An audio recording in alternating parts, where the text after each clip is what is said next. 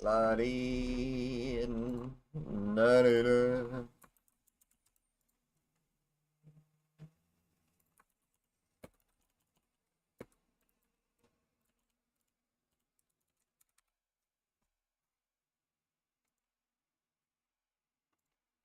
Oh, we got news. Oh man, I can't read that.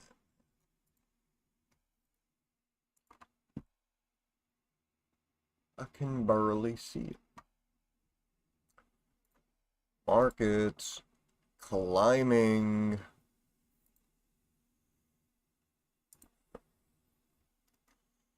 Oof.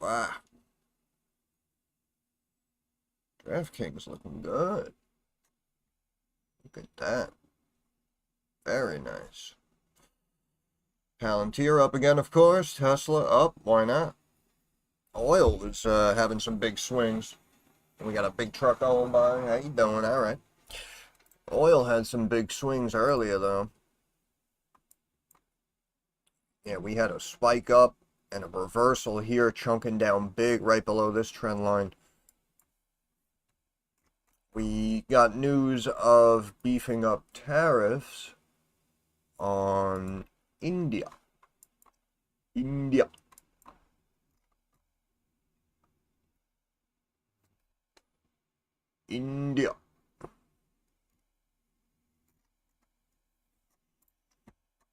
Yep. Hope everyone's doing all right. Happy, what's today? Wednesday, right? Happy Wednesday. Doing all right. Rolls-Royce up 1%. Anheuser-Busch 1%. SMCI, though, obviously was the big story yesterday after markets closed. Got a couple of other stocks moving too. Got IonQ just actually went from green to red. HIM's down almost 7%. Dollar General holding up. A-Lab had a good report. My opinion, overvalued, but stock staying up big right now, about 28%.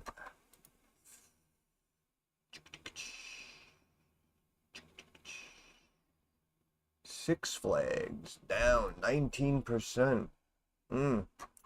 Yeah, Snap swinging too. I was just surprised though, because we saw the big drop in a lot of the tech names, and then everything kind of began to drop yesterday even more after hours. So I just thought we'd kind of be red today, just kind of hanging out, but as you see, we are green. RC, hey bro, what's going on, bro? Hope everything is going well. We are hanging out. Technically, you have yields up, right? We got the 10-year up a third. We got the 20-year up 0.5%. Hello, hello, hello, hello. Good to see you. Good to see everybody. AMD a buy here. Well, I mean, we just brought it below the trend line, right? We're back below the moving average. In my opinion, I did a video yesterday after the close, just going over SMCI and AMD earnings. Just giving my thoughts for anybody who wasn't able to join us in the live stream yesterday. But, I mean, I still like them both. AMD, I just don't know here if it's going to keep up, like with the break and continue to slip a little bit, or if we're going to have it immediately come back above the line and just kind of keep going. So I'd give it a second, let's see exactly what happens, because I personally do still like it at 160, but if you don't own it and we can get a pullback here to like 150, 149, obviously that'd be even better. So, that's how I'd play it. Sound update, please. All right, relax, buddy. Relax. Guys in here screaming at me. So we were looking at this support trend line, right? And we can see that we broke that just a couple of days ago. 3 green days, came right back up to the line. And then you can see today, obviously, we're down 3%. We do have earnings coming up tomorrow. tomorrow. So because we came right up to the line, they might pause it today and then tomorrow pop it up, right? Going into earnings, and then if it's a good report, boom, pop it up even more. So, kind of, again, we had a little bit, we had the down, we had the up, and now we're kind of right back to where we started, right? So we're essentially just kind of in the sideways kind of channel, and now we're just waiting for the earnings. And obviously it's a toss-up, looking for about 9 1/3 cents of a loss per share, 32.88 million.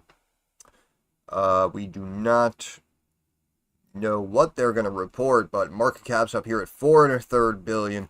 I don't know, honestly. I mean, we're just putting ridiculous valuations on a lot of these companies, but if tech's taken over and people are just blindly continuing to buy into tech, and this is, audio, AI stock, then yeah, I guess it's going to hold up. Of course, again, we definitely could make the argument it's overvalued at 4 1/3 billion. But like I said, if we're just going to keep climbing, then yeah, sure, whatever. I mean, it went to what, 24, 25, right? So here it's at 10, so who knows, good earnings report, couple of upgrades. Next thing you know, stock might be back at 18, 20, 22 or something, So, I mean, again, I like it in theory. But just be aware, they could always chunk a stock down. Again, even with AMD, we saw that. AMD down 7.5%. I don't think it should be down. I don't think it should be down. But that's just me. I mean, I don't think Palantir should be up, but it keeps climbing. So sometimes it's just a toss-up. But, do I still like SoundHound? Yeah, of course, yeah. Yep. PM looking good. We have the S&P, NASDAQ, and Dow slowly ticking higher. Started off a little rocky, and then apparently everything's okay. So we'll see if this actually holds up, or if we're just dropping and reversing from hour to hour.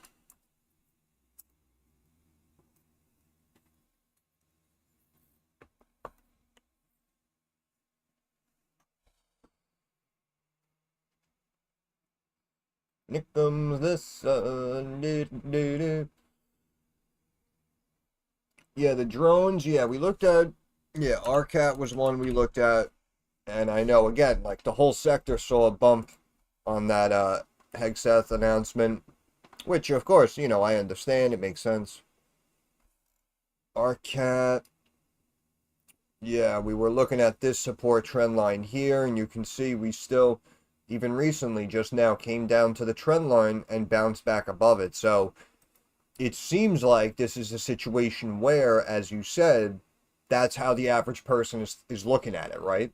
This administration is big on drone production. We just got that announcement. So I'm going to watch something like RCAT. I'm going to watch one of these drone stocks. And then if it pulls back a little bit and meets up at the line, that's when I'll step in and buy the dip and, continue to catch those bounces and step up. So it seems like that, in my opinion anyway, is probably the bulk of the mentality behind investors and traders in something like RCAT. So just like we say with a lot of other stocks, of course, could be viewed as overvalued. Right now, though, unless we have a big market drop, RCAT will probably continue kind of on this pattern, because people will be buying the dips. Stream hype. Here we go. And don't you know, pump it up. You got to pump it up. Don't you know, like the stream. You got to thumbs it up.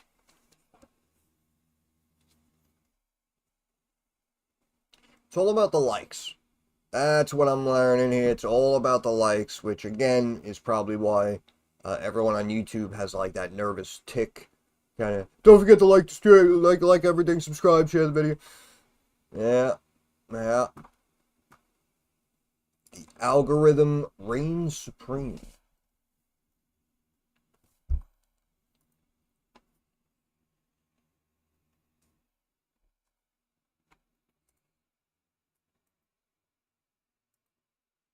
La-dee, da-da-da. kind of right at that trend line. If we were to extend it out. Yep, step it up. Now we might be stepping down.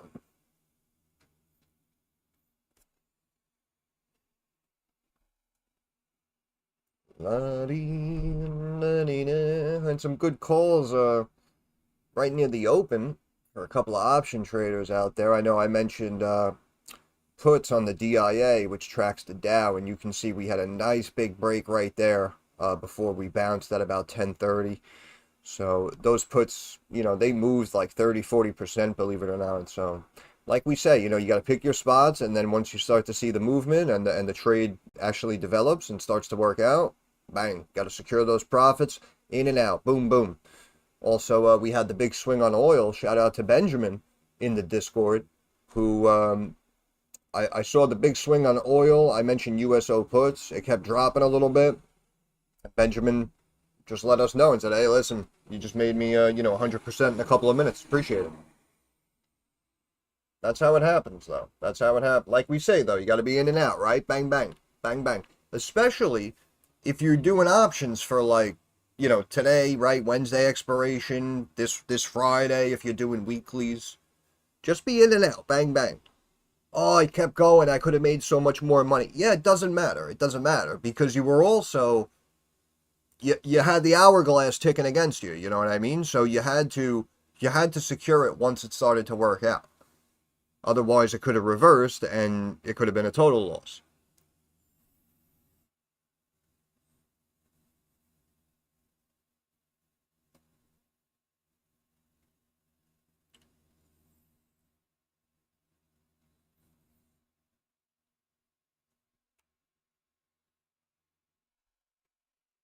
Oh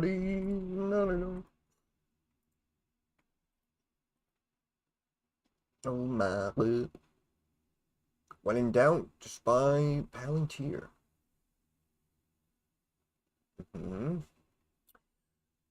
Yeah, keeping AMD down, keeping SMCI down today. Oh, whoa. What just happened?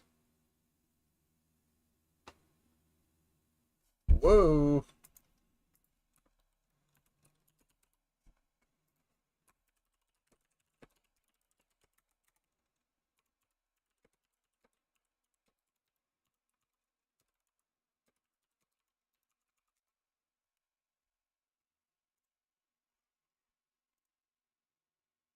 So we just saw a big spike up in the dollar. And we're seeing movement. It looks like potentially coming back into oil. And we just saw a big run up. 10-year went right back to this trend line here. Let me see what I'm looking at. Oh, yeah, we spiked clean up. Actually, it looks like it's off center a little bit, but wow, that was wild. I don't keep like CNBC on or anything when I sit here. So if something was just announced, I don't know, I'm not aware of it. Yeah, I don't know if Trump tweeted something or something. I don't know. I don't keep track of all that. So I put some trust in you all as well. But we did just have the 10 and 20 years spike up. And in theory, as we know, when yields go up, stocks do go down. And now they're dropping back down. What the hell just happened?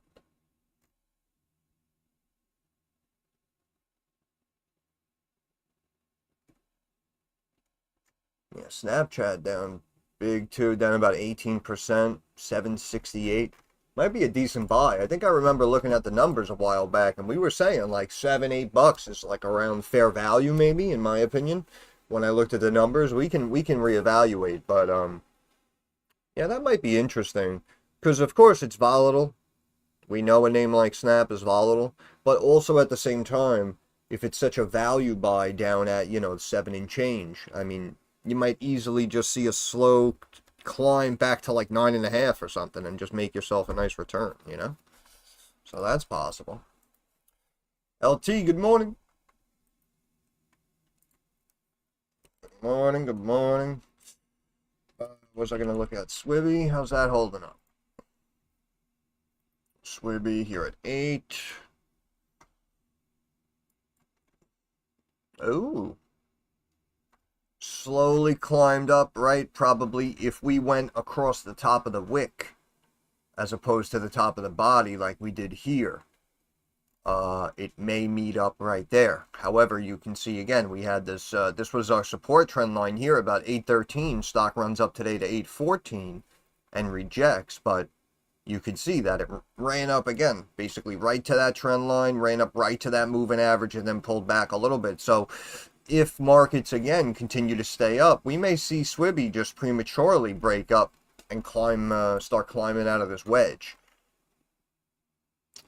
Yeah, unfortunately, they just hit the lows. And again, the company is definitely struggling. I'm not saying the stock, should be up. This is bullshit. Market conspiracy. I'm not even going down that road, right? But as we said, even last time when we saw the drop, the rebound, and then the climb, after we first looked at it, this is why I was saying I just believe there's value here. Again, I'm trying to find these value plays in an overvalued market, right? Nick, how you doing? Hope you're doing well. Happy Wednesday. Happy to have you. Wednesday. Yeah, we just had some big action in these yields here. 10 and 20 started spiking.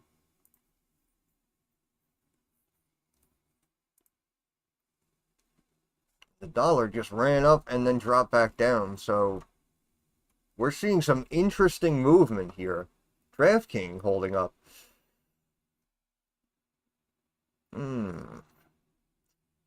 Very interesting. Very, very interesting. Yeah, so it looks like right now, again, so watching these swings, I'm going to try to keep an eye on the dollar and the yields for you guys, because I'm sure you can easily keep an eye on a handful of stocks that you might be watching, or some stocks you might own. So I'll try to keep an eye on, some of the out of the box.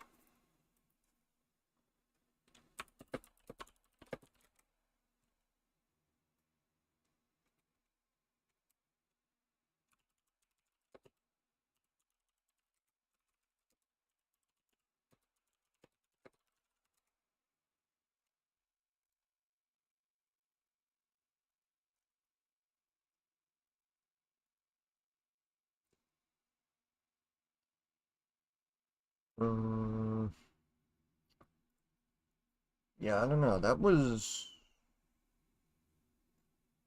weird. If I do say, I mean, if we can just speak here, right? If we're just looking at it, talking about it.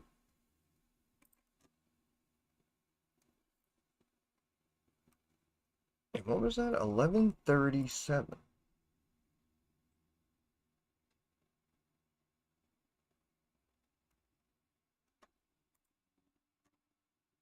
1137.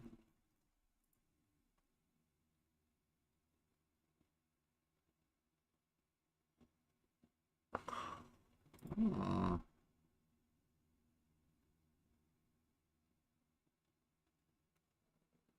Hmm. Interesting.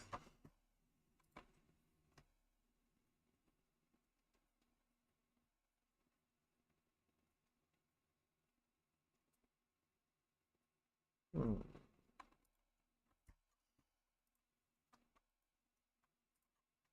MBOT, yeah, we were back up on MBOT.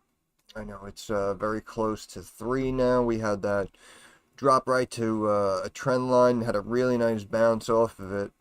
We just reversed from about 260. We're back up to about 3 on MBOT. MBOT. MBOT. 293, hanging out right near the trend line. Went up to 3 even. Went up to 3 even. Ooh, I need more coffee.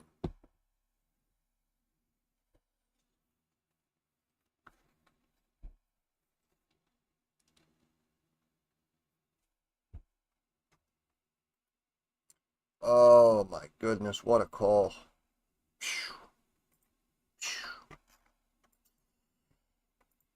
Too damn good. Uh-huh, so what, now yields are going to stay up above the moving averages now? Which again really means stocks should be pulling back, but we continue to stay up and climb up.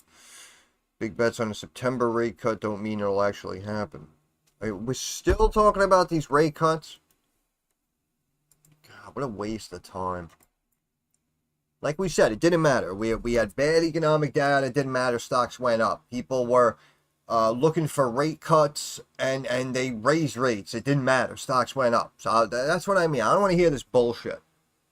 And even if we do have a massive swing upward or downward, it'll probably be short-lived, and it'll fizzle out within hours, if not the next day. What kind of nonsense are we talking about?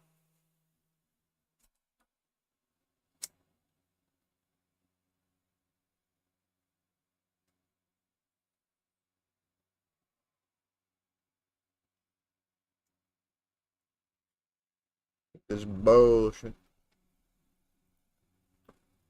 It's coming at us with this bow. Yeah, it's funny. We'll see how this plays out. Almost looks like a head and shoulders pattern forming right here, right? So we can potentially come back down here to the neckline. This is called the neckline. And you have your shoulder, your head, your shoulder. Bang, bang, bang. Almost like an M. And then once we get back to the neckline, bang, we break down and drop back right back to where we were.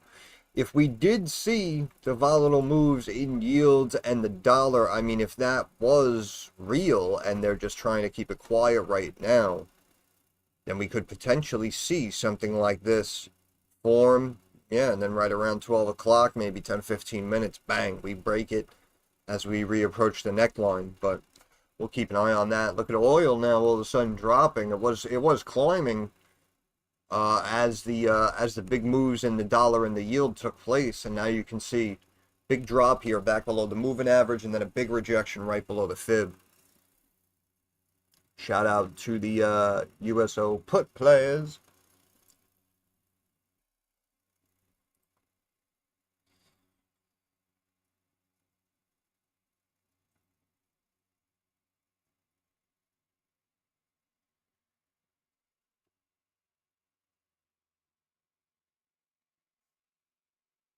Get a new fan too. This fan's buzzing. It's bothering me. It's making noises. Okay, oil dropping, stocks climbing. Okay.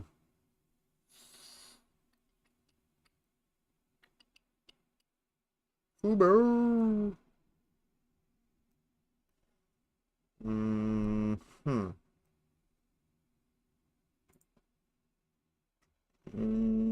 Now silver's on the way up. SLV calls. SLV calls. So it looks like we're making higher lows. Yep. People see green, they get all happy. Make sure to like the stream, give it a thumbs up. Thank you, thank you, thank you.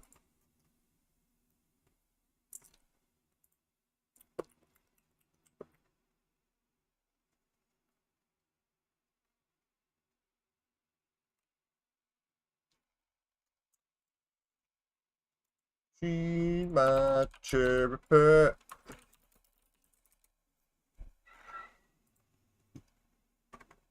Uh-huh.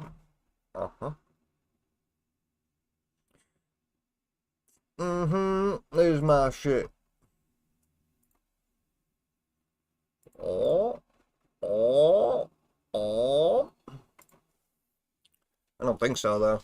I think we just keep climbing.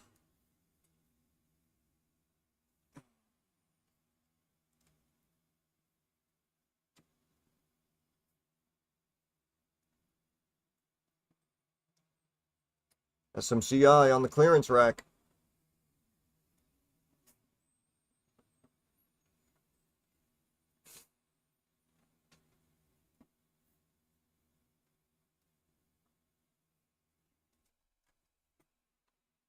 SMCI all up in my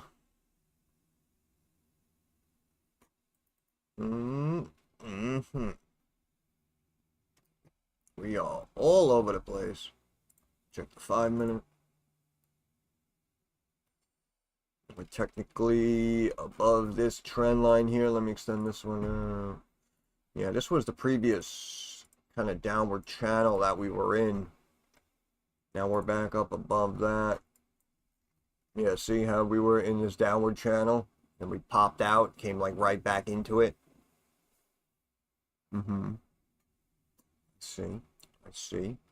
Yields had a really big spike. Again, the 10-year, as you see, spiked up, was up like 1.7%. The 20-year spiked up almost 2%. So, and I struck going by. It's things like that that scare me. Because we may have like a huge reversal coming in, whatever, 1 hour, 2.5 hours, whenever it might happen. So again, believe it or not, I know you might be very excited right now, sitting pretty, right? Everything's green. In my opinion, if you ran any option trades or anything, I would secure profits where I could. Silver, basically straight up off that bounce. Yeah, I think silver, it technically should climb here as the dollar dropped. Again, we had a big drop just now on the dollar. Oil dropping back red. USO put. USO put, gang, gang. We got the silver climbing, dollar dropping, oil dropping, Tesla climbing. Right? Why not? Why not?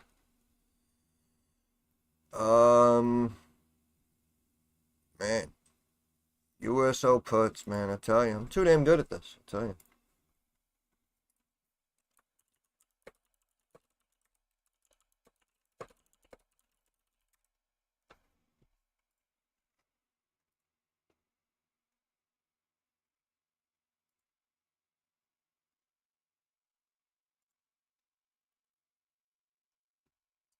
Yeah, we're on the up and up. On the up and I don't trust it, but we're on the up and up. Ah, look, it can't even load it. It's down so much. Look at this. Look at this. Can't even load the chart.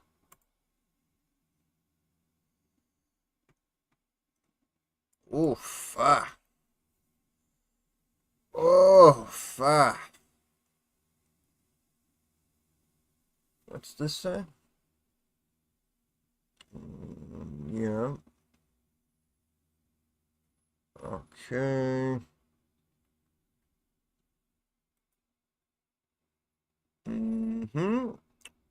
7 buys, 3 sells.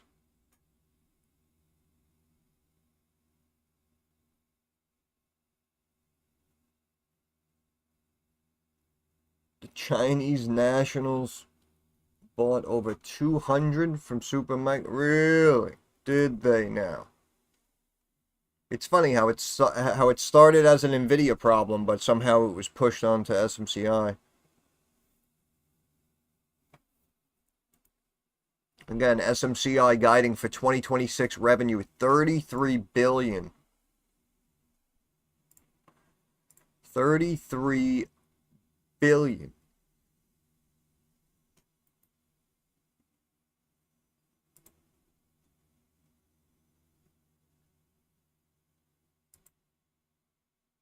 Mm-hmm.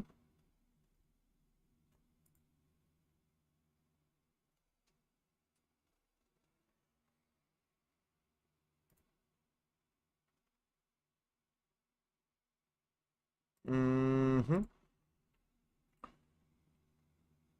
I heard it was their profit margins that were keeping the stock down. Eh, doesn't matter. Really doesn't matter the why or how they feel about it.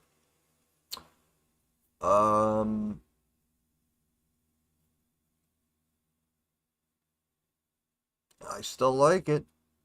In my opinion, I like it. Again, when we first found the stock and they were phenomenal, still underneath the radar, and I said these are the types of stocks you should look for in the tech space. Pre-split, again, it split 10 for 1. Pre-split. That first video was at $350 a share. Then they came out with like prelim results and told everyone that they were going to like smash the upcoming earnings. And then it started to get trending online. And all of a sudden the stock was at like $550, $600. And then of course we doubled from that on the S&P inclusion. So, I mean, you know, the revenue keeps going up. Miraculously, as I said, they just keep, you know, missing these estimates. Even though other companies get lowball estimates and continue to climb and be tremendously overvalued, in my opinion, we're looking at a situation where we have the exact inverse. We have the demand, we have the growing revenue, and getting a phone call. We have the demand, we have the growing revenue, and yeah, I see, damn it. I hate interruptions. Whatever, I like it. End the story.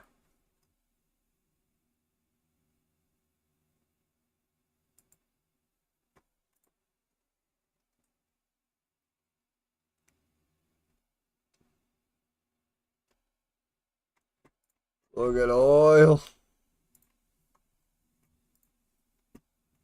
Look at the oil now, down 0.5%.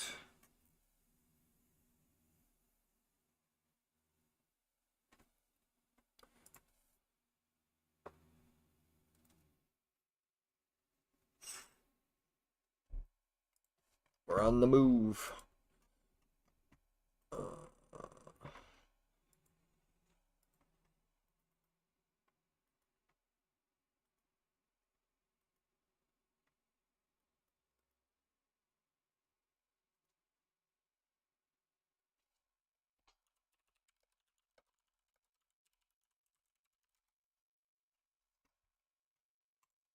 He's funny in Discord. It's a character. We got a couple of characters in here. People trying to tell me they have meetings. They're sitting there all day watching this shit. What are you telling me you have a meeting for? People always interacting in Discord. All of a sudden you got team meetings. Come on.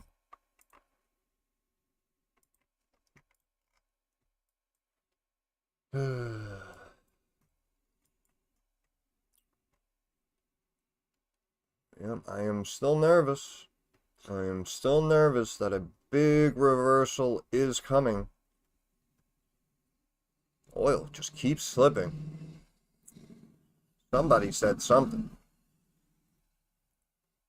Somebody said something. I'll tell you what.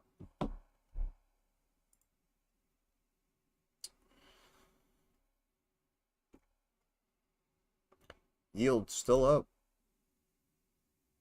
Still up. That makes me nervous. Makes me nervous. Dollar slipping.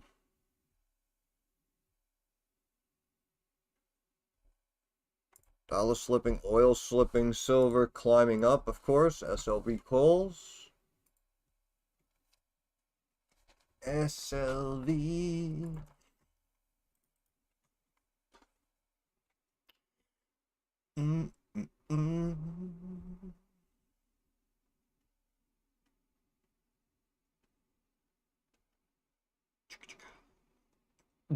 Dope, dope.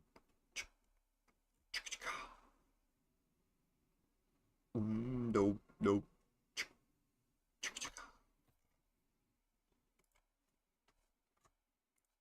How is HGRAF doing today? You know what? Let's find out. So, looking at the HG here on the Canadian, we can see we dropped down and we're kind of just channeling sideways here, down 9%. But again, you can see we ran up, we're down, we're up, right? So now we're kind of in this downward channel. just hanging out. Mm-hmm. Mm-hmm. Um, that's on regular. No, wait. Yeah, let me go out to like there. Okay, so it looks like we're slightly below this trend line. We're right at that trend line of roughly $1. And I know this is delayed, but that's our support trend line, right? And we were talking about how if we stay up, right, and keep bouncing, or if we break and start to test the fib and potentially this trend line here. So we have to kind of wait and see what HGRAF wants to do in regards to that support. Wants to hold $1. Yeah, it really does. It really does seem like it wants to hold $1. And of course, in comparison to the Canadian listing, looks like about $1.33, right? That would be your little currency conversion there. But it's basically right around that range. Looks like it wants to hold like $1.30 around Canadian and $1. It really seems to want to hold that dollar psych level on HGRAF. Yeah, of course, no problem, no problem.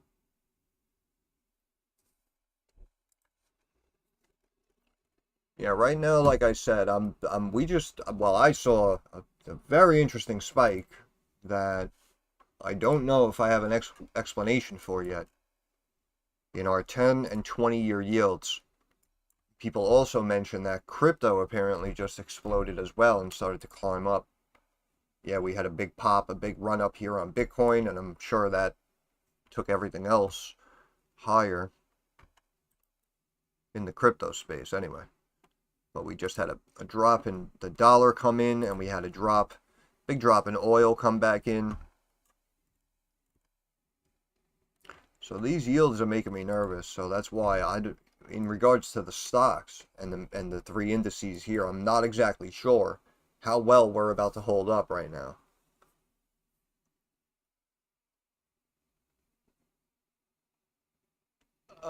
My neck. Uh,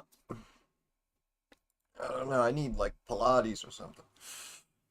Oh my goodness. Ugh. Ugh. All right. What's going on here?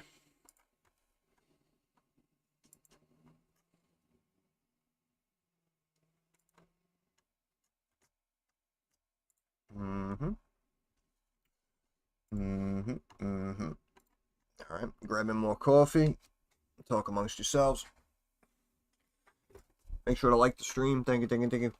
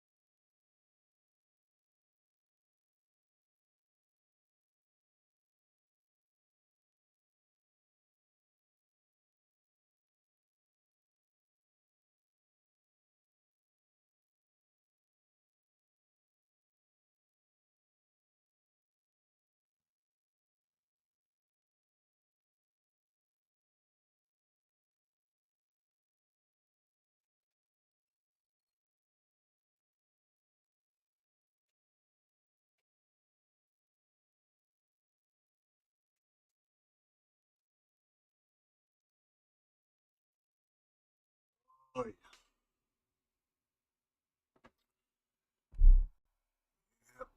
yep. Yep.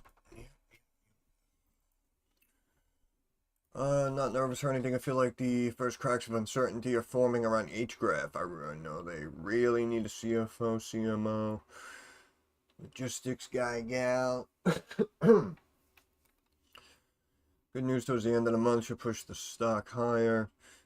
Seeing more regular people holding their shares and adding while other penny flippers might be selling. Again, depends how you want to play it. You know? I mean, I know it's up big, and some people are saying, "Oh, I might sell, maybe I'll buy back in." Other people are like, "I'm just gonna hold." Everybody's different.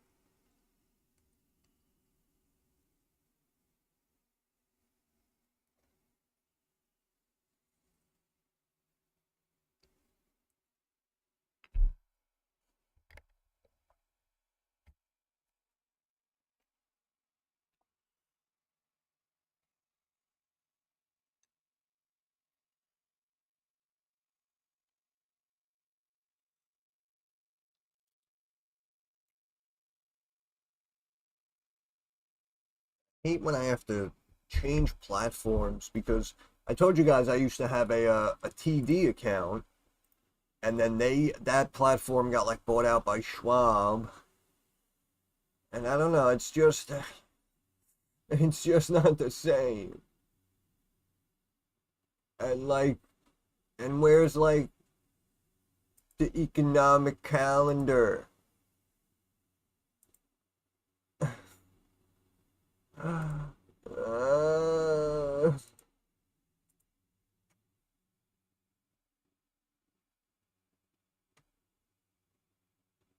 uh, U.S. markets news. Here we go. Calendar. What's over here? Today, I don't even know what day it is.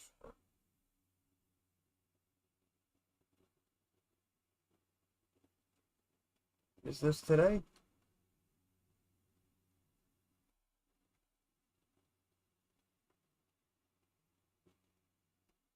Yeah, I think this is today, actually. Oh my God, look how it's laid out. I don't know. Not a fan. Not a fan. Not to bring them down, but I don't know. I feel like every time, bro, anytime I find a good trading platform, it gets bought out by a larger institution, and then their platform just isn't the same, man. Just isn't the same. Which makes me laugh and begs the question, like, what the hell did you even buy that platform for? And I know it's because you wanted their clients. Yeah, like, I get it. But also at the same time, their clients were with them for a reason. So you should have literally just migrated the whole thing over, like, as one whole piece. I don't know. That's just me. I don't know.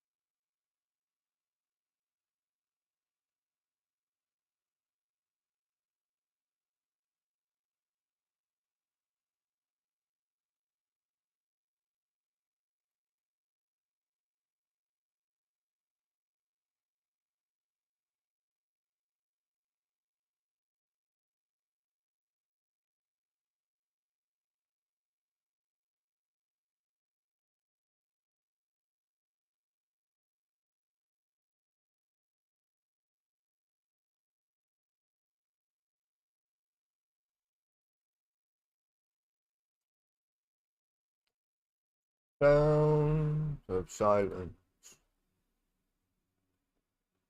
Sitting here, yields are still up. 10-year up about 0.6%. 20-year up 0.8%. I don't know. It's making me nervous. It really is. SB basically flat, still holding 4. LAC sitting here back in the mid twos. We've been seeing bounces around this area. DraftKings has been holding up very well today. Look at that. I mean, straight line. Straight line. DraftKings, again, we spoke about that, I don't know, I want to say like this time last week during the streams, and I was just showing you guys some of the recent price target upgrades for DraftKings, right? We got a lot of analysts looking for at least 50 plus, some even 60. So DraftKings here in the mid 40s.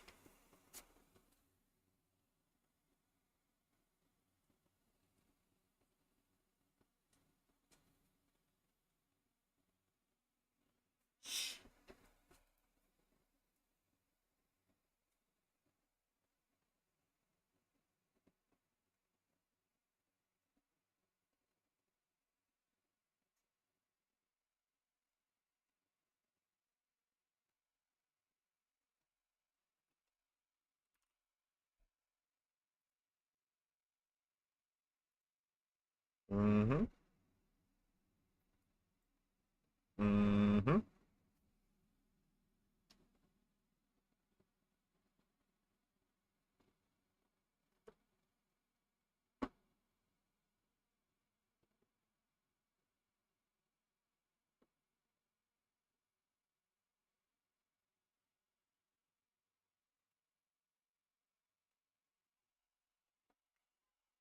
Hey.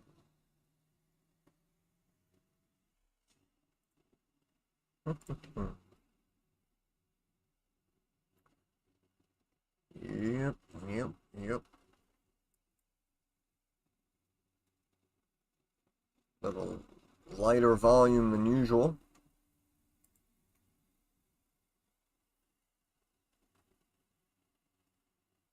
What the heck? Smidge of bad. Fed rate cut hold. See what I'm saying? It doesn't matter though. It doesn't matter. I mean, we wanted rate cuts. They raised the rates. Didn't matter. We took markets higher. That's why it makes me laugh. The fact that people out there were even like waiting for this news. Like, who cares? More good news than bad news, of course. Everyone's bullish. August tends to be volatile. Uh-huh.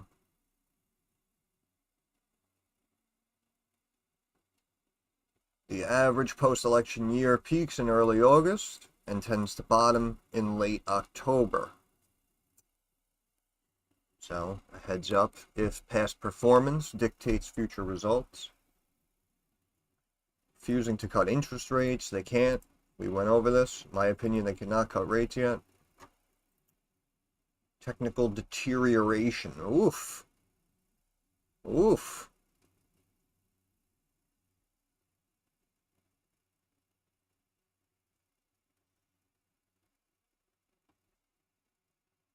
Longest streak since 1998. There we go. And of course, we remember what happened in 2000.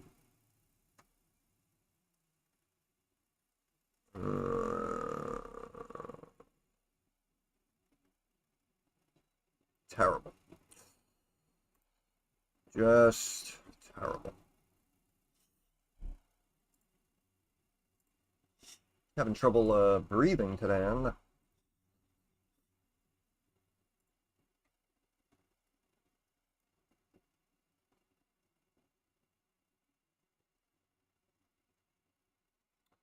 Yeah, we still got AMD down a chunk, SMCI down a chunk.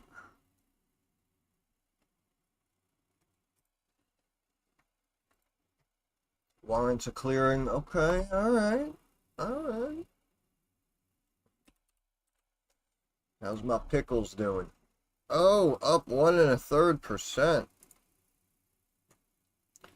Sector perform at RBC. Price target cut from $6 to $5. Still 25% higher than where we are right now.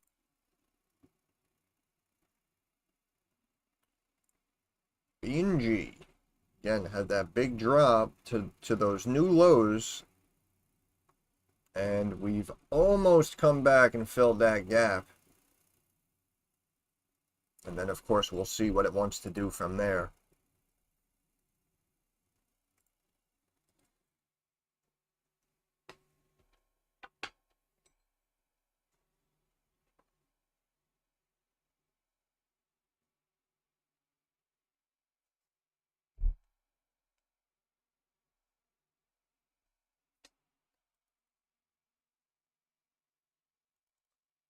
I feel like it's very overcast and like hazy outside.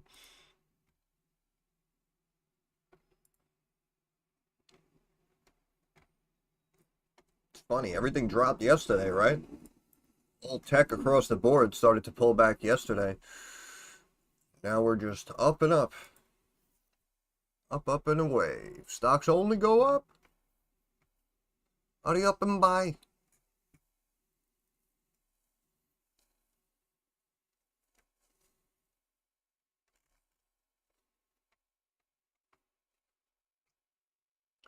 Make sure to like the stream. Thumbs up on the stream. Like the stream. Thank you, thank you, thank you.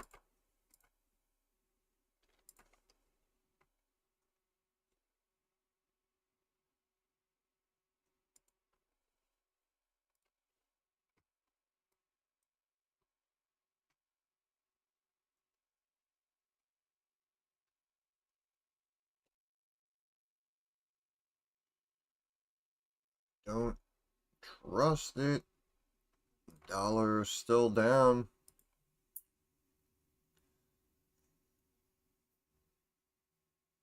Oil staying down as well, down about 0.6%. Silver just hanging out. Gold as well, just hanging out.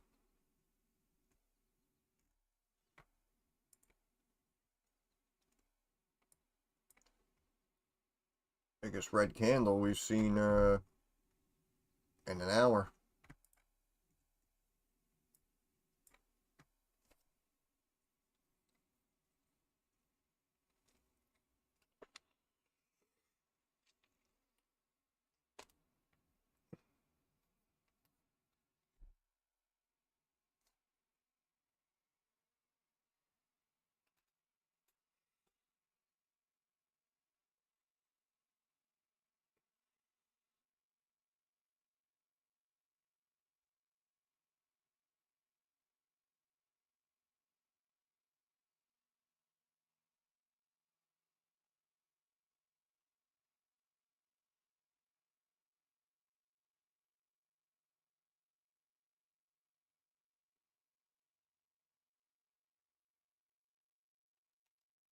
Nope, I don't think you're crazy at all.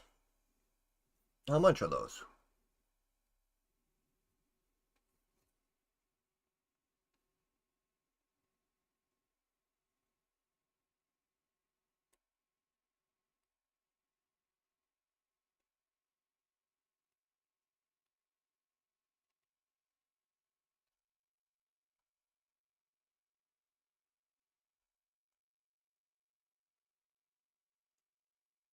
$95.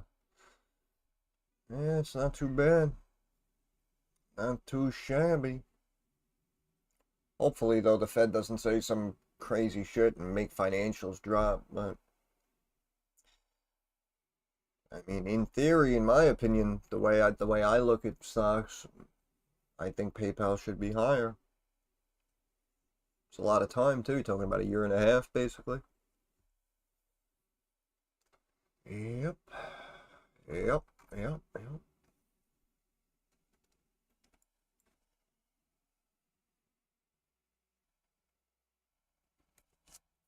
We also have to watch this trend line.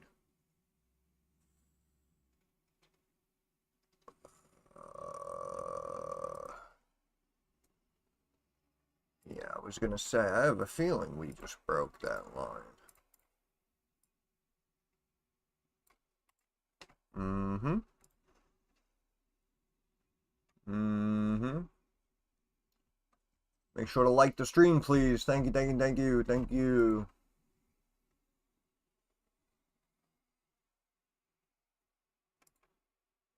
Yep. Yep.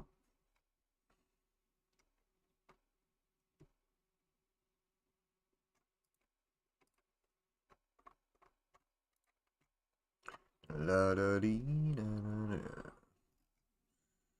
Yields still up. Dollar climbing a little bit now.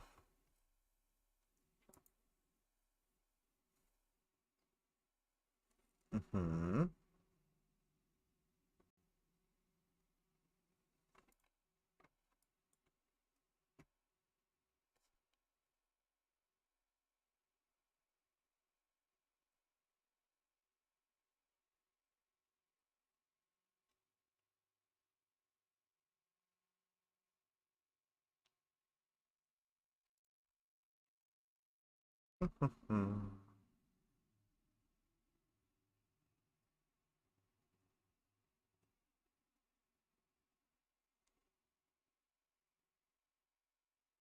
Just hanging out.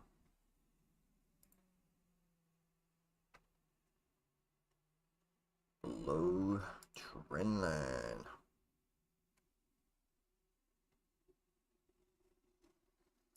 Yeah, might see a little break here.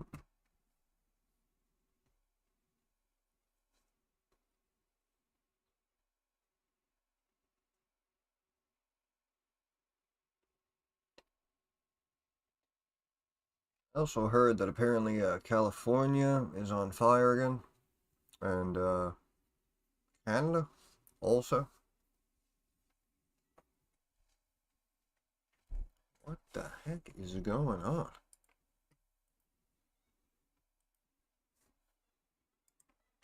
Hey, it's Natalie.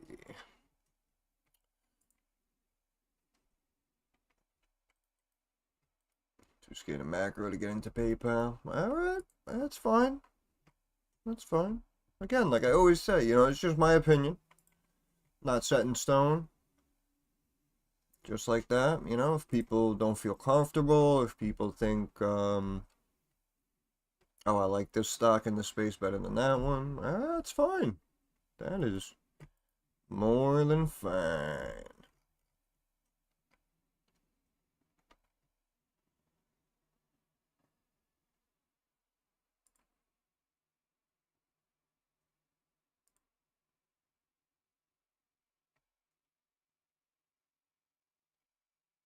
I am very nervous.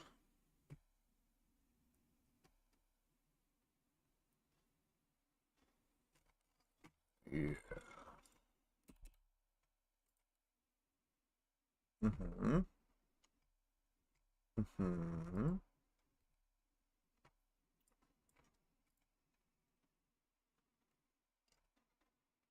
Mm-hmm. Dollar still climbing. What's got you so nervous? Yeah, Nat, I know you just showed up. We had a big spike here in the 10 and 20-year yield. Then we saw movement in the dollar. I don't know. I'm just nervous. I just think a drop's coming.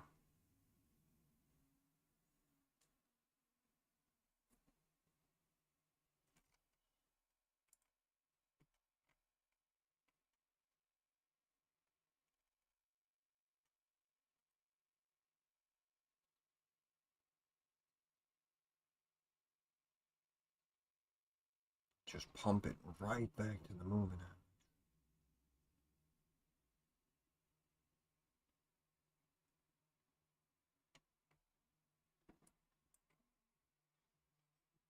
average. Oh, pump it.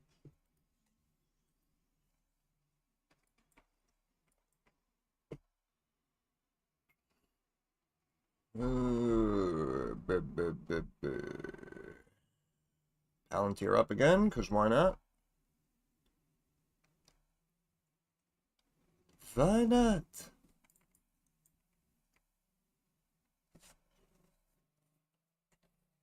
Oh my goodness.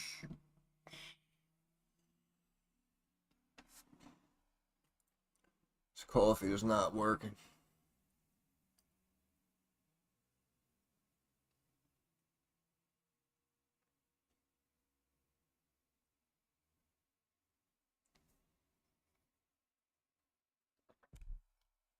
Like how people expect less consumption for whatever reason and affect PayPal stock, not necessarily the company. Yeah, no, you're right, 100%.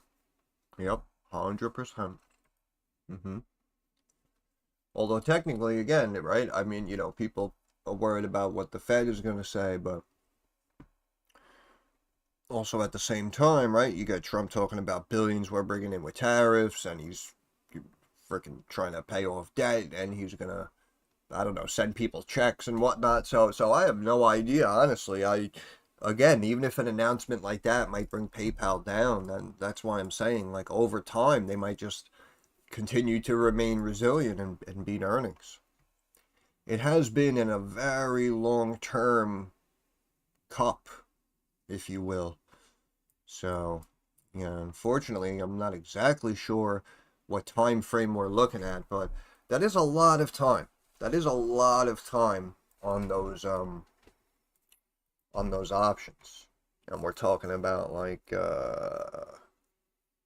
what was it, like $90, $100 for calls out to 2027. That's not too bad. It's not too bad.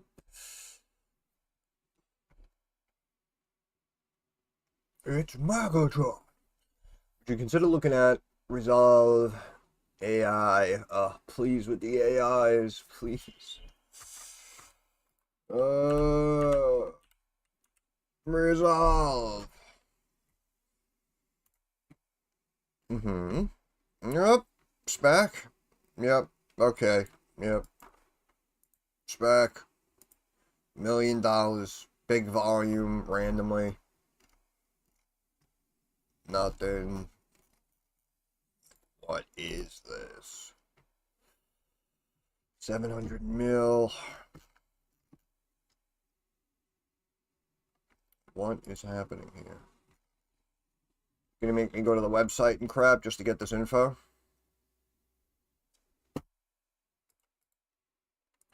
Don't see, like something like this, I would not buy. But because the market is fake, I mean the freaking thing will probably run up to 7 or something. So I don't know. It's your call. In my opinion, no. Unless I don't know. See, did I miss some news? Buy 850. Okay. To accelerate AI-powered retail.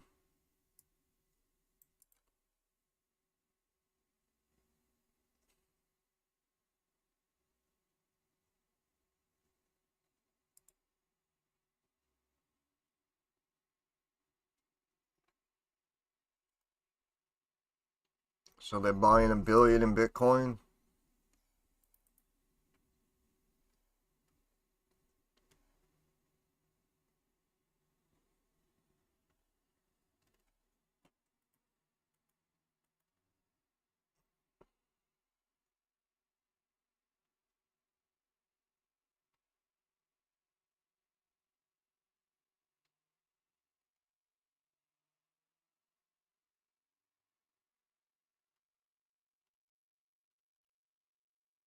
Uh,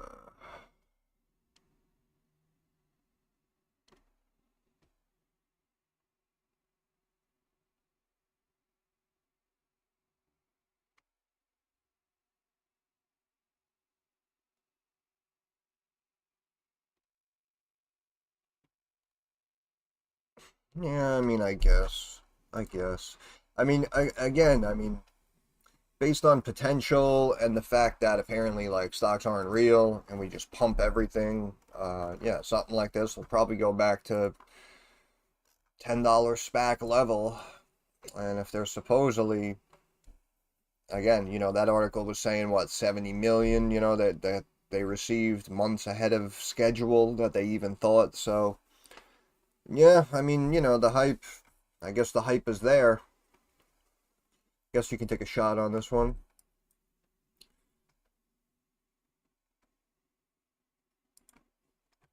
Yeah. Yeah.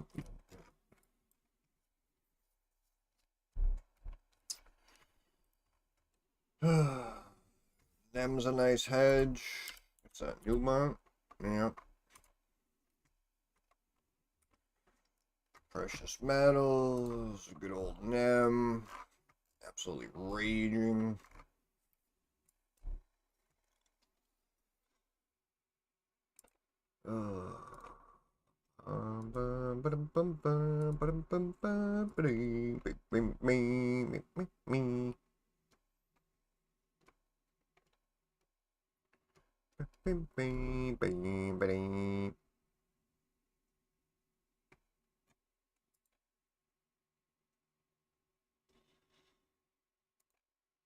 Nice year.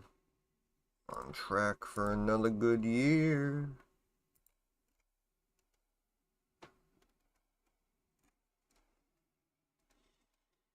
Yep.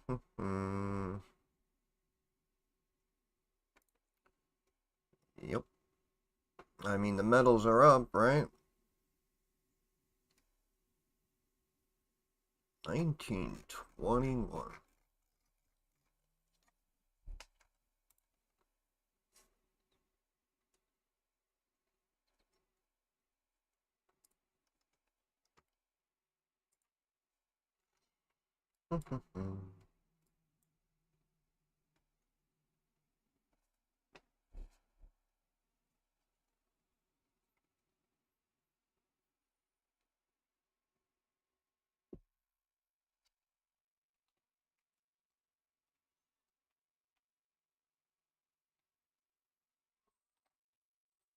Go, stocks only go up.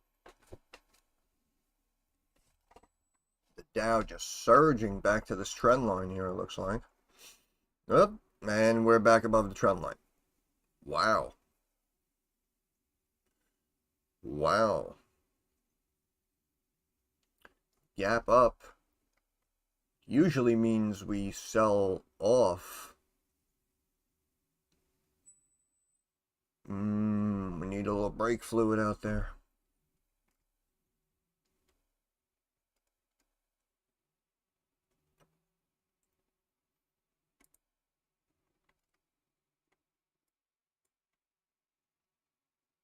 Dollar may be curling. We'll see if it wants to break or if it just wants to keep stepping up. That would, well, it should pull stocks back, but as we see, nothing is real. Looks like now these yields are almost forming a descending triangle and they're ready to drop back down, which makes me even more nervous, because that means, I don't know. I don't even know what that means.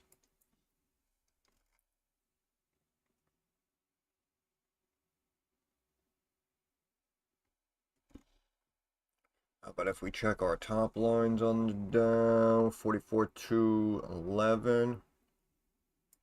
How about, yeah, if we cut across, okay, you can see right there. Okay.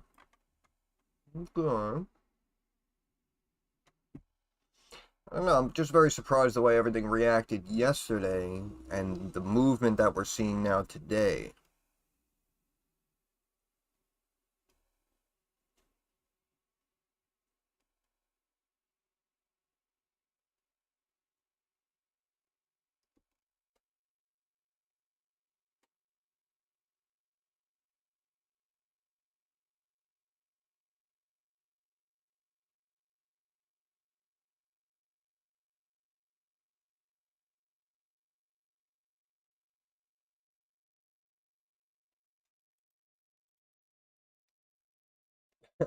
Don't worry about it. Thank you, though. It's the thought that counts. I appreciate that. It's all about the super thanks, the super chat, super members, everything. Everything. Let's check our analytics here. We don't have many viewers. Viewer activity here. No new super chats or members yet. Wow. That is depressing. That is depressing. So that's why I don't look at that stuff. PM up almost 2.5%. Clean 4-point day. SB holding up. DraftKings still holding up.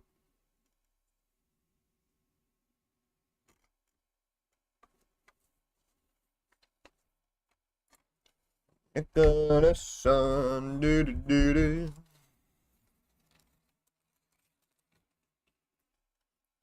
For those of you just joining us, top headline today: stocks always go up.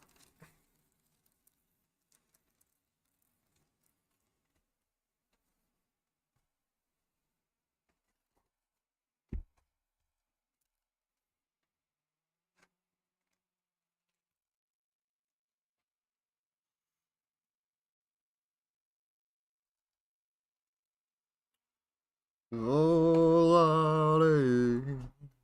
Oh, he got that. Oh, well. Our yields are still up. I don't know, not cool. Not too cool.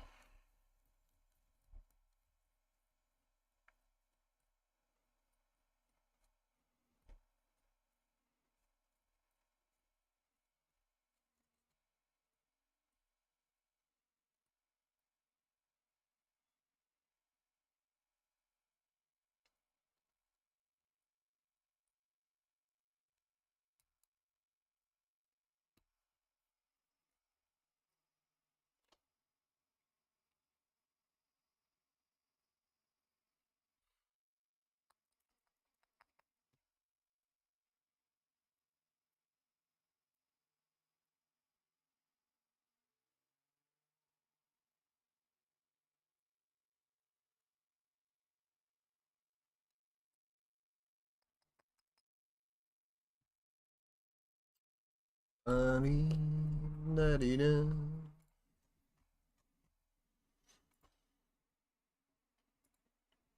I don't know, I don't trust it. I don't trust it. PM, man. You can't keep a good man down.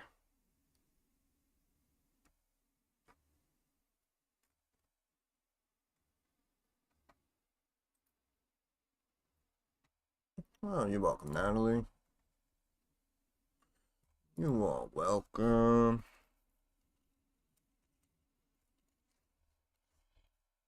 Like I said, a lot of other people, they're out there trying to flip some options right now. They're looking at Nvidia and whatnot. And it's unfortunate because it really shouldn't have that type of influence over the market. I mean, if you think about it, it's just a tech stock. It's. I mean, really, if you think about it, it's a tech company. But basically, everyone always looks at the same crap, which is why, again, I like to. We got to look at a little bit of everything. Got to keep your eye on all the indices. Again, you gotta see if the VIX is ready to pop. You have to see. Again, I like to watch the 10 and 20-year yields. Keep an eye on the dollar. Dollar's big. Dollar is big.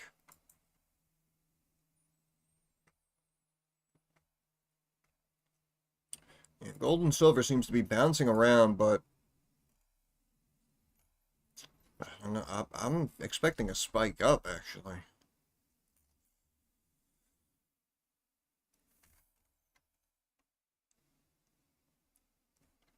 See what other people don't. Yep, exactly. Exactly. Like we say, you got to think outside the box sometimes. You got to swim against the stream, You have to even you see it now, even a stock like Palantir, I'm sure a lot of people, will fight you tooth and nail saying that, the stock price is justified and whatnot. But again, is it easier for you to buy a Palantir up at this valuation and just hope it keeps climbing? Or are you better off finding companies that might be similar to it, right? Finding companies that might be the next one, the up and comer in the space. And that's why, again, just looking at the valuations, even going back to like when we found SoundHound, right? It's like I would have much rather gotten in SoundHound early at a few dollars a share for the long term, as opposed to even buying Palantir at whatever, $70, $80, wherever it was. Like, you know what I'm saying? Like, there was more, it was much more advantageous to buy that up and coming name as opposed to that over inflated name. And then, of course, once it started climbing and people were talking about the short squeeze, oh, it's going to 20, right? Then all of a sudden it got trending online, and that's what I mean, right? But we were talking about it, again, before the big squeeze really took place. And that's why, again, some people could say, that was spoken about online, fair enough, but again, it's in general really across the board. HII, right? The shipbuilding stock. That's what I mean. Same thing. Went from what, 215, 216, ran up to 290. That's what I mean, right? And no one knows about that stock. No one's talking about that stock, and that's perfect. That's just how I like it. It's just how I like it. Give me give me the give me the under the radar stocks that move 20, 25, 30%. No problem. No problem.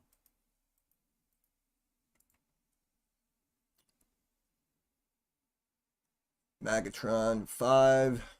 Stocks by the number gift memberships. Oh, my man. I didn't even know you could do that. Okay. And apparently a bunch of you just received a gift membership.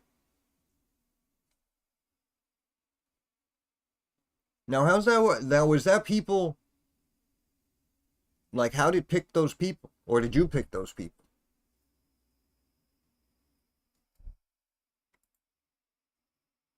Wow, that's crazy. I didn't even know you could do that, Drew. I thought that was, huh. Well, I appreciate it. I appreciate that. Thank you. Thank you very much for that support. And I guess, if they get memberships too, I'm sure they appreciate it. I don't know if they're in here. Looks like you were right. Yeah, Nat, I'm telling you, I had a feeling. I had a feeling the drop was coming, so we'll see if it wants to hold up these trend lines.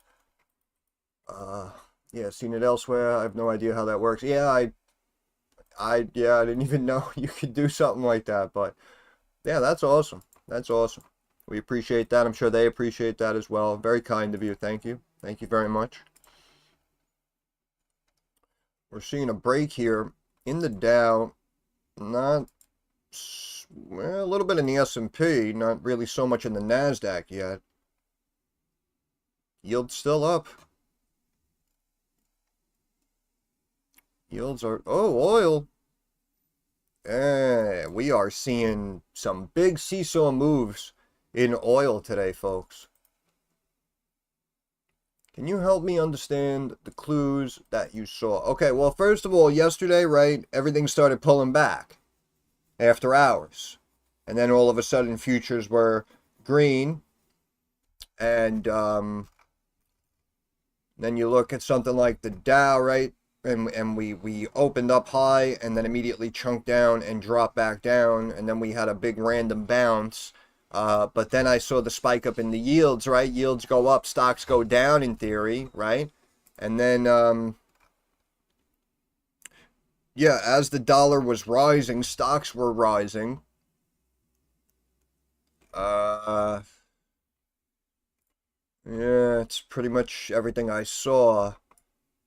Plus, I'm also holding puts on the Dow, so I'm just really hoping it breaks down as well. So that may have added to the situation. But in general, yields were up. And yeah, we were kind of negative after hours yesterday. So that's why I was pretty confident that we should actually be red today. And yeah, as we kept climbing, and you can see again, the yields are staying up. That's why I think that the market had to drop back down. And you can see we pulled back perfectly to one of my trend lines.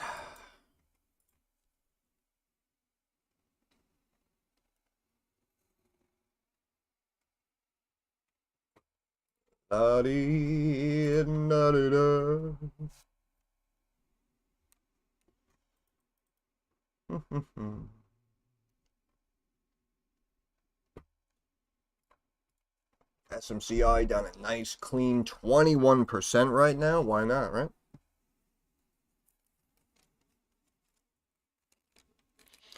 Why not?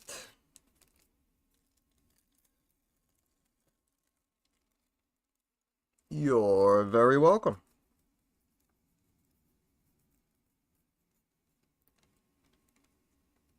But yeah, a lot of times, Natalie, in the short term, if there's not much like news or headlines taking place, if you really want to see like if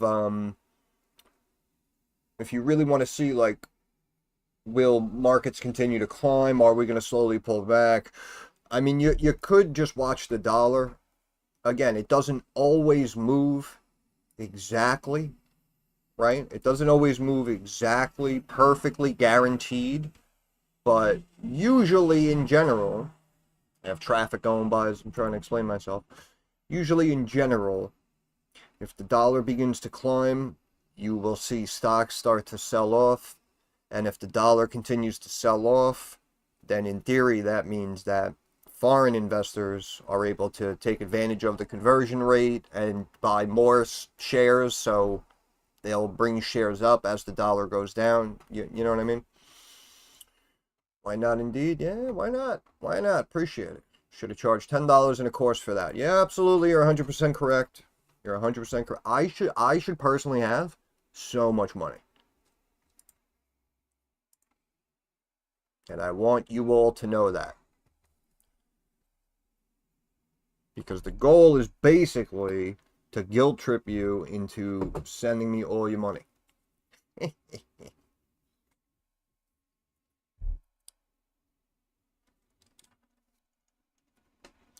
Well, I'm glad it makes sense, Natalie.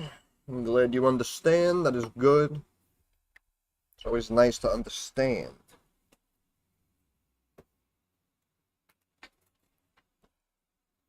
Always nice to understand.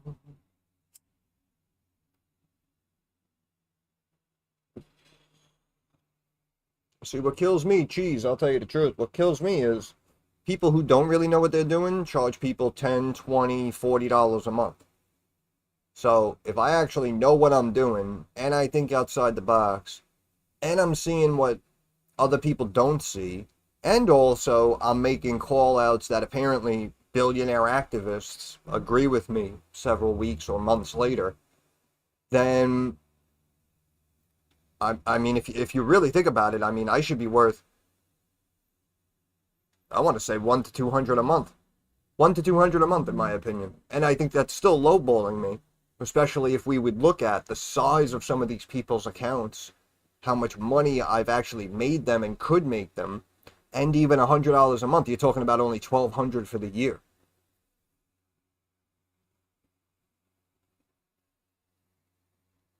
It's a major racket on YouTube gurus. Yeah, that's what I mean. That's what I mean. Everyone has a freaking course. And like we said, listen, I'm not trying to, knock the grind, as the kids say, but also at the same time, if you're like 20 something, you've been investing only for the last couple of years, and again, you've only been involved in this explosive, ridiculous bull rage market. Obviously you made money, but then to have the audacity to be like, oh yeah, I'm a genius, and that's why I made money, and now listen to what I tell you. It's like, bro, you don't know what you're doing, brother.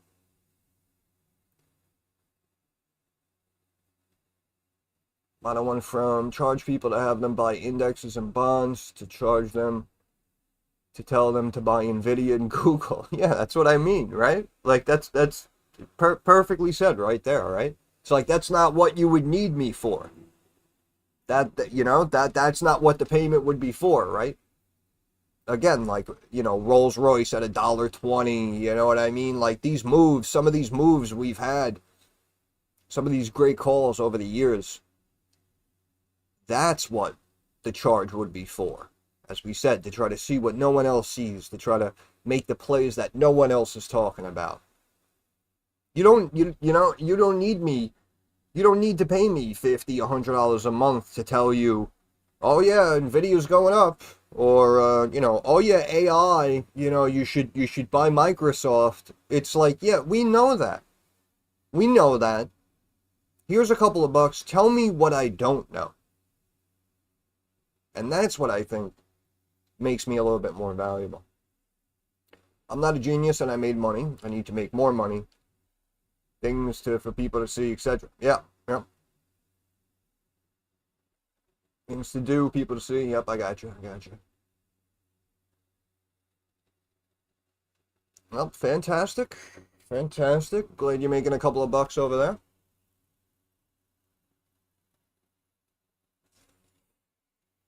And like we say, if you have the capital to really like buy shares instead of trying to time weekly options, and you have time on your side, then most times, more times than not, all you have to do is just sit there and remain patient.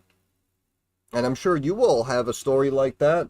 You know, and it happens time and time again. Oh, I bought this stock, I thought it was beat up, and I held it for a while, not much happened, so I sold it, and then, 40 days later, all of a sudden it's up, and if I held, I would have made 15%. Like, you know what I mean? It's like everyone has that story. So that's why, again, I love my option traders. I really do, and if you're doing 100% options and you're swinging for the fences, more power to you. I have a lot of respect for you. But again, we have to try to be sharp with it. We have to try to be smart with it.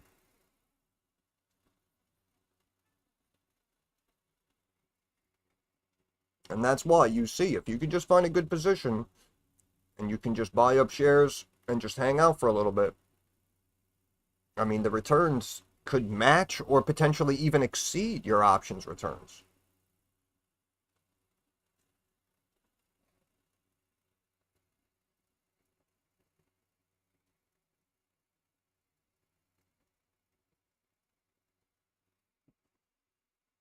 Yeah, got a little bit of a climb here on the Dow back to the moving average. NASDAQ really didn't move at all, which is surprising. And the S&P started to pull back a little bit as well. The VIX, again, this is 15 minutes delayed, but the VIX has been very flat for a while. Yields still up, though.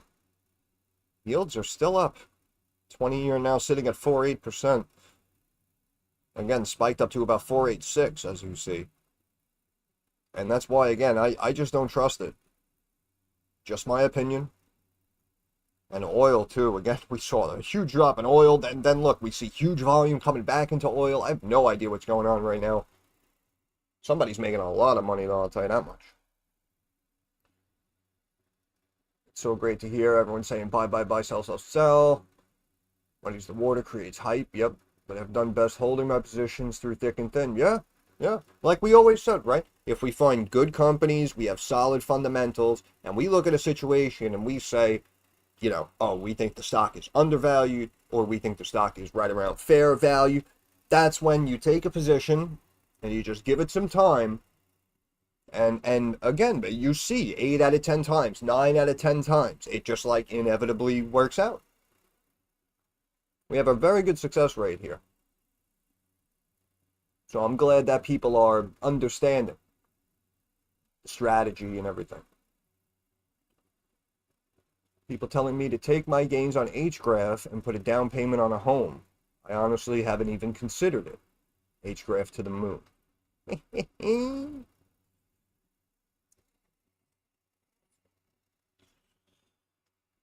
I mean, of course, phenomenal idea, right? Of course. And, of course, the fact that you're sitting here with those gains is huge. And, we know how volatile the OTCs could be. So we spoke about the fact that, on any given day, we can see, a 30-40% drop back on something like HGRAF. But I do have a feeling that the volume's coming in. People are positioning themselves for the next 6 months, the next 12 months. And if we do get the positive updates and the positive news that we're expecting, people are probably anticipating whatever, $3-4 Canadian or whatever. And then that's when, a bunch of people will sell a chunk, secure profits, leave the rest to run. Because again, see, people don't understand the timing, right? Because I told you, number one, I've been showing pretty consistent, solid returns on this channel. But more importantly, number two, a lot of the plays you see end up taking a little bit over 12 months, which technically is phenomenal because, again, that means that you pay much less in capital gains tax. So that's why people who really deal with size they listen to something I say, and they lay out if it'll work out as well as I say in a year plus, right? Because they want it to take a year plus, so they pay less in taxes and keep more of their profit.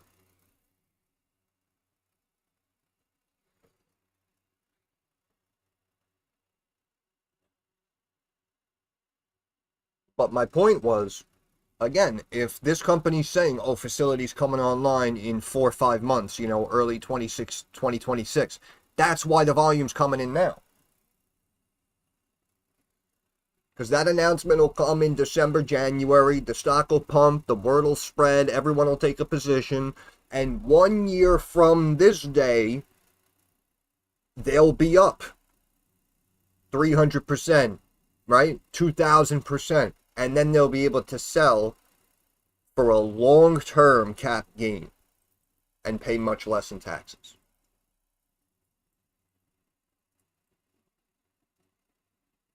HIMS tanking on earnings. Yeah, again, I had a feeling it was going to be kind of a toss-up here with HIMS. Yeah, down 8%. Okay, we're at about 51.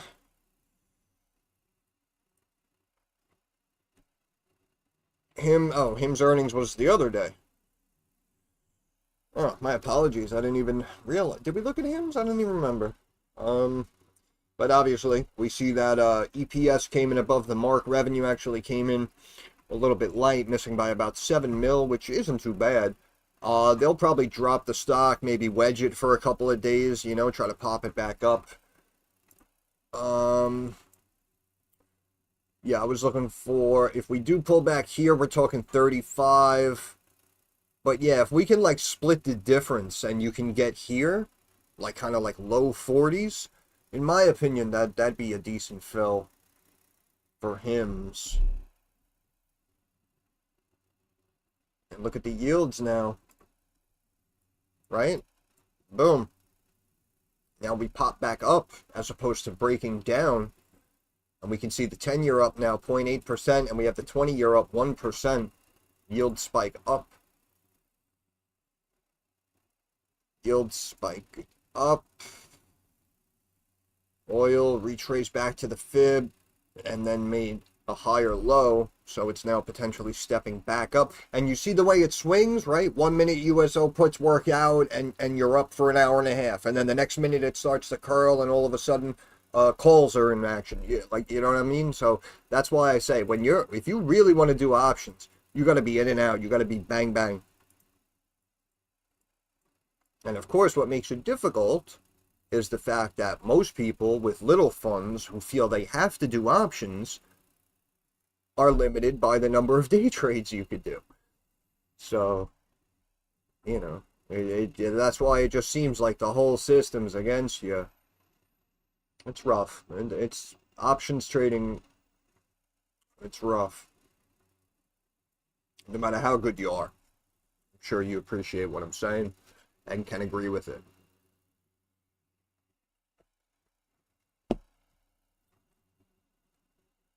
To the moon, Suzanne. Happy to have you. We know Suzanne loves HGRAF.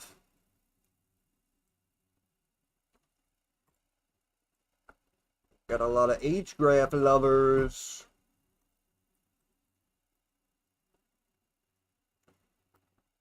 And also our buddy Magatron gifted out some memberships before.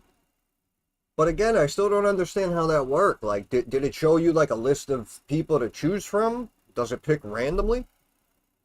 How'd that even work? Are these people here in the stream? Is that why it picked them? I'm so confused.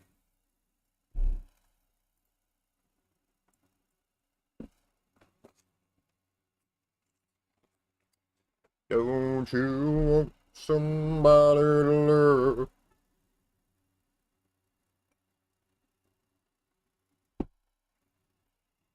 Don't you need somebody to love?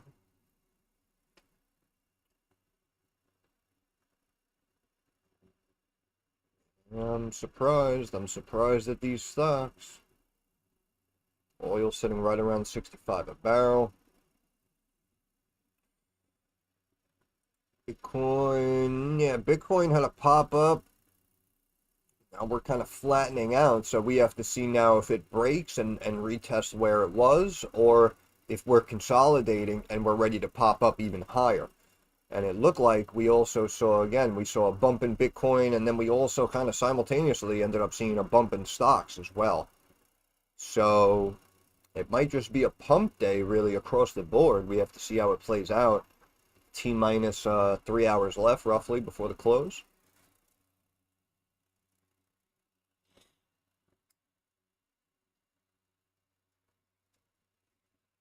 Hey, it says we're up to 20 viewers. I don't know how up to date that is to the second, but welcome. Happy to have you. Like the stream, hit the like button. Thank you, thank you, thank you.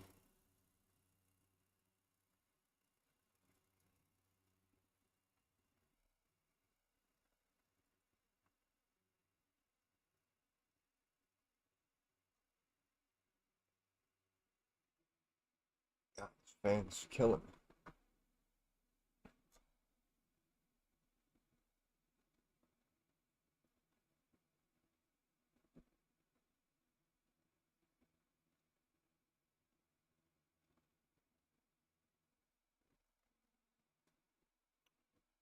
Yep. Didn't quite form that head and shoulders we were looking at, even though it looked like it was forming perfectly. But we did end up dropping. Now we'll see. Are we rising to drop and make lower lows? I don't know. YouTube gifted memberships are distributed randomly, but prioritized towards active and engaged viewers. Oh, very interesting.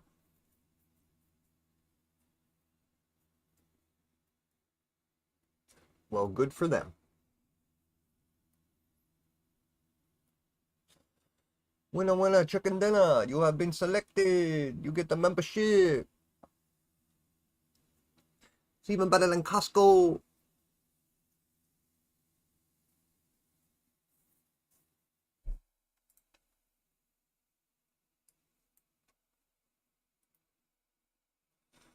The memberships are good.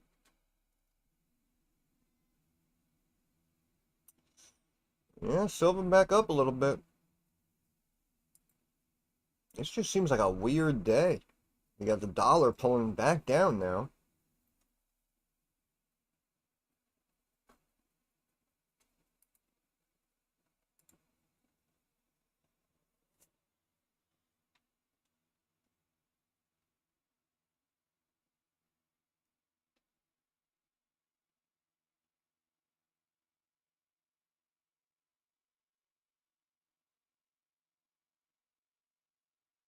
Oh yeah, it's nice and gray and cloudy outside.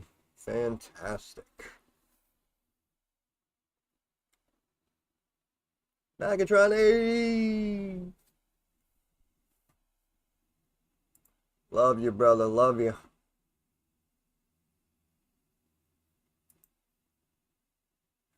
Appreciate that. Appreciate that support, Maga. Shout out New Zealand. Let's celebrate their first super on a live stream.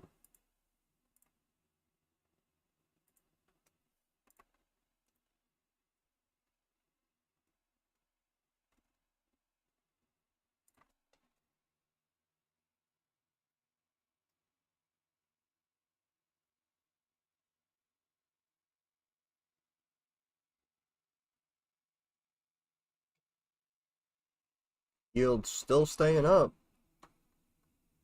I don't know, making me nervous. Some making me nervous. Everybody show some love to MAGA. MAGA showing his support. So we show our support for the support. So everyone feels supported. Disney down 3.25%. Stock sucks. Should buy Disney puts right now. Stock sucks. Ugh.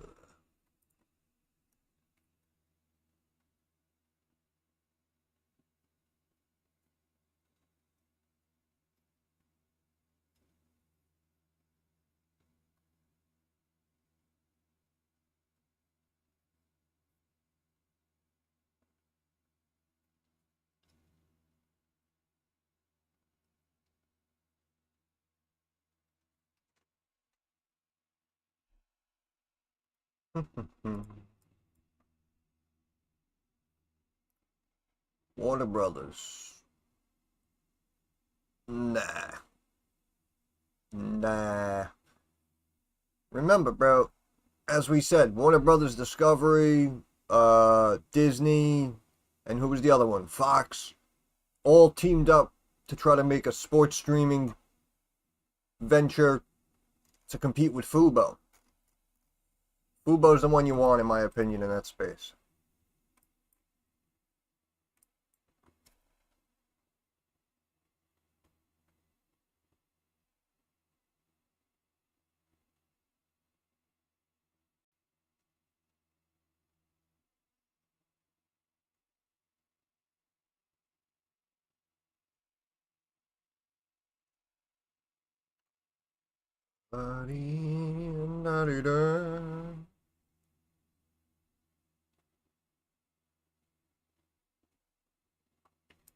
Yep, silver. Yep, what I say.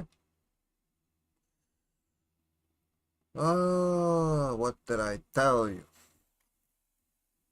What did I tell you? Up, there it goes.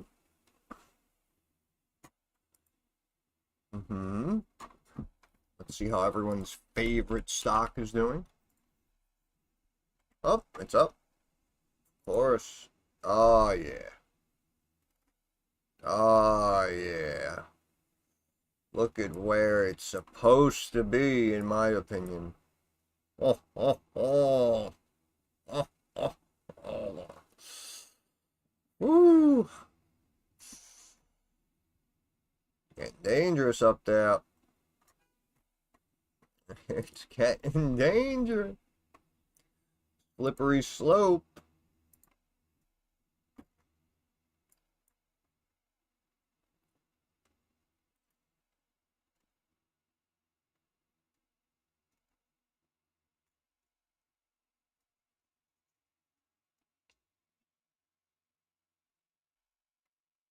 La da dee da da da, la da dee da da da.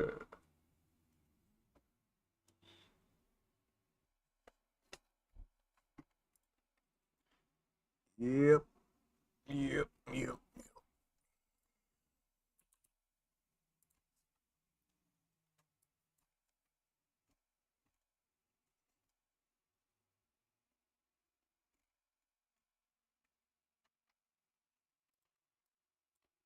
Yep, yep, yep, yep.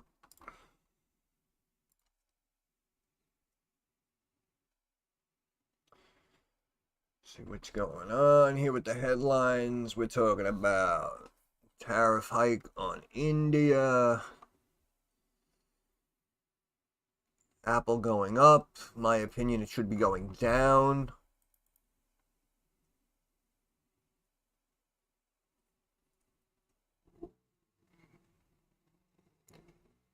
Match Group is up. CEO says Hinge Unit is crushing it. People are still on these dating apps.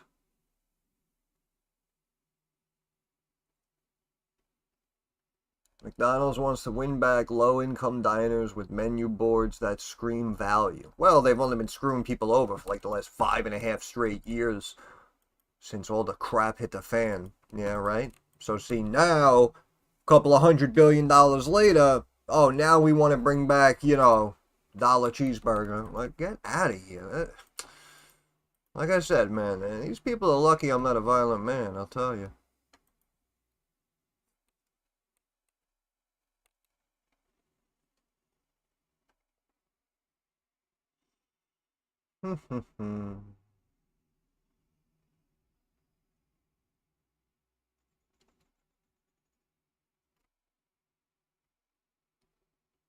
La la la la la la la.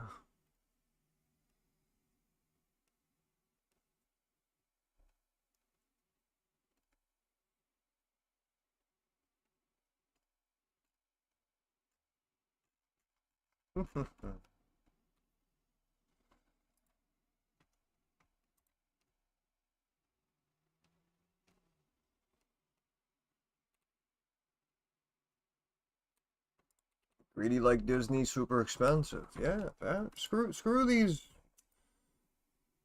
Screw these TV stocks, man. I'm telling you. Telling you. Portillo's, yeah, I did a video on that a while ago. I remember, oh my goodness, down at 7. Oh, man. And where'd we get up to? About 15 and change. I was saying the whole time I wouldn't buy it. You can go back, you can check videos.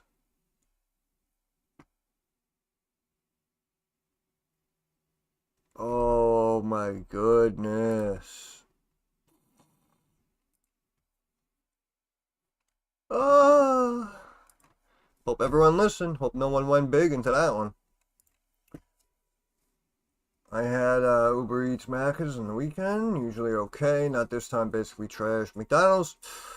Oh, such a shame, man. Such a shame. I am honestly still surprised that they're even retaining their consumer base. Yeah, that because the BK order I made.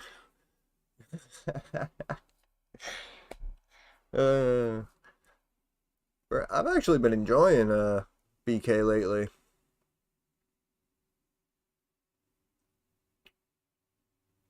Told someone to sell at 15. They didn't listen. Oh no. Oh, that hurts. Yeah, I did a video on this. I think I may have updated too, like as it continued to slip. And then yeah, like someone, like one or two people may have mentioned it, like in random comments on videos. And I said I wouldn't be a buyer, man. I said I wouldn't be a buyer. And look at this some bitch down here. $7. I was so excited for my BK. Well, that's what always happens, right? When you're really in the mood for something, you put the order in, and then all of a sudden there's an issue, and you're screwed. Now you got to get something else, and it doesn't even matter what comes, right? Even if they mistakenly give you extra food, it doesn't matter because it wasn't originally what you wanted, so you're not happy. Believe me, I understand your pain.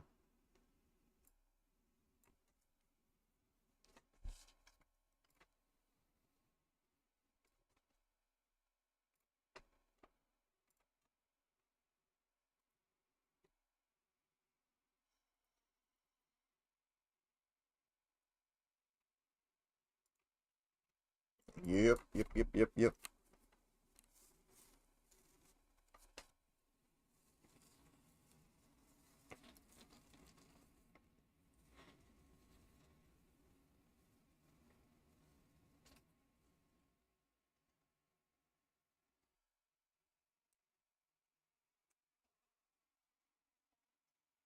Hey, who that out there? Who that there?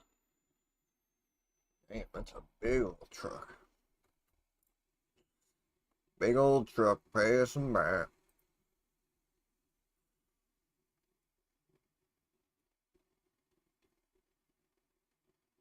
Might have to turn the air back on.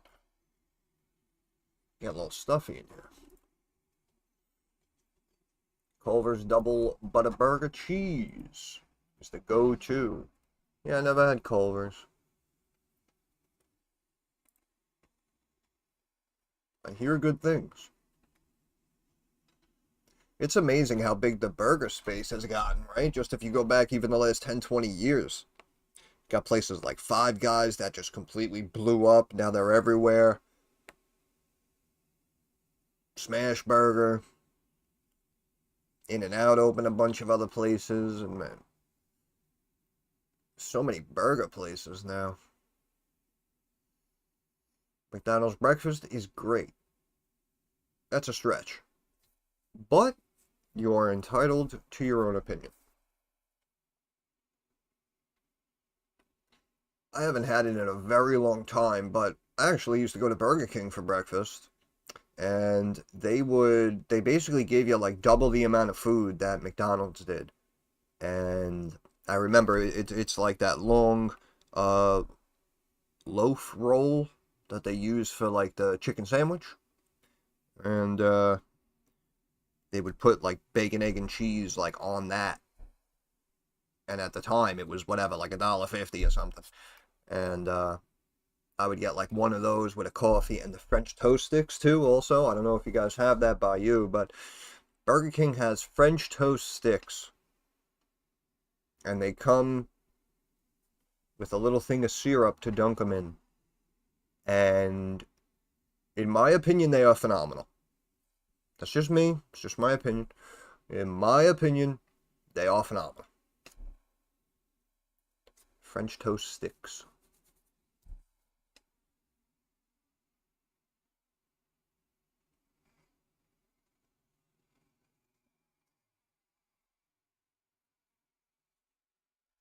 $20-year back up over 1% now. See that? Now we curled back up and we're dipping and retesting that high. So now we have multiple high points. Potential ascending triangle forming. You may actually see yields pop back up again. This is why I was nervous, right? When I saw that initial spike up, because in my mind, I'm thinking, even when we pulled it back, I'm saying, and that's really where they want to take yields today, you know? That might be kind of foreshadowing where we're expecting to go. So even if we curl up here and close like up here, halfway of that pump, as we climb higher, stocks are going to keep slipping down. Yes, they are. Yeah, what do you what, French toast sticks? Yeah, they're awesome. They are awesome.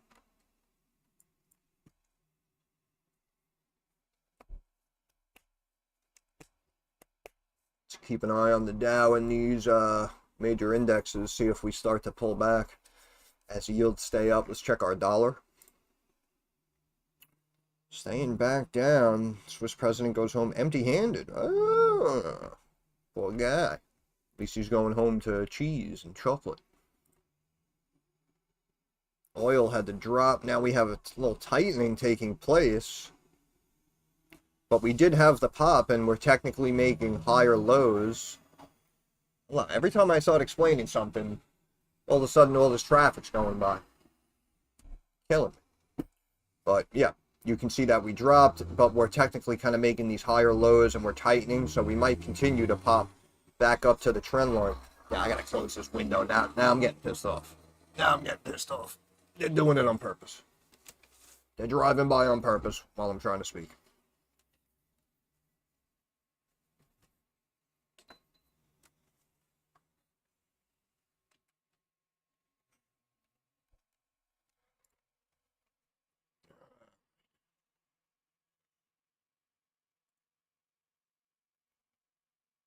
Yep. Yep. I think we're going to drop and kind of come back down to this little level here. It's only about an 8-point drop on the S&P, but looks like that's what it's trending to do.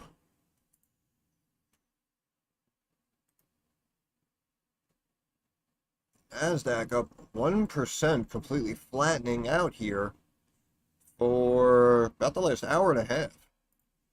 So we'll see. We'll see if we break higher or if we kind of drop and retest some previous levels here. I mean, the NASDAQ could have like a 100-point drop here to kind of retest this key level, then potentially bounce. Of course, we're getting a phone call here. Well, I don't care who's calling. I don't care. Don't care. And look, see what I mean? Look.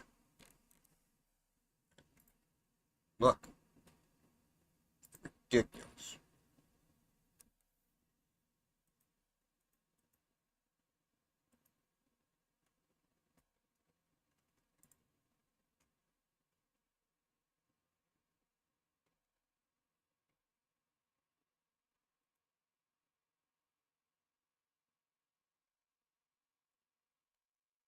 Don't you want somebody to love?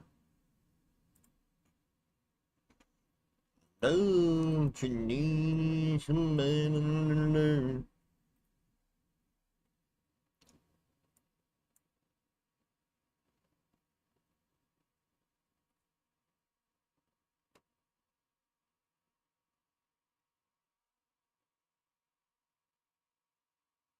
Climbing up.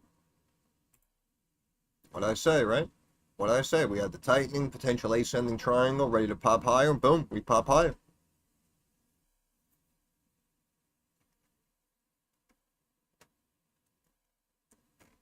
I have a bad feeling about this. Uh,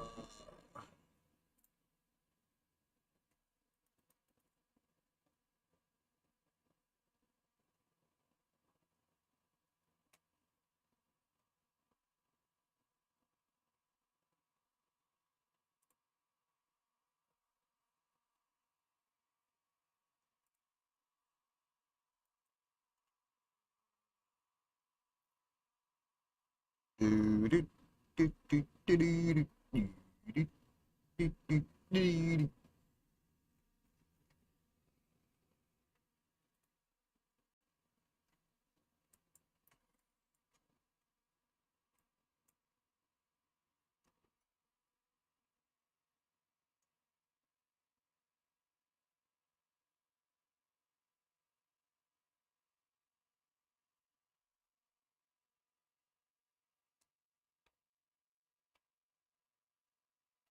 Oh my goodness.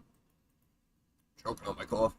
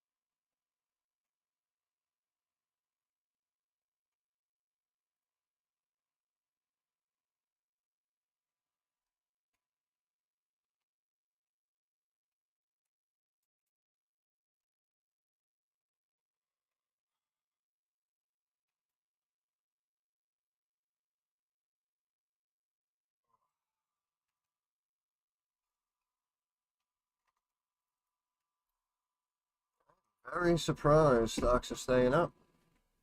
Will be honest with you.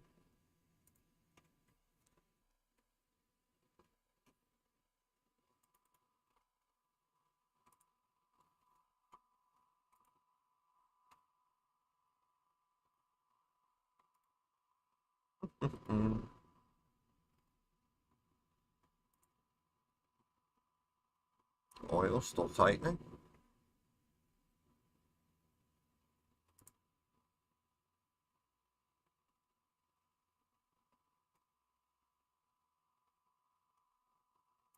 Staying down.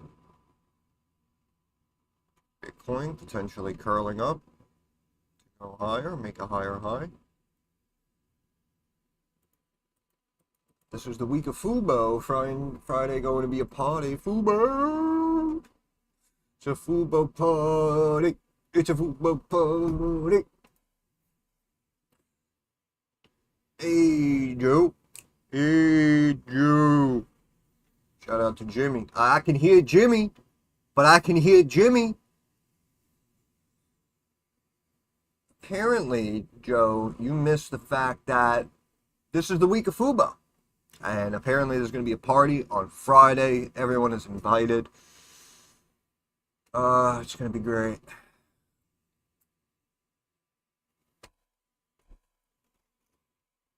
Good times, good times.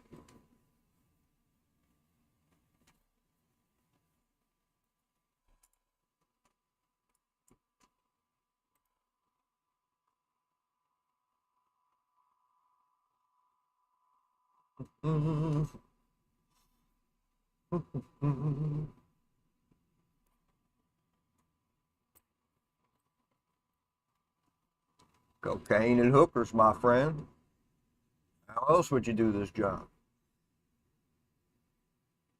Outstanding.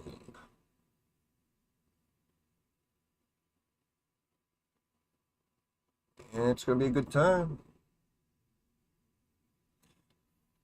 And I'm looking for some of that nose candy.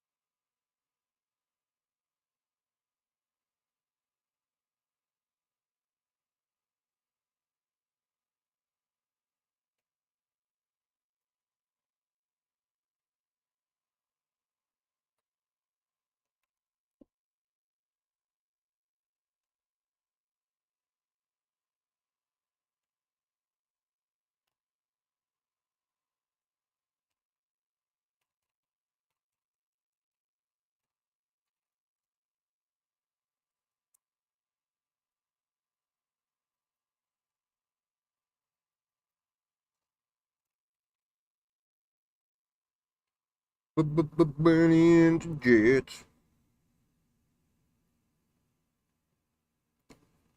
Burning, burning.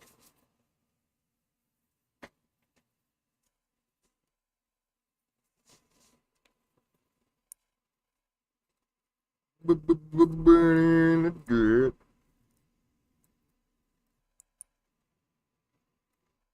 Stocks only go up if you are just joining us. Yeah. Palantir green again, because why not? SB 1%, how you doing? How you doing? Good old SB.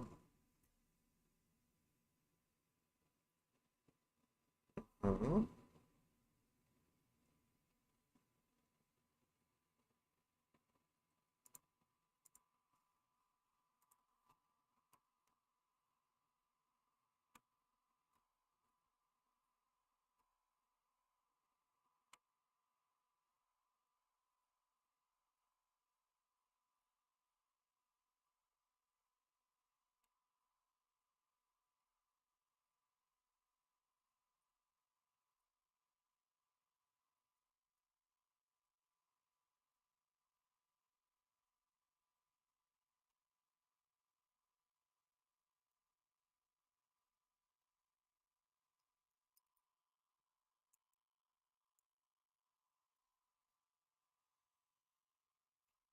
Burning jet.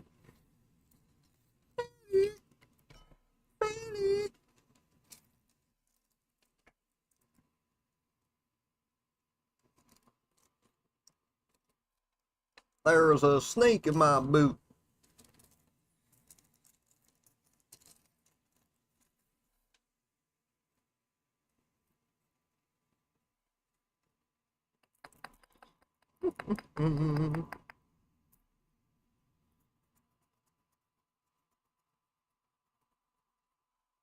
Oh, Big Chris shows up.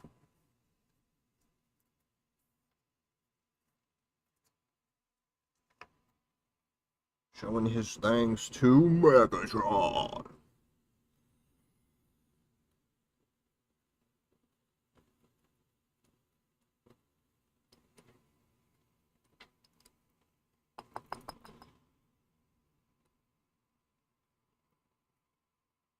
Megatron.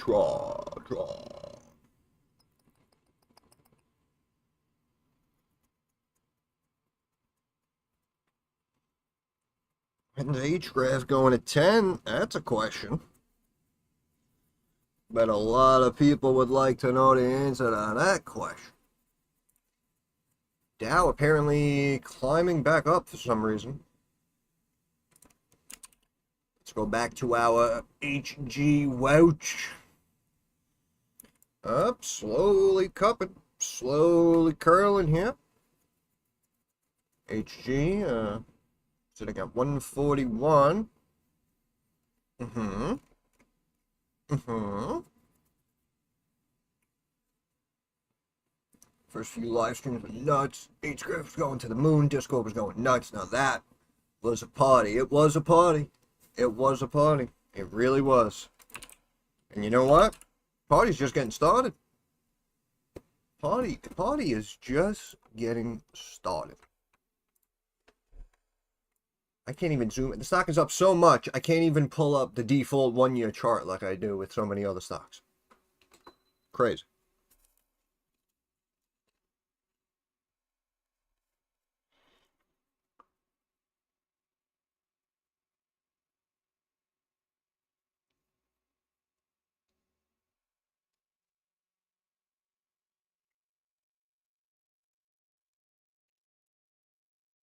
Yeah, sounds like Joe's a party animal. We gotta get him involved.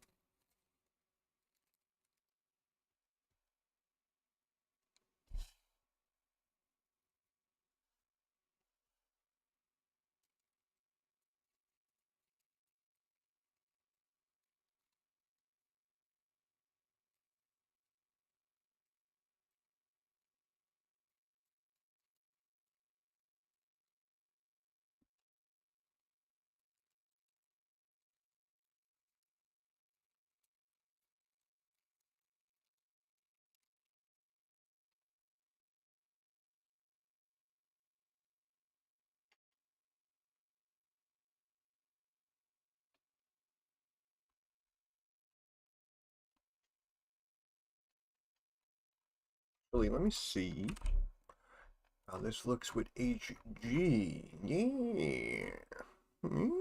Yeah. So yeah, if we draw out some support, right, we got like, there's like one level there. And we got like that level there. Right? Right? Not too bad. Not too shabby. Well, actually, we can maybe go to the body right there of that one. Mm-hmm. Mm-hmm.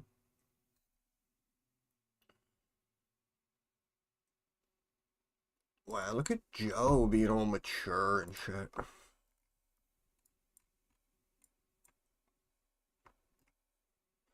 Don't bring around the clouds to rain on my parade. Oil sub 65, 65.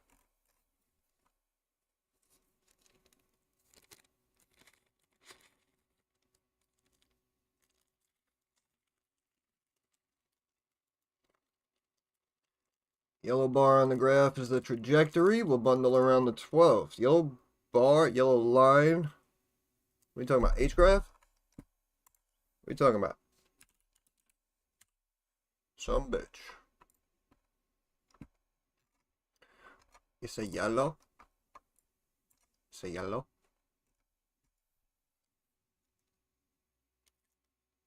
That is not the trajectory. That is the support trend line.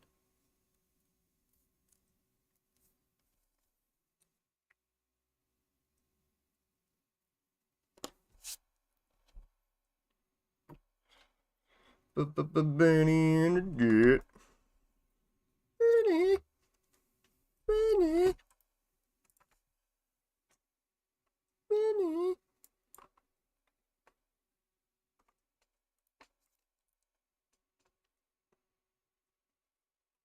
I mean, help you with the yellow line. I did. It's right there. Yellow line is there. Okay. Stock is there. And now we have to see if we go like there and there, or if we go there.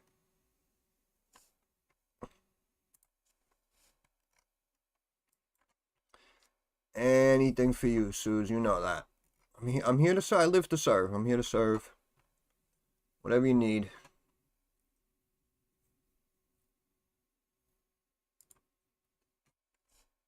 Yep.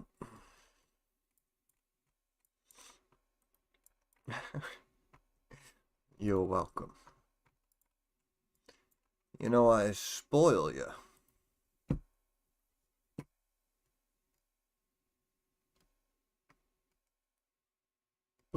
Bernie and the jet. Bitcoin staying up. Dollar now down 0.5%. Oh, near the lows of the day. Look at that. Straight down. Still learning your awesome charting. Yeah, it is pretty awesome. It is pretty sweet. We do what we do, you know. I don't know what these markets are doing. Yeah, look, NASDAQ wants more. I don't know. I mean, I disagree, but we know that doesn't really matter sometimes, right? But it is what it is, as they say. It is what it is. Palantir have been channeling downward since 11, but that probably means it's ready to explode and hit higher highs again, so who knows. Stock hit 180.58. This stock was overvalued at like $24, and it just never stopped. Amazing. Truly amazing.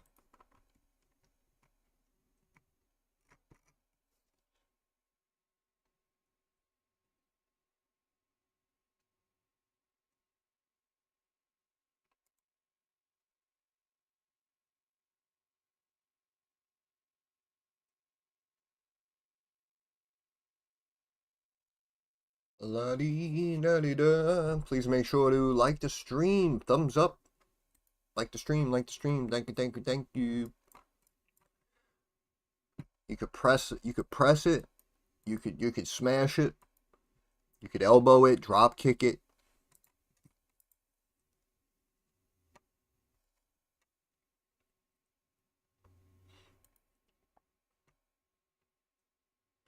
Give that like button the old people's elbow. If you smell.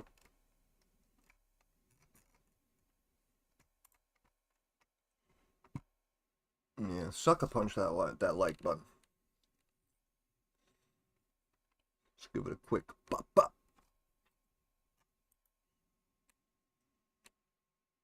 Go for the 3-piece and a soda.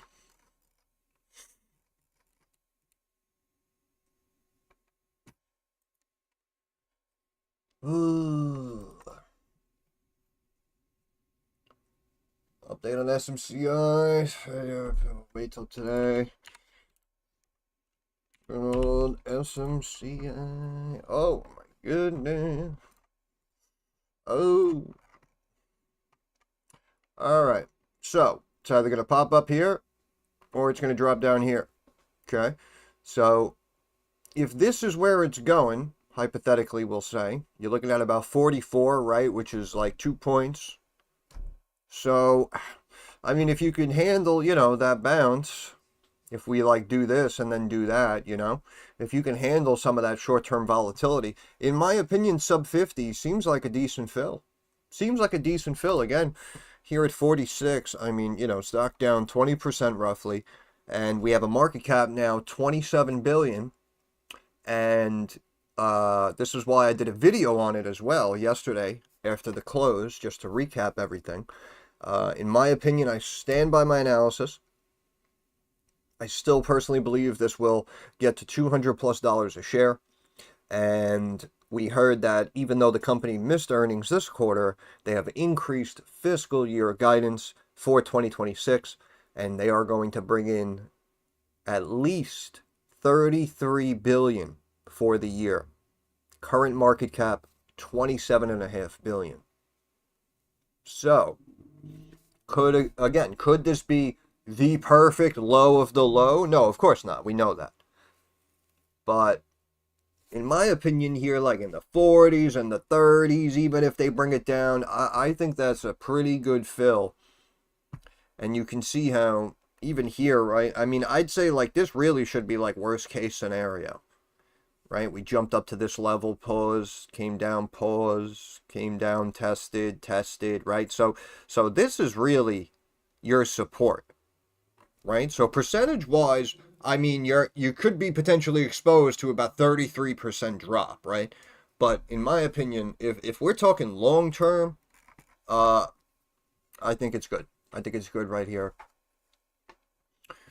I know you do a lot for your community, but for the next member video, if you're going to do one, a charting tutorial. Nick, my goodness. I'm giving classes now. I'm training people. Come on. Forget about 100 a month. That might be 1,000 a month. I might need 10,000 a month.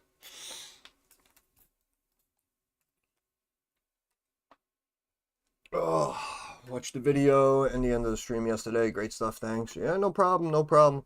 Again, like we said, you know, even after the drop, a lot of people might think that the drop is extreme, right? But also, I remind you that markets are still hovering near these highs, right? So if we do happen to see markets chunk down, they will definitely hit that stock. But, I mean, pretty much every stock you guys own will get hit, right? So I guess at the end of the day, it doesn't really matter. But yeah, if we're talking shares, yeah, down there like in the 40s, if they break it into the 30s, in my opinion, I think that's a great price. Again, you're talking a market cap sub 30 billion, right? And they're projecting more revenue than that next year. So I do think it's undervalued. I think it is significantly undervalued. And yeah, trying to time options on something like SMCI could be rough. But if we're talking shares, I think it's good. My opinion, I think it's good.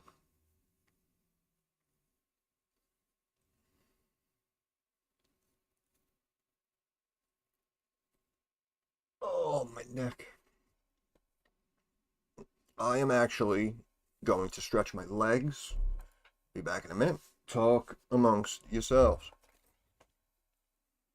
Oh, my goodness. Getting old.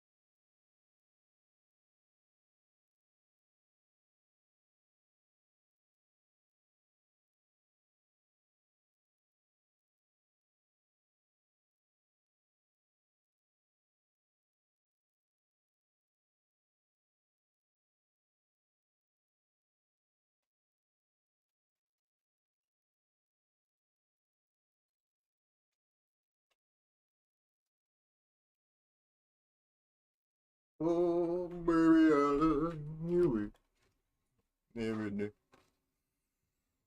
Oh. Mm.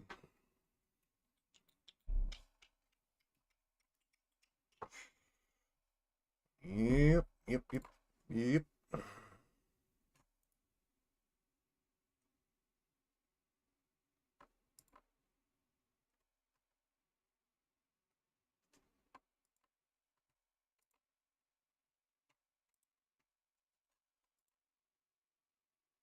Yield's still up.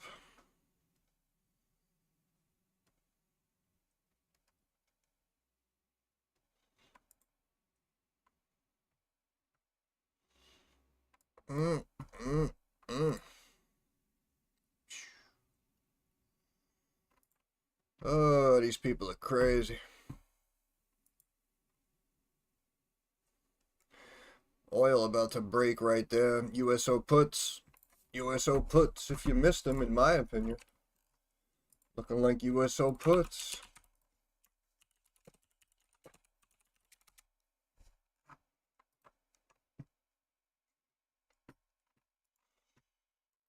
So looking like. That's what it's looking like. Up, silver up 1/4%. How you doing? How you doing? Bitcoin continuing, right? We spoke about the higher high coming. 115 Sam. 115 Sam. I look at everything. Probably why I'm so damn good at what I do.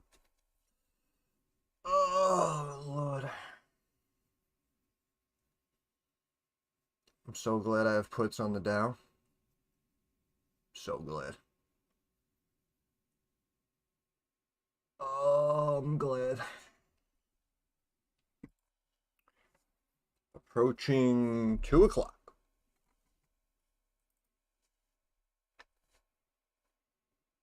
Looking at Stoke Therapeutics, biotech, researching medical condition. Yeah, I mean, listen, you know, they're a gamble. They're a gamble. We know this. Stoke.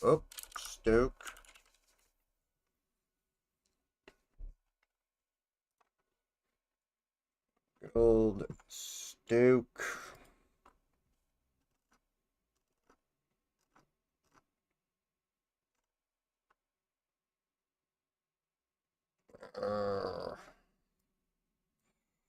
It's a bad time to go public. Oh, they're making some money here, alright. 4.8. 4.8 again.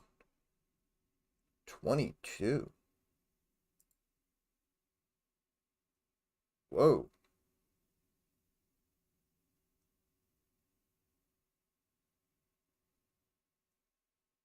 The hell happened there?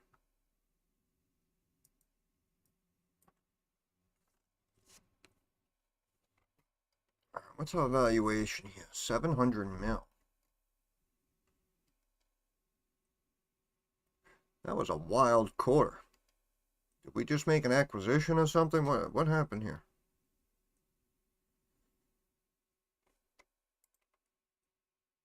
And now estimates are 8 mil. How the hell's that make sense?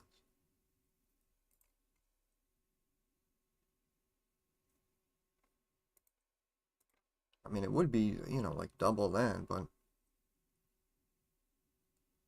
if we chunked up like that, I mean, it should be...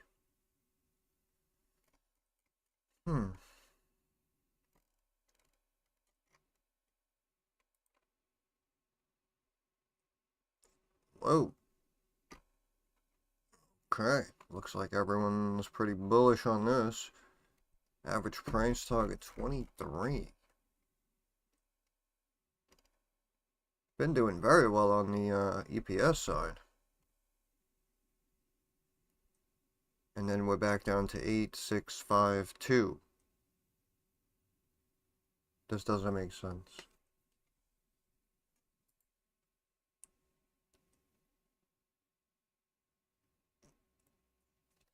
What is going on here?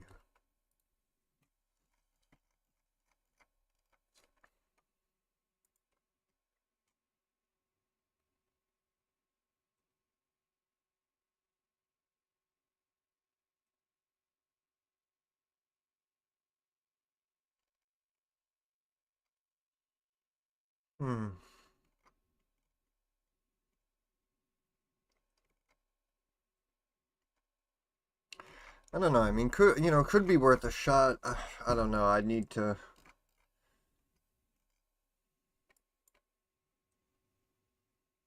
I don't know. I didn't quite understand those financials though.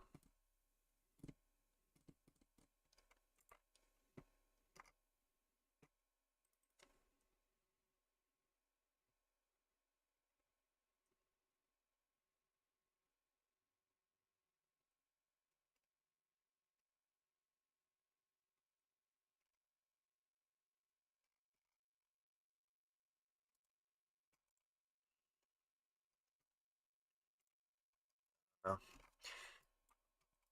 I'd need to know more. They're a toss-up though. Those biotechs. They're a toss-up. What do you mean possible? We just saw 100-something million, and now we're expecting 5 and 6 again. I have no idea what's going on with that stock. I don't know. I don't know what happened.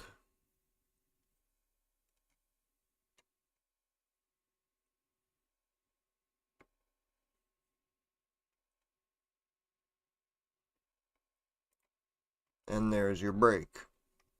And right as we saw it, right, I said in the chat, USO puts. I just, I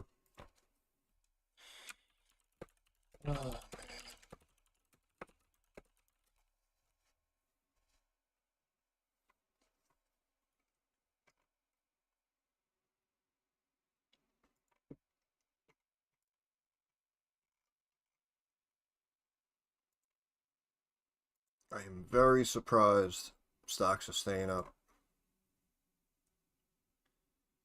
Very surprised.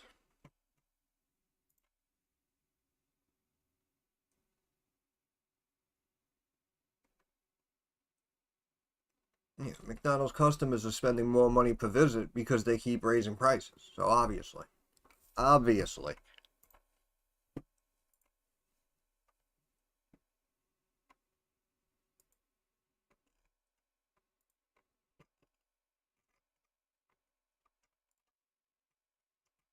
Make sure to push the like button, smash the like button, drop kick the like button, elbow the like button.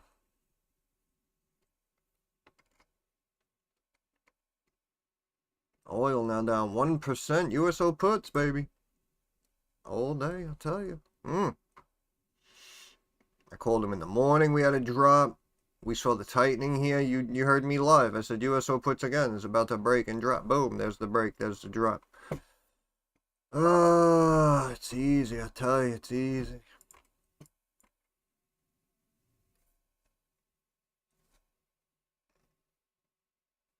La-dee-da-dee-da. Hershey's been holding up very well. Look at that. Mm-hmm.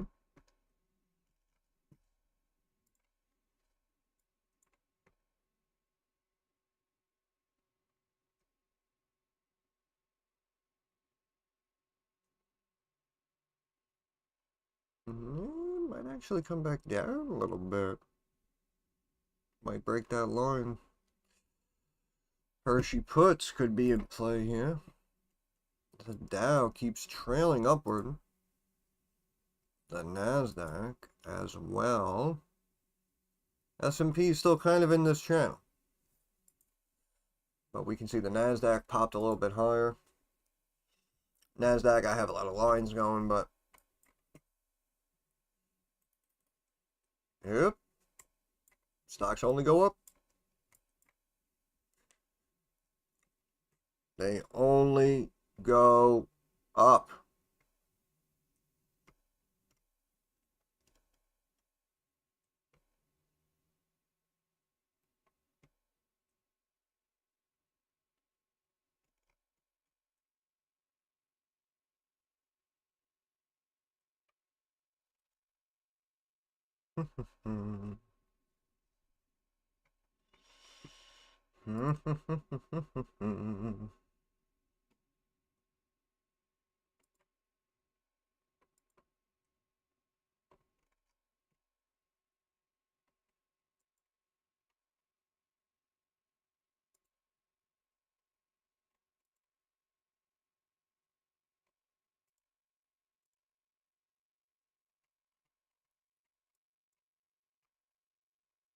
Pump it.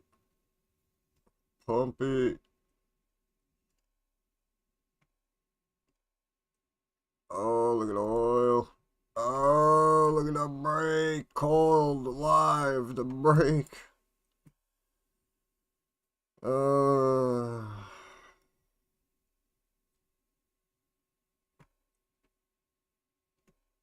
People want good investments. I give my opinion. Do the bulk of them listen? Nah. Then they want trades, right? I tell them about trades. Do they listen? Nah. Everyone's just hanging out, right? I should be getting messages like crazy right now. Holy crap, what a call. I'm up huge, right? Sitting here nice and quiet. Nice and quiet. S&P popping. Up about 50 points now. The NASDAQ popping as well. We are back in rage mode, ladies and gentlemen. Dow came up almost right to that trend line. It looks up. Nope. Nope, not quite.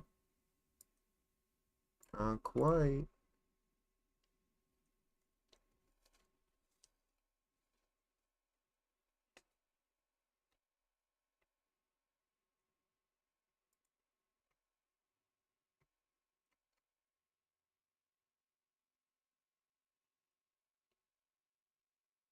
Yeah, apparently, just like that. Dollar just chunked down. What is this? Oh, we're having a discussion over here. Okay. Okay. Put the big boy pants on. Having a big boy discussion. Oil down 1 1/3% and dropping. Oh. Oh.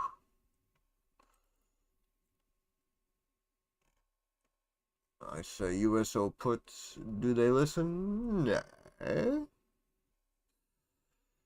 don't know. I really thought we would have a red day today. I really, truly believe that. And we are just seeing the exact opposite.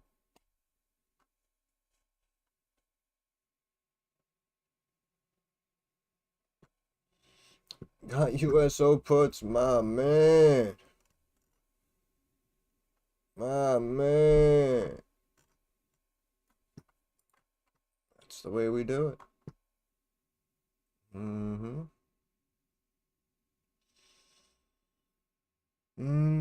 Dow retesting. Moving average potentially.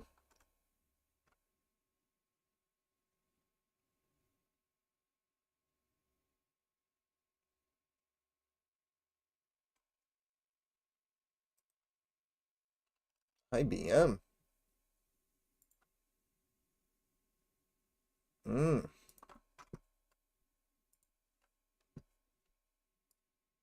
Storming back up here.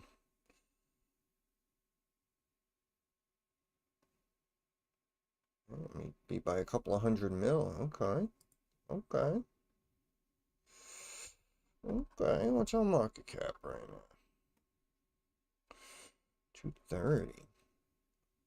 230, bringing in over 70. So that's like 3x revenue.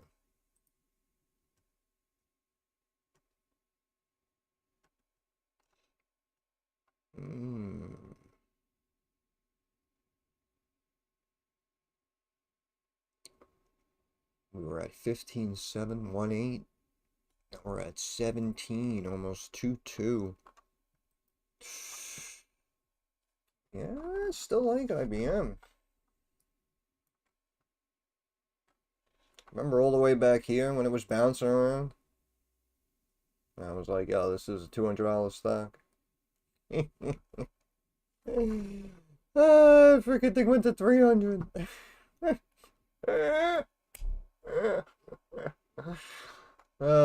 Shit's easy. People make it difficult, but shit's easy. Yep. Yep.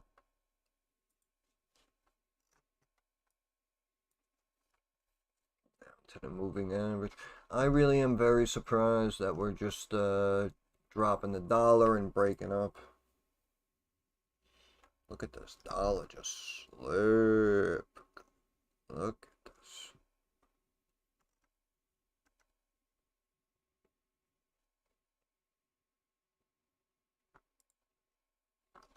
Bitcoin, what I say, right? We draw out our trend line.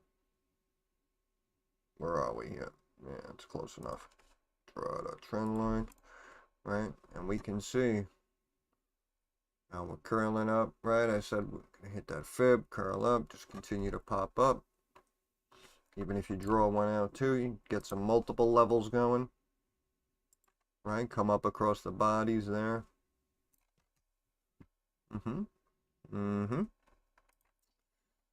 Nice. Tesla, Palantir staying up, because why not? Why not? AMD curling, fighting, trying to get back to this trend line here. Looks like slightly over 165. You see, it looked like it wanted to hold that too, right as markets open, and then it dropped. But having a pretty decent recovery here. Again, AMD had a pretty good quarter, and they were basically saying what a lot of these other companies were saying, right? Demand is there. It's all about AI. They mentioned their processors and like the PC, right? Gaming hardware units moving well. So I still like AMD. Again, I still say these backup tech players, your SMCIs, your AMDs, your IBMs.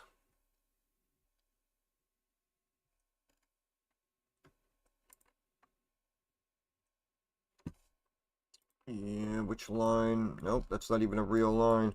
And isn't it funny too, right? How, again, we originally drew out what potentially looked like the bear flag, and I said they could, potentially spike it and try to burn the traders before dropping it. And we spike it up, we drop it right back to the range, and then we bounce it, right? Almost making the higher high, which probably fooled a lot of traders, assuming that it was a trend reversal and we were going to do this, right? And then boom, we end up dropping it right back down, and now we're basically below, technically, our original potential flag, which is why, again, I was saying, in my opinion, we should see a break to about 60 a barrel. Now we're down here in the 64s.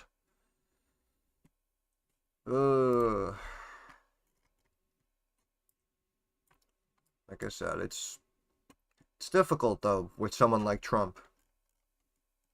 Because he'll make some random announcement like, who knows? I don't even know. Oh, yeah, we're taking over a piece of South America. So, who knows what he's going to say? Oh, yeah, we're going to go and get oil down there or some crap. Make some random announcement. All of a sudden, the prices swing. Guy's an animal.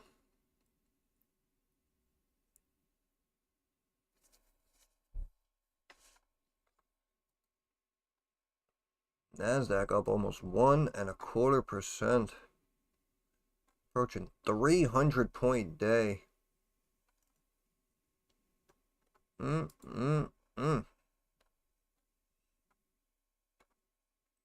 Oil just steadily having these drops.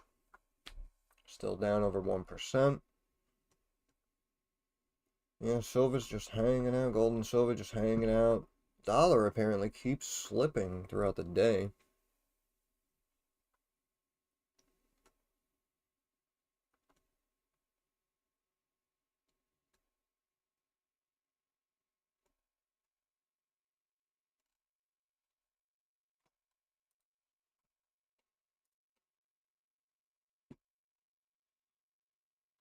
Mm-hmm.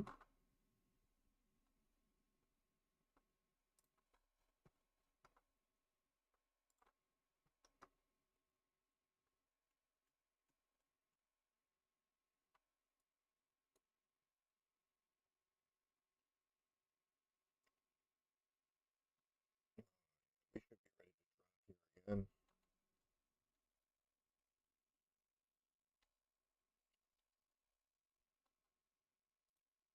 give it to me, baby.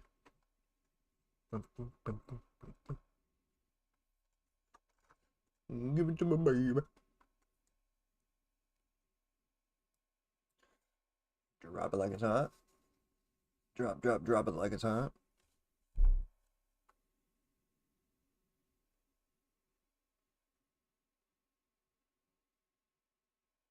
Mm-hmm.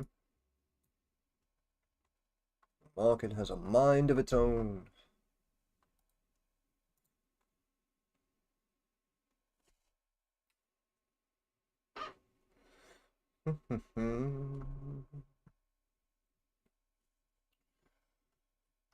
La-dee-da-dee-da.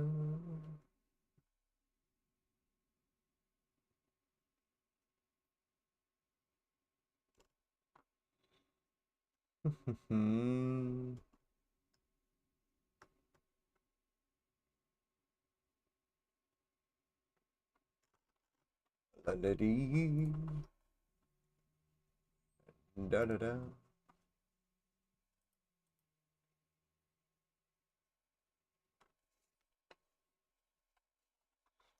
I told you it was gonna break lower. Ha ha.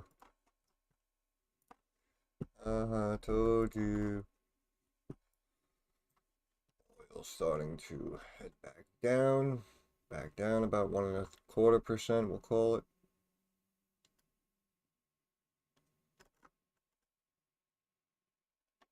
Hmm.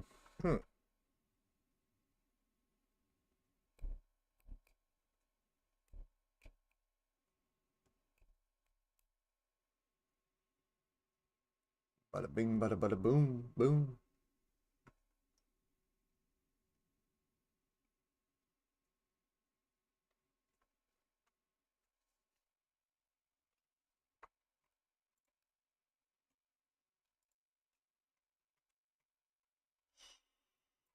Mm. Mm.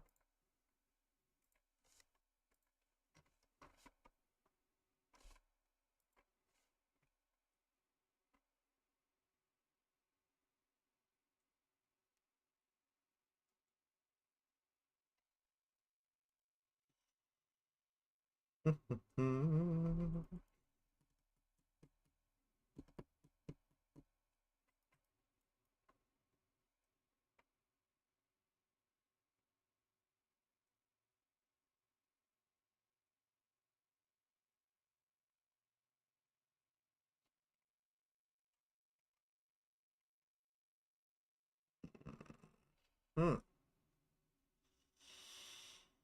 Hmm.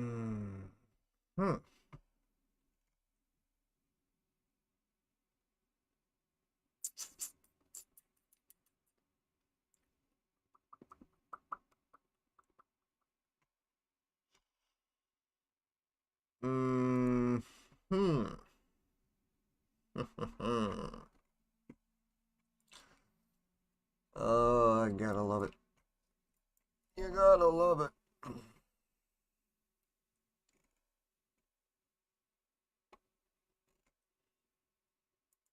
Check our dollar. Dollar now climbing back above the moving average. A little bit. A little bit. A little bit. A little bit. Just a little bit. Just a little bit. Mm-mm-mm. Mm-mm-mm-mm-mm.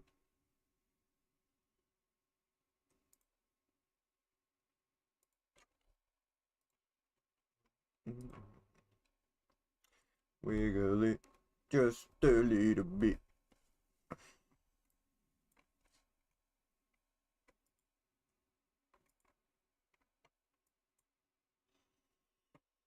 Mm-hmm. Mm-hmm. Mm-hmm.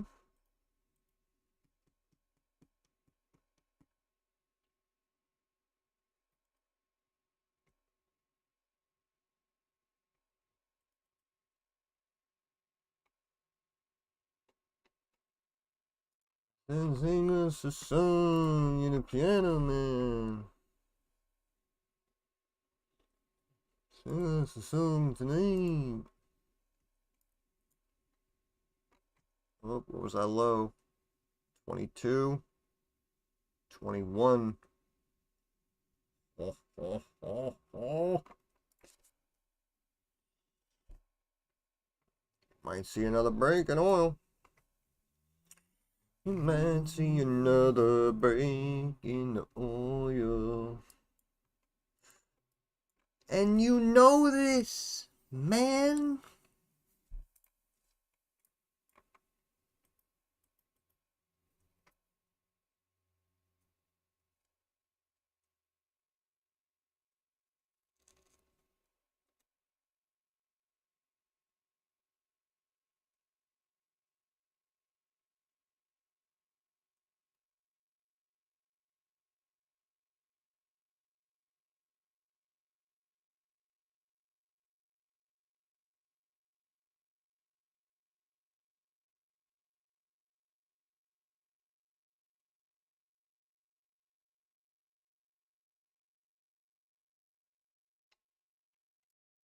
Mm-hmm.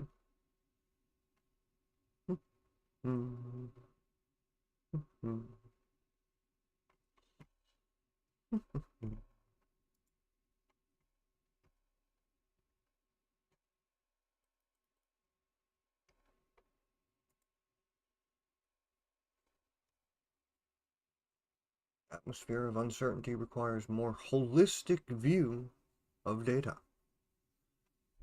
Ooh.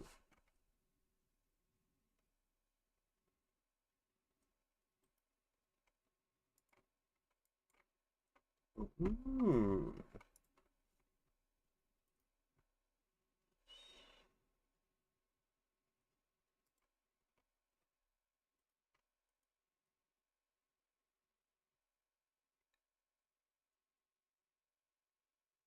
Mm-hmm.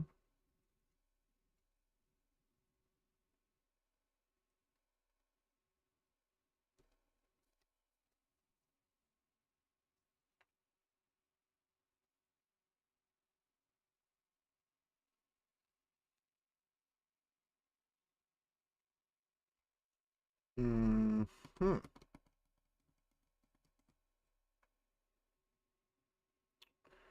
Very interesting.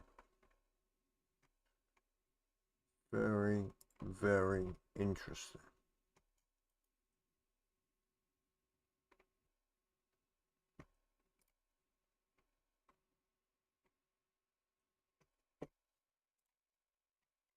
I have no idea. Right now I'm looking for the breakdown there. Just hang on. Probably gonna drop another 0.5% or something. Oh my goodness, I hate this weather.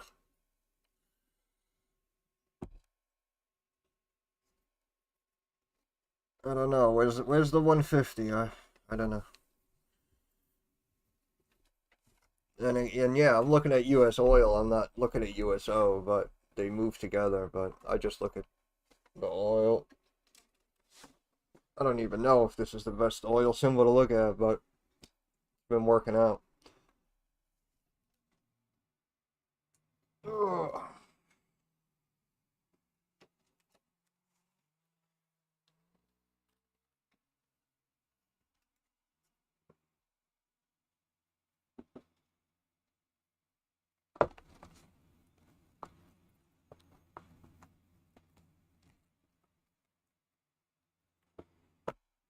Yep.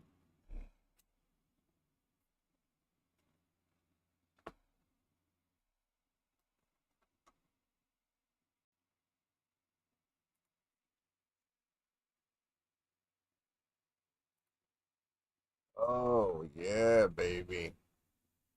All we do is go up. All we do. NASDAQ approaching a 300-point day. Look at this. They're just going to rage it right back up to the trend line. Like, it's ridiculous. That's what I mean, right? That's why I say the market's not real. I mean, it's hilarious, right? You have a little, you have a drop, and then boom. Look, and then we rage, we rage, we rage. We have a drop, and then what? Boom, right? It's like, what's the point? What's the point?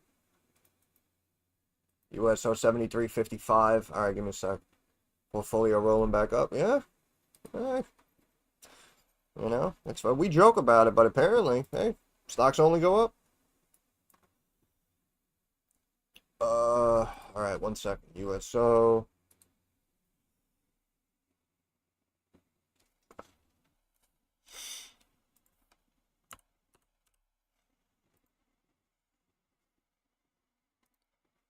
Do I have any line? Yeah, I got some throwback lines on USO. Yeah, see what I mean? We're in that tightening still.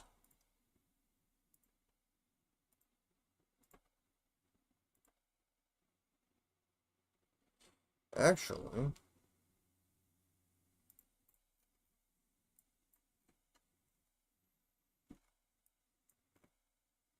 and this was essentially the flag, kind of.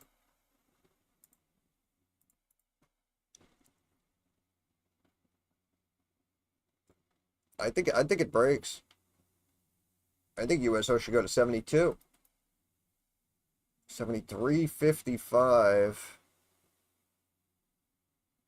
Nah, it should break that. It should break that. Obviously, right now you got to keep an eye on 73.99. But in my opinion, it should break that. Again, looks like another potential descending triangle. Ready to drop this. In my opinion.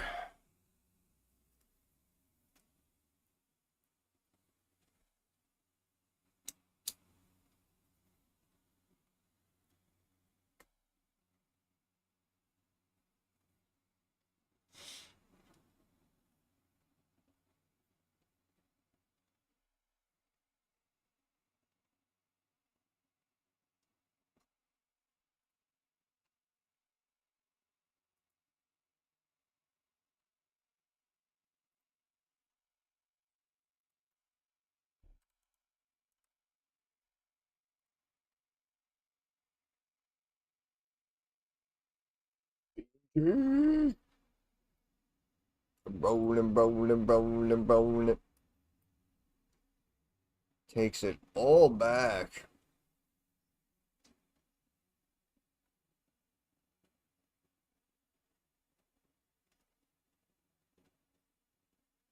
Mm, mm, mm.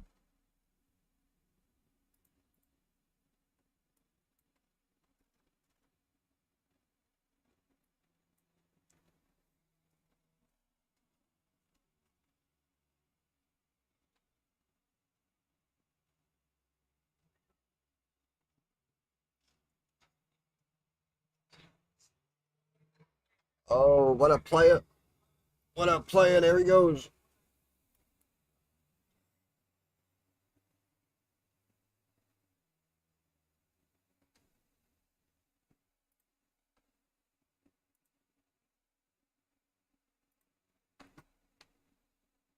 Don't stop me now.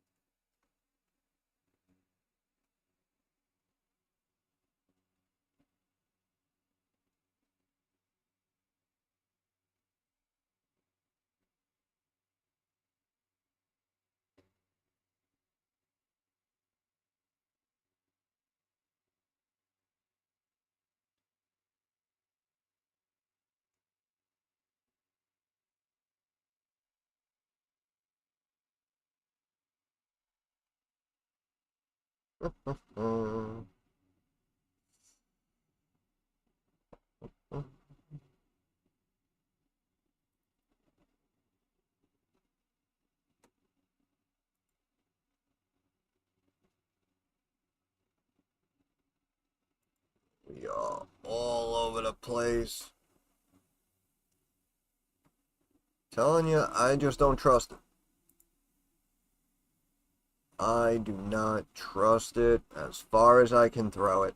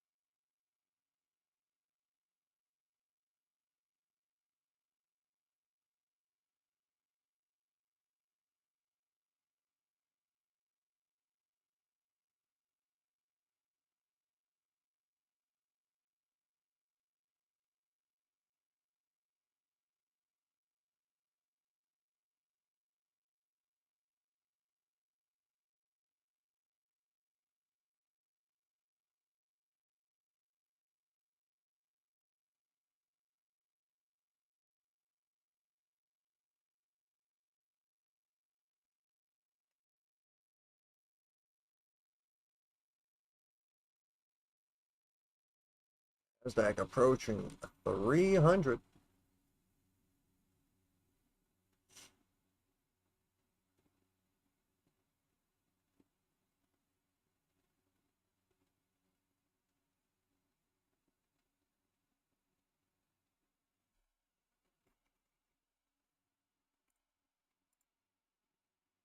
Ooh, look at that. Tech taking over the world.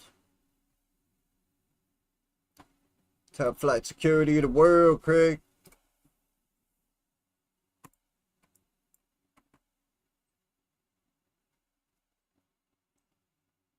Skynet coming to a neighborhood near you. Oh, look, you didn't believe me. I was gonna break lower. Look. I tell you everything I tell you.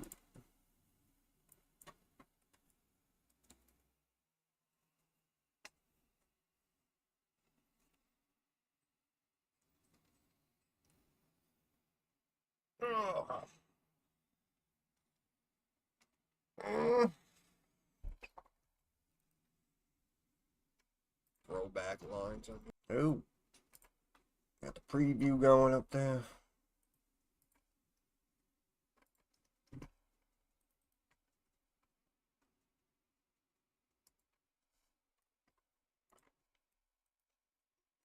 Pumping, ladies and gentlemen.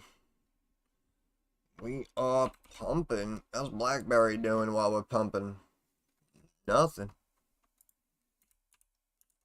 A little B&G action. B&G potential topping here. We may actually pop up. How is SMCI? Let's find out. SMCI with a big curl here taking place, back up to 47. This trend line here, that'd be nice if it can get back to this trend line looking like the high 48s. Still have a ways to go, but apparently the NASDAQ keeps pumping higher, so that is helping essentially everything. NASDAQ now up over 300 points.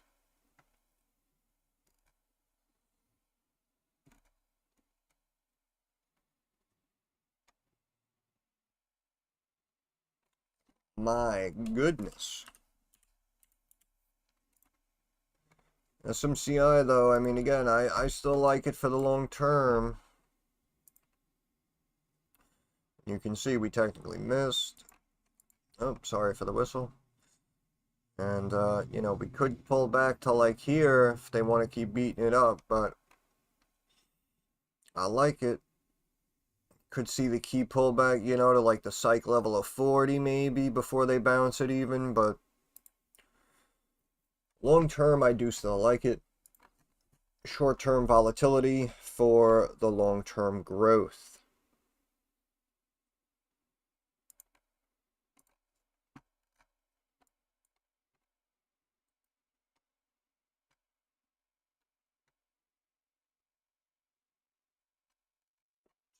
Selling t-shirts, hell yeah.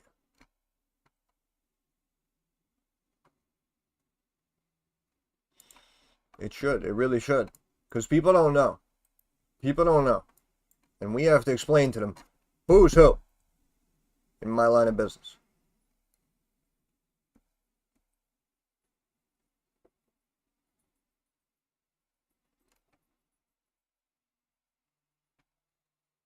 Oil staying down.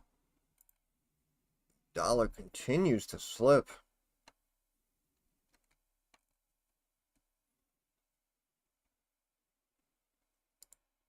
S&P 50 points. This is quite a day. We're just on the up and up here. How about if we draw out like this trend line now? How's this holding up? All right, if we come up like there. Or even like there, actually. Yeah, there.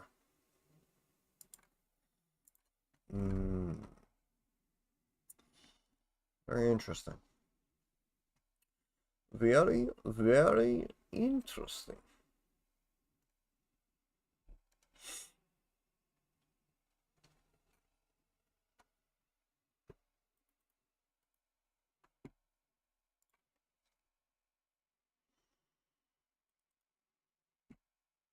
Yeah, it's true. Yeah, we're seeing a lot of stocks getting smacked up.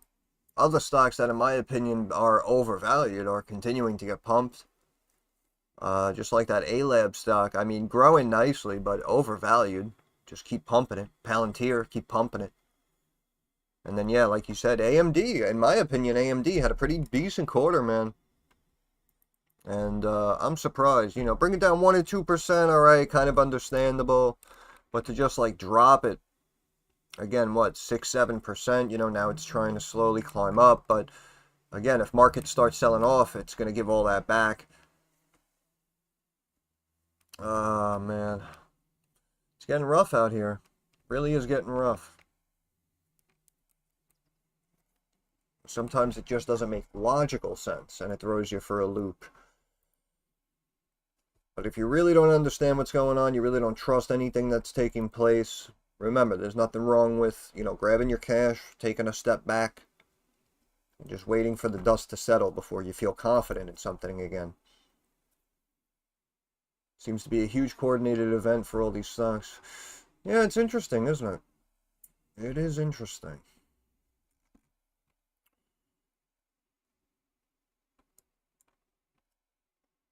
Over the next 24 months, AI is going to grow. I'm holding SMCI.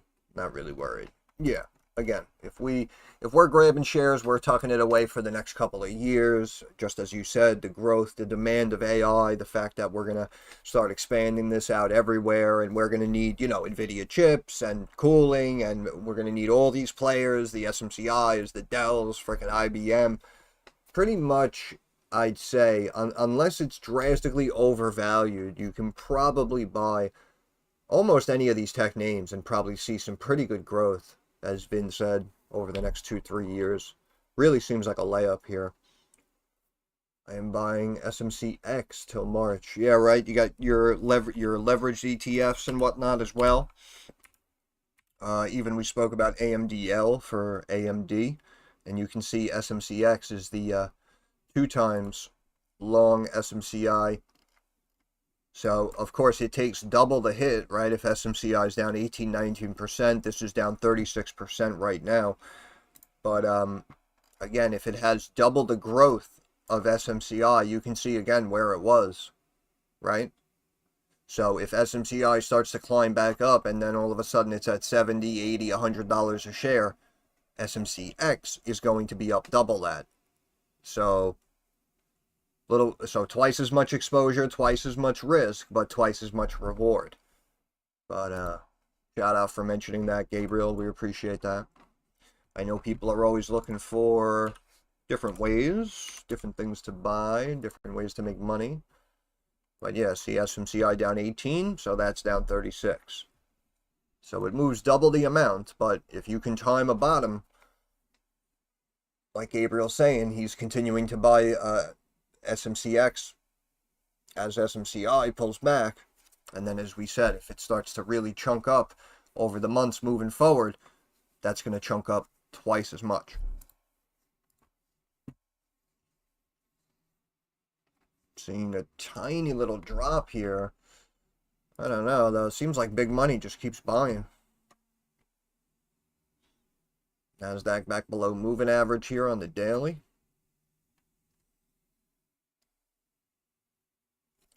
Europe, Middle East, and other countries are only starting to spend on data centers, new virgin markets for SMCI and other companies. Compared to April 2nd crash, this dip is small. Yeah.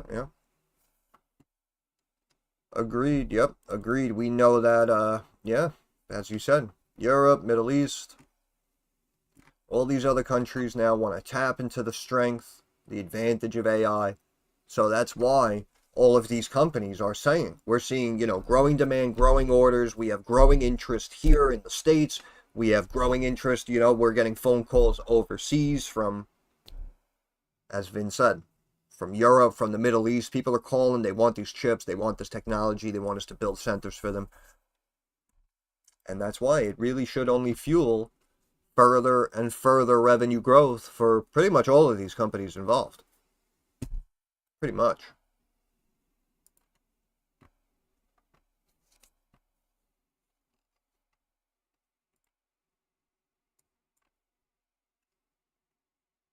Oil down roughly 1.5%. You're welcome. You're welcome. Benny and Jet. Benny. Benny.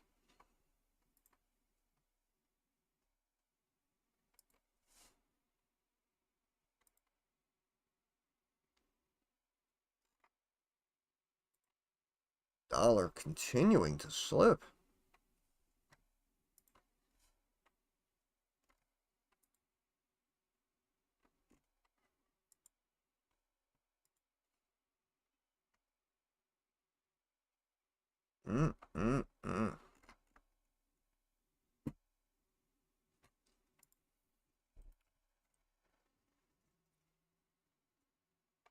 Yields coming down a little bit, but still up.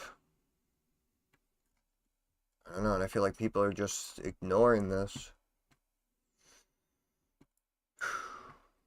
Unless we're just gonna dump in 15 minutes, I have no idea. So we'll see what happens.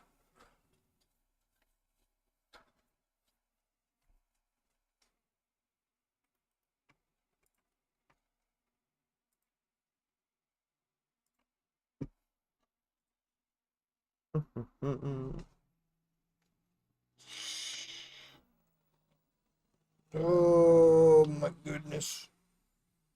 Ugh.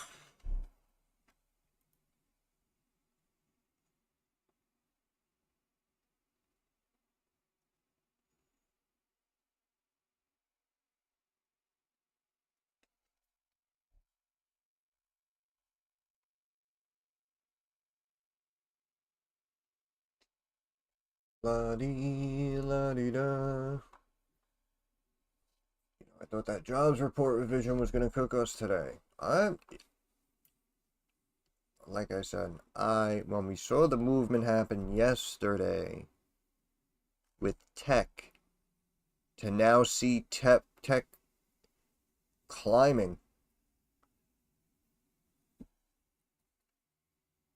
The initial reaction from that was justified, in my opinion, right? These are the pullbacks, these are the corrections that we talk about all the time. And again, that's why, if you go back, it's like, they'll drop it, they'll chunk it down and scare people, and then they just pump it right back up. And it just can't be sustained. Like, we're getting ahead of ourselves here. That's what's going on. We're getting ahead of ourselves. And I feel like, we know big money moves the markets, but I also feel like a lot of retail investors just aren't really sure how to, like, interpret like the information that's coming at them, and if they really comprehend, like, what's taking place.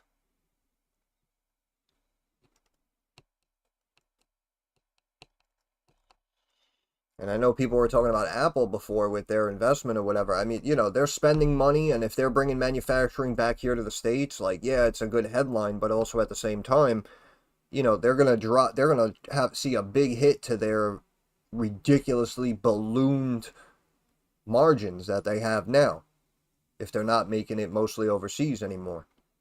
So, and they're spending what, 500-600 billion to do this. That's what I mean. Like, years ago, news like that hit. It's like, okay, so you're telling me they're moving it back here, they're spending 500 billion to do it, and they're going to be making less profit because they're going to be making it here. But you're telling me the stock's up 6% on this news? Like, no way. No way. And that's what I mean. Like, logically, in my opinion, the play right now would be Apple puts, right? That really should be a layup. Whether you do this Friday, next Friday, it should start pulling back almost immediately. Will it, though? We don't know, right? We don't know. And just because it's a brand name in the tech space, it may just continue to get volume coming in just because people know it. And I still say that's what happened with stocks like Coinbase and Robinhood. Because as much as their revenues did begin to slightly bump up a little bit, the valuations are just ridiculous. But sometimes you have people out there who, they just buy what they know. It's wild. It is wild.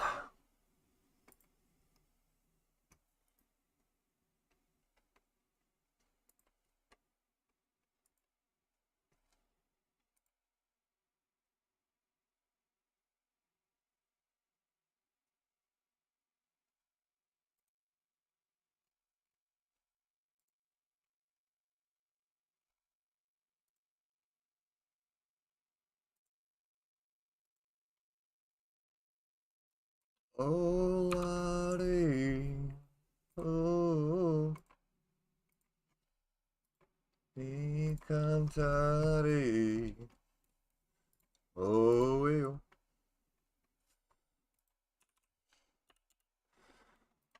Let's check out the master stock. Oh, my goodness. What's this line?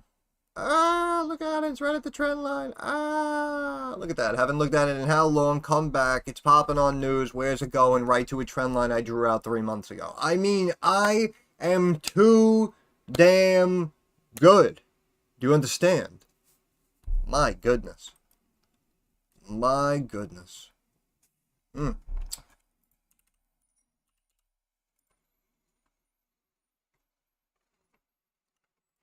Summer winds. It begins.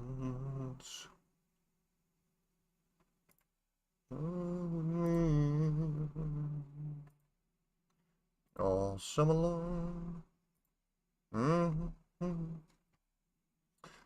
Bum, bum, ba-dum, ba-dum. Bum, ba-dum, bum, bum, bum, ba-dum.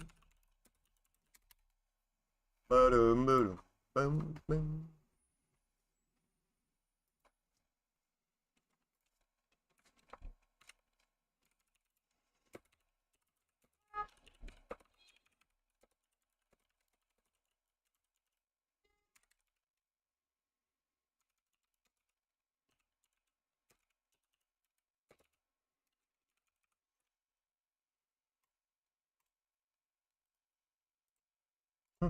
Mhm.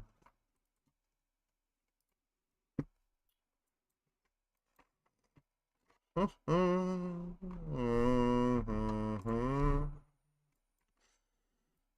Oh my goodness. Alright, alright, get some outside noise here. I don't like it. I don't like it. One bit. Not one bit.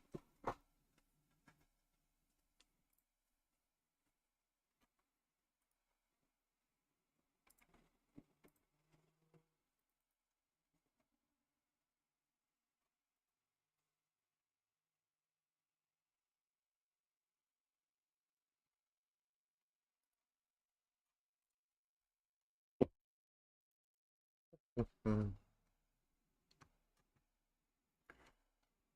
Approaching 3 o'clock.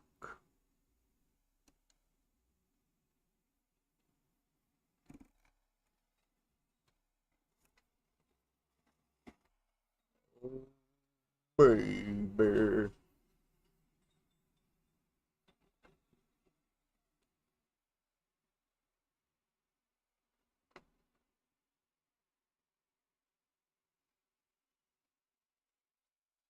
I want to check a keybind. Did I set this up to mute myself?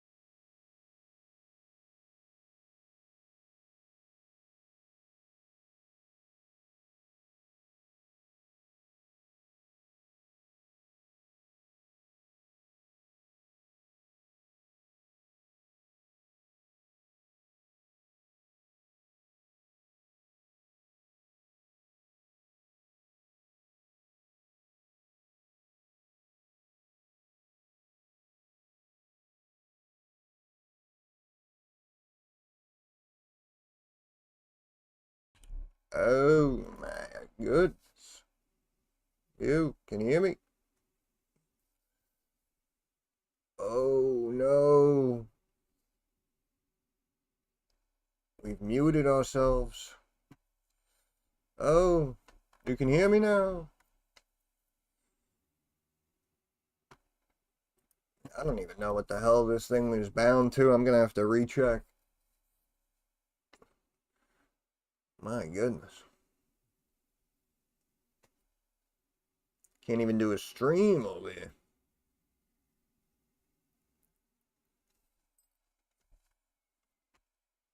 Mm.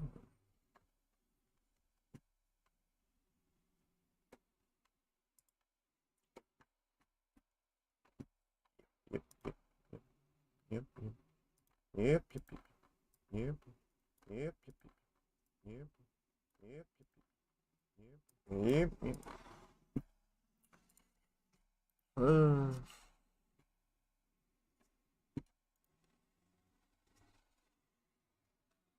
Saw the Dow break that trend line spike right back up to the moving average.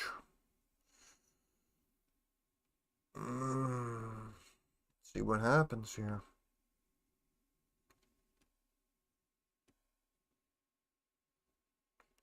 I mean, to me, markets really shouldn't stay up, but I don't make the rules. I just play the game. Oh! Oh, you're welcome. Oh, you're welcome. Dubs in the chat. Dubs in the chat. We say chat. We say chat. Quick 2.25% drop on oil. It's too damn good. Too damn good.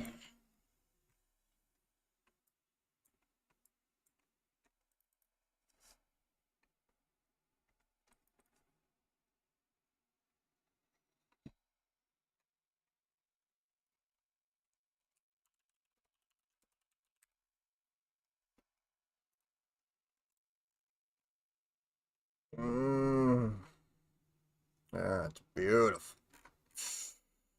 That's what I'm talking about. Oh, yeah.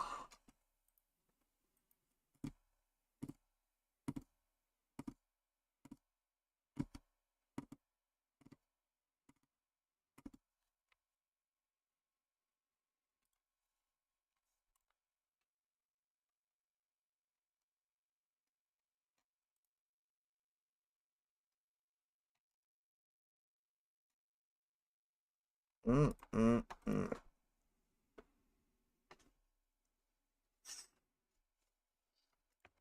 All right, give me a minute. I'm gonna grab a drink. I'll be back. Talk amongst yourselves. Oh,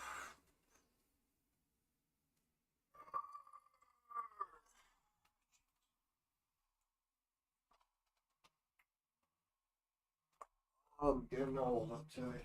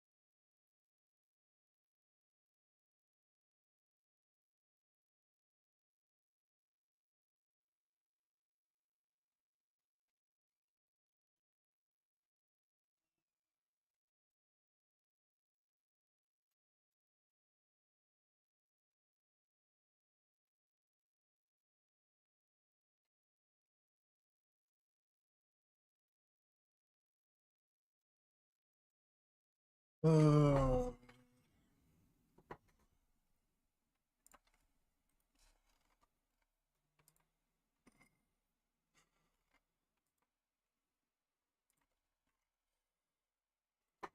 yep, trying to stay up.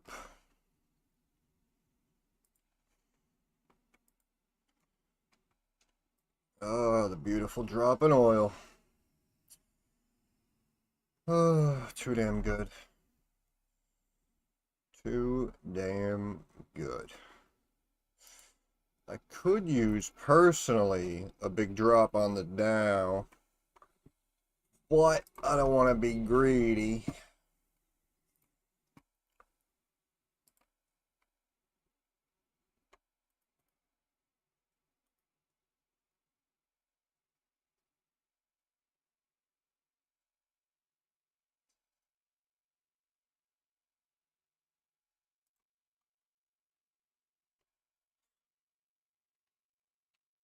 Hmm.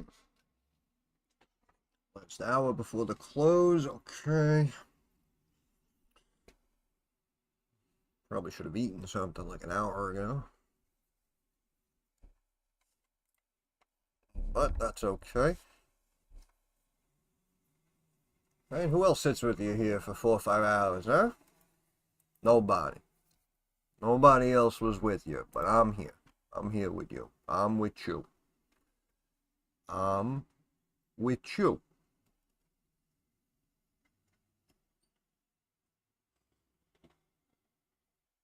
Oil sucks. It really, really sucks. Oil sucks. Oh, what a call. Call. Do they listen? Rarely. Rarely do they listen.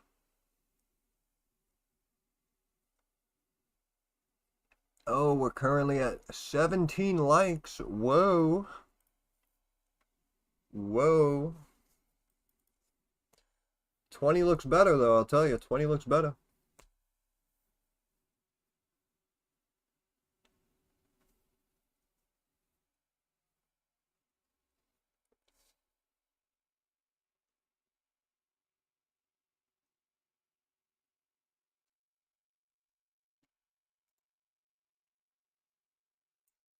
I know they're saying this was pushed up mostly Apple leading the way, but Apple really shouldn't be up, so I'm curious to see now if there's like a lot of profit taking in those names going into the last hour here, and we start to see a little bit of a drop on the indexes.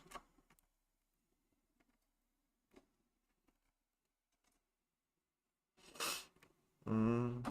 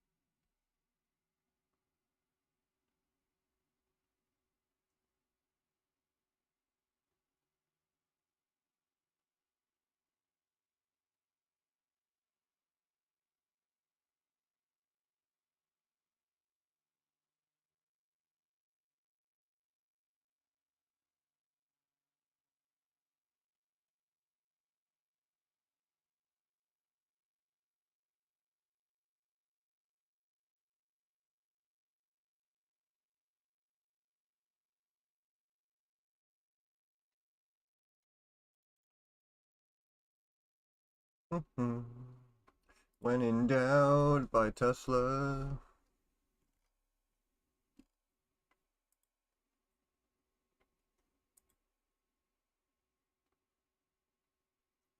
Mm.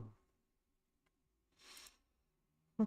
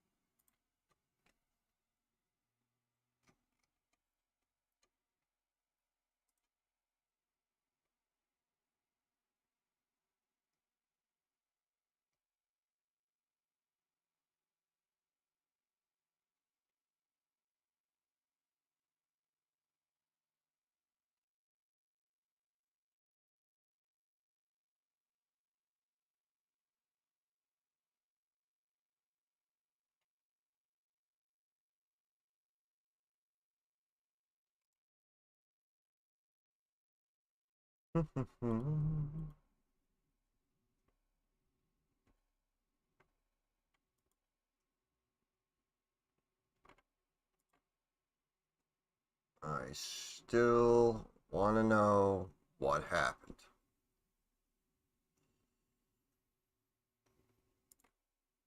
I don't trust it.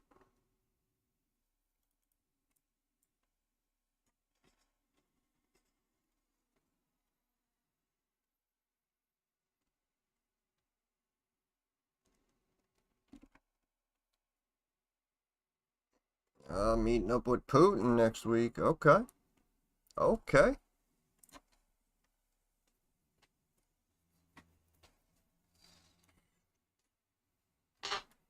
Trump out there working those deals. And we got a little tightening taking place here. Up. Up.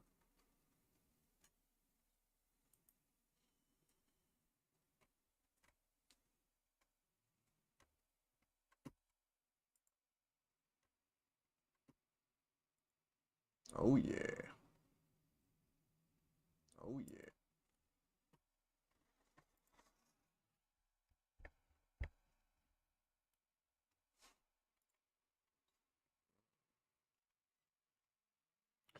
Very, very interesting. Hmm. Hmm. Remember, if they're chilling it, ready to pop it, we may see a dropping. If they're popping, we're dropping. Look at this NASDAQ. My goodness.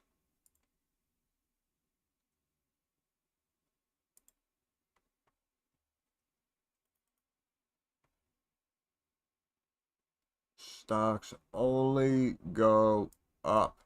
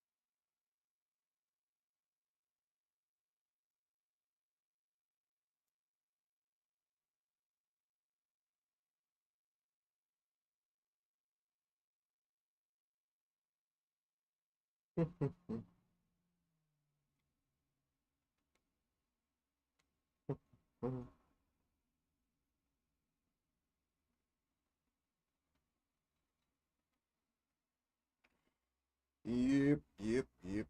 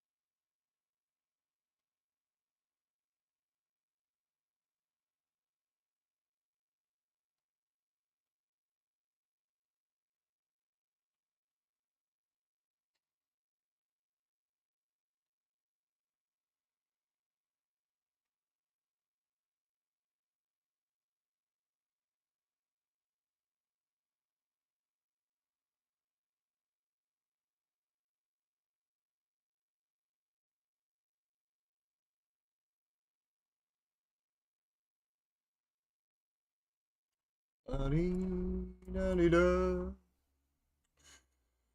We are staying up, ladies and gentlemen.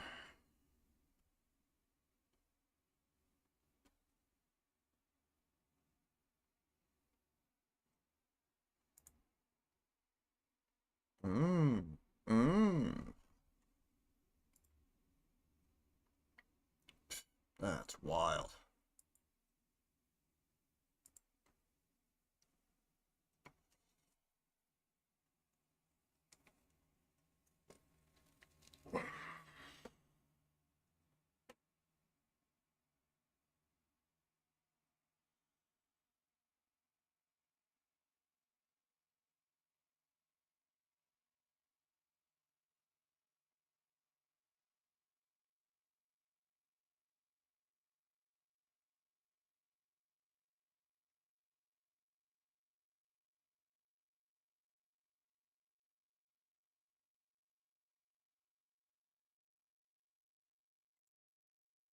NASDAQ just continuing.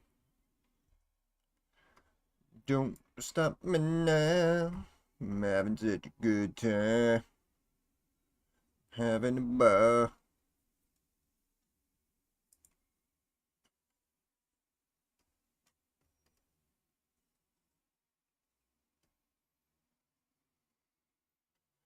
DraftKings up 2%. Approaching 46.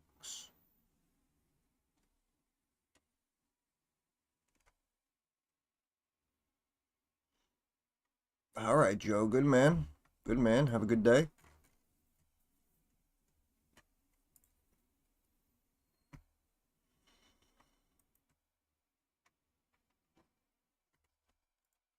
Apple staying up, I assume.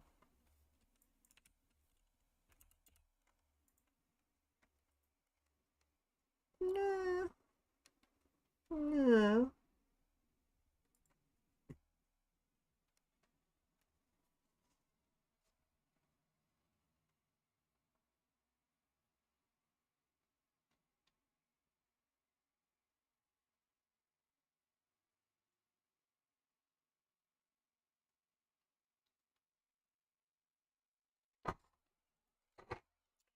La da dee.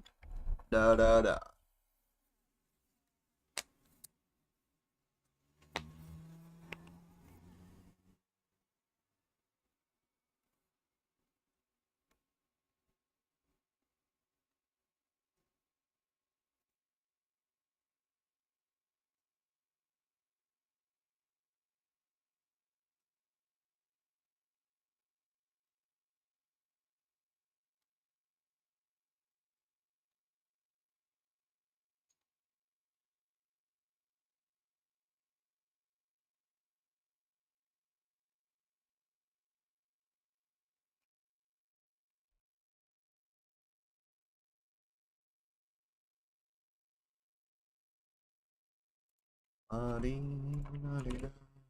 HGRAF check.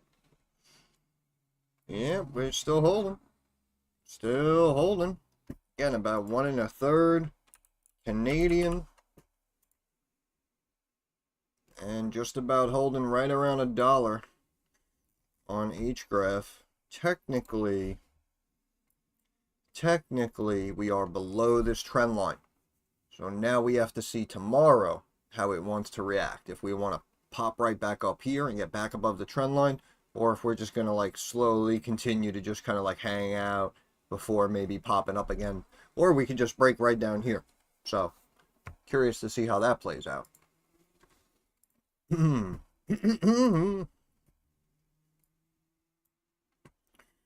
Oh, baby. Looking for a big break. Daddy needs a new pair of shoes. Looking for a new pair of shoes.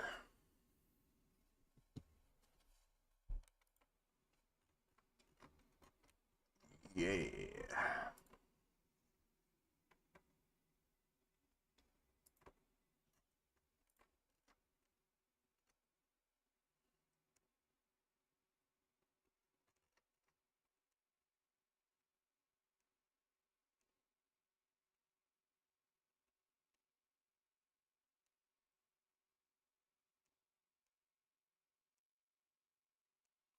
See how Coke's doing. Remember that one? Good old Coke. Hey. Hey. Yeah, dip going into the split. Up since. Posted some good numbers too. Higher earnings, bada bing, bada boom. We spoke about them taking on some debt to buy out a huge chunk of the shares. Yeah, Coke's a good one. Coke is a good one.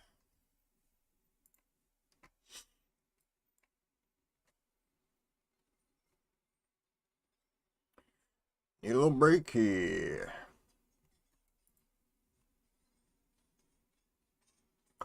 Oh my goodness, what am I hearing? That was like a makeshift go-kart or something going by.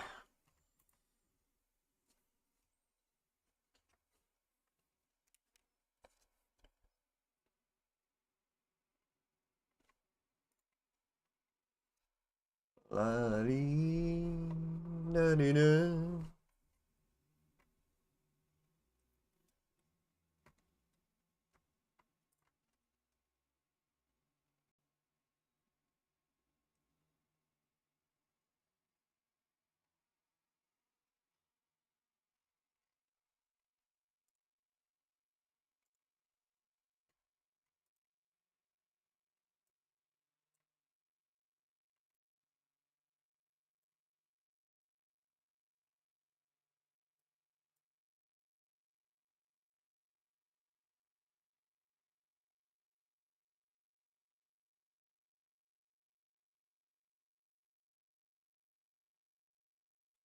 Mm, mm, mm.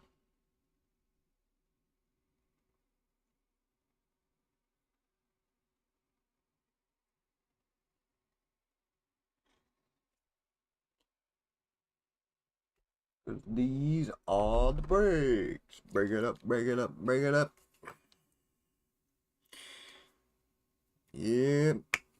Looks like we're not getting a big break.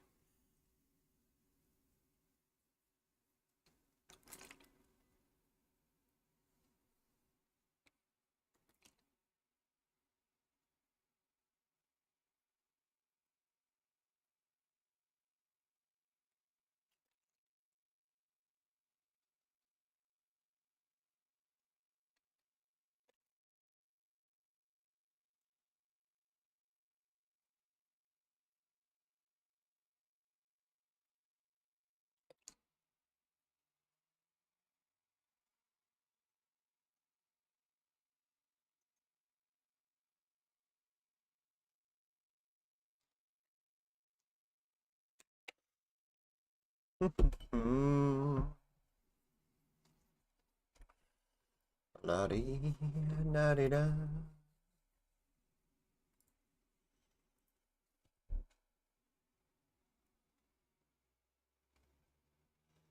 Apple sub 214.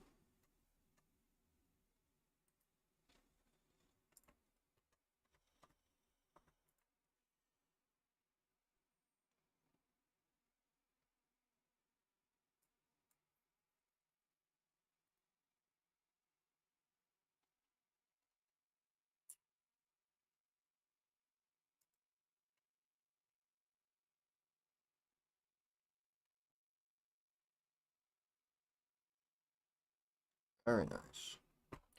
Very nice day for DraftKings. USO puts, beautiful.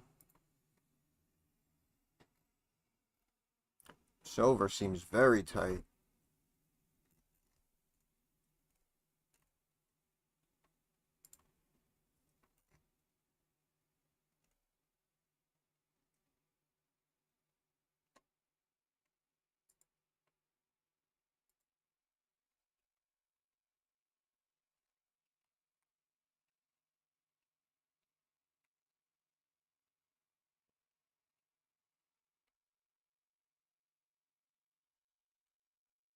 La da dee da da da.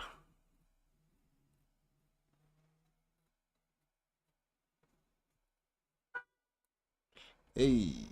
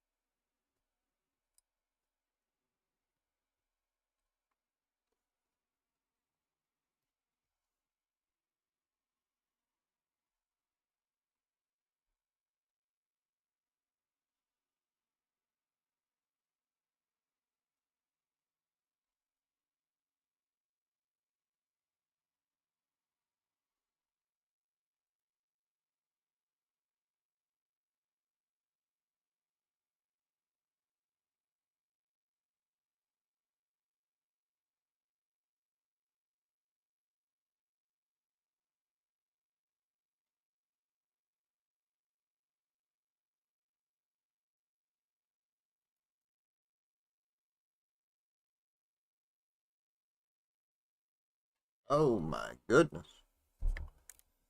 Some markets cannot be stopped. Truly incredible.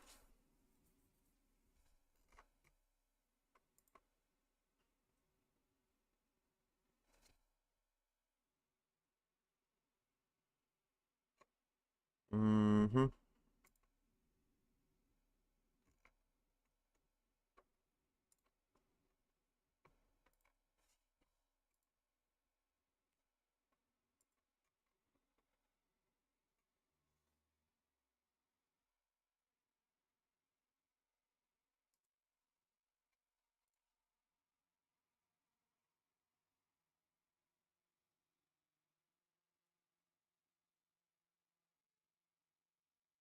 Hey.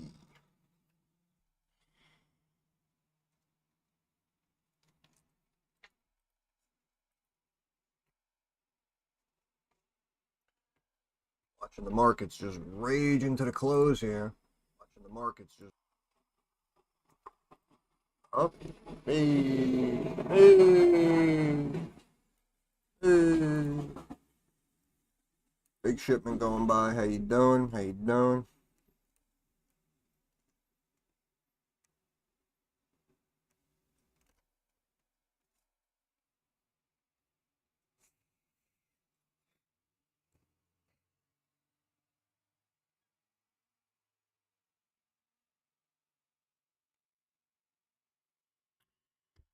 Here come the hard stepper. I'm the little gangster.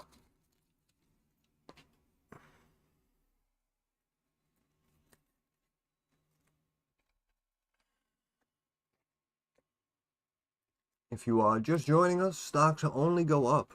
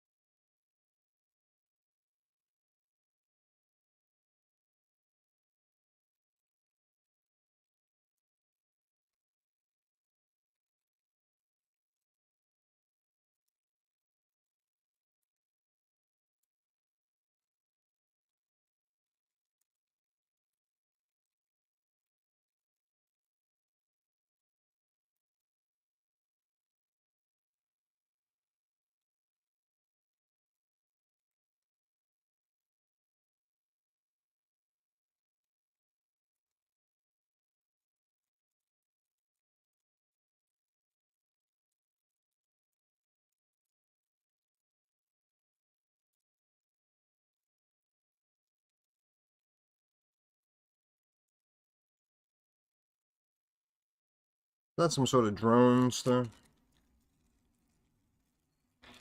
Is that another drone stuff?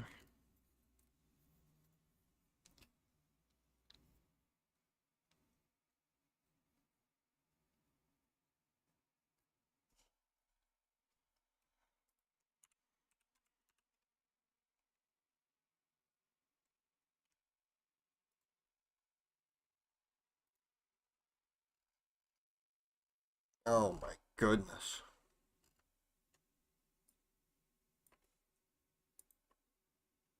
One for 20, one for 50. Uh,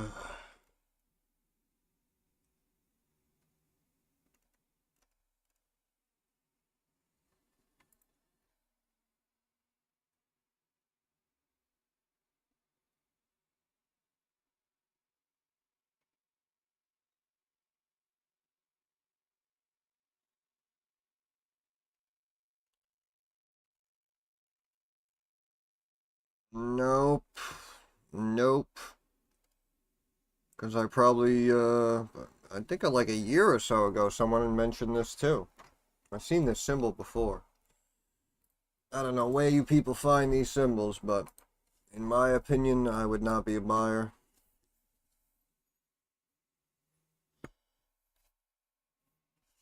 Thanks for keeping me busy, though, Ricardo. I appreciate that. It's a good man right there.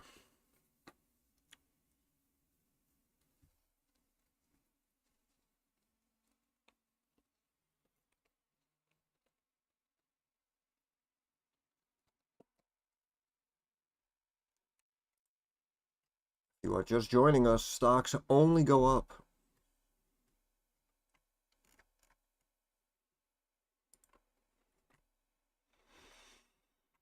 Hmm.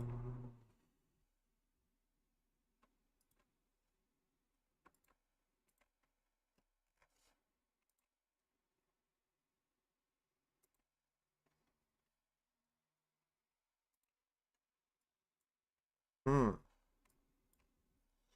I am very surprised.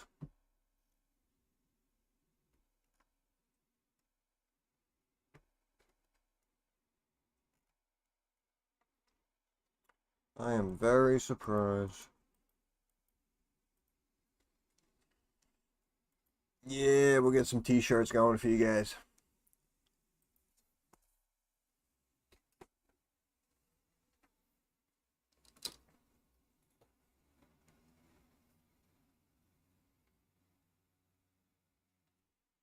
It's all about the merch, right?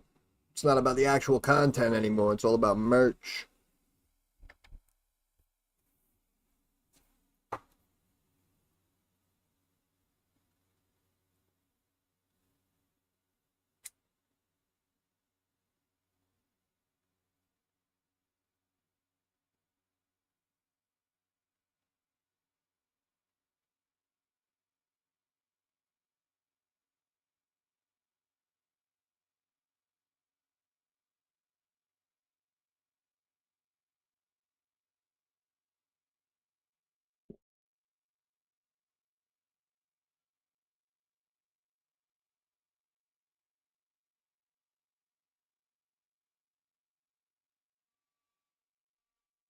Oh, we got a truck backing up. Mm-hmm.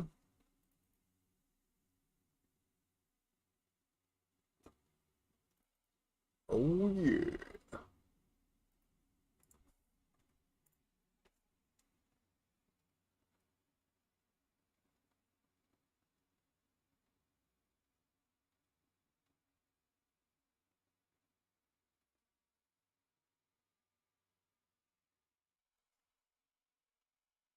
Let's actually check the earnings calendar.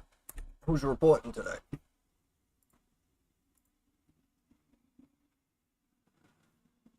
App loving. Oh, IonQ. Ah. IonQ with earning, huh? Mmm. Oh, baby, yep. I remember back here we were looking at it like 16, 17 was talking about if we get above that level. Kaboom! Kaboom! IonQ, though, as we see, actually bringing in some revenue, beating expectations. Now we're expecting 17 mil. This time last year, 11 1/3 on 8.6. Market cap's 10 billion though. Oh man. I mean, really could come down no matter what. But again, a lot of stocks that people throw at me are like pre-revenue. At least this company's making some revenue. So we got DraftKings, Elf. Let's see, DraftKings reporting earnings today. Oh yeah.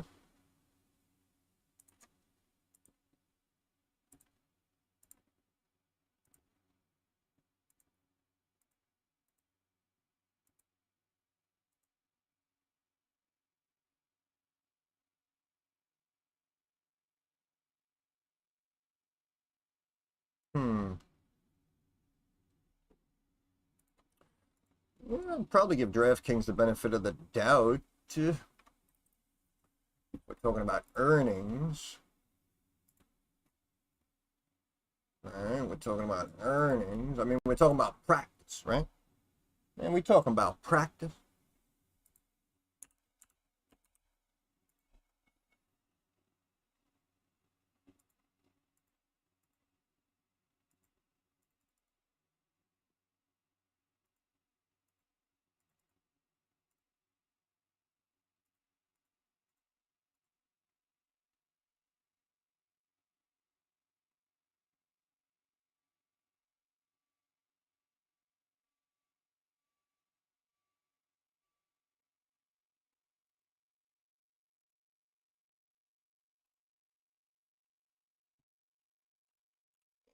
Elf coming with earnings.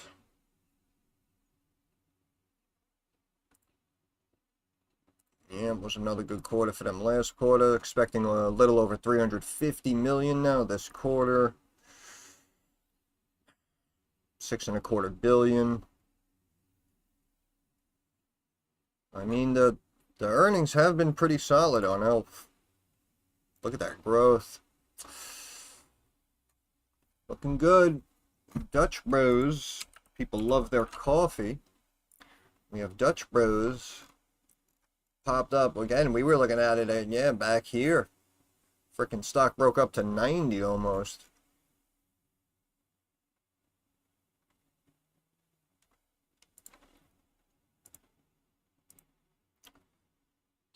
Anticipating a little over 400 million in revenue.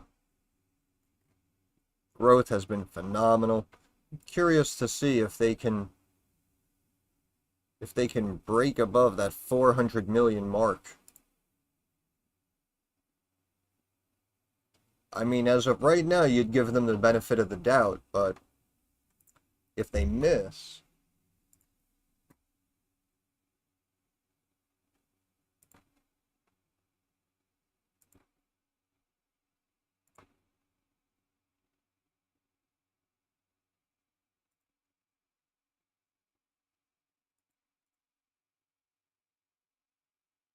at 52, potentially on Bros, if it's not a stellar report.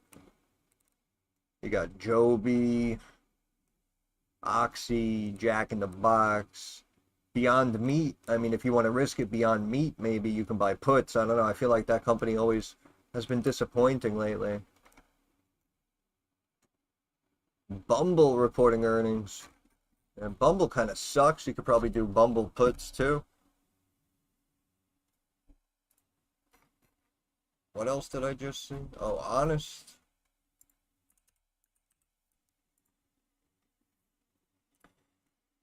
Yeah, see how we're just tightening since last earnings? Because we're really waiting to see, you know, is this company going to get smacked around from tariffs? Are they really going to be impacted? Or is none of this an issue? Or is none of this an issue? So that's what people are waiting to see with Honest. 92.25 million, we'll call it. 1.3 cents a share expecting for Honest. Could be worth the risk. So far, so good, right? so far so good.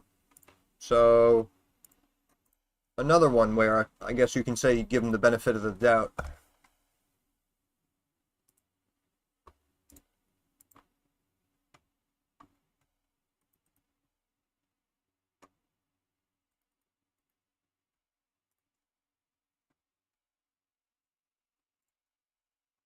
Yep, yep, yep, yep, yep, yep, yep, yep. Oil's still down. Yeah, dollar's been slowly climbing back up for almost about an hour. And stocks have kind of been holding. I mean, we really should be breaking. Came back down, just retested that trend line on the Dow.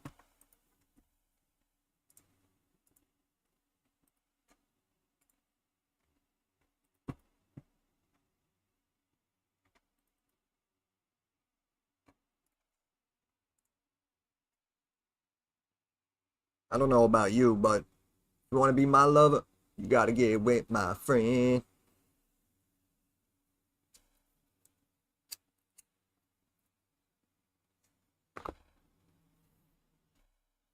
Make it live forever, the friends should never end. And people always talk about like the couple of songs and like how impactful the Spice Girls were. And listen, like I get it, you know what I mean? Because we have boy bands, then we have like the girl groups and stuff. So like I get the appeal, believe me. But I will say, the main thing I remember about the Spice Girls were these amazing lollipops that they used to make. I don't know if you guys knew about that, but they used to have these lollipops and they were like strawberry flavored, and everything else was like cherry and other stuff. But yeah, those were like strawberry flavored. There was like a gumball in the middle. They were just awesome.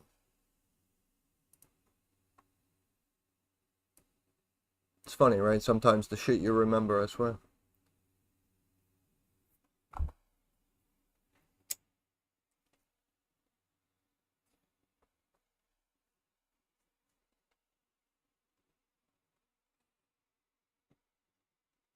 Looks like we are fighting to stay up.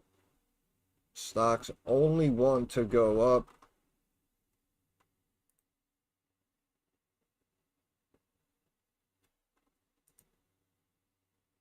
Right, even though technically if we drew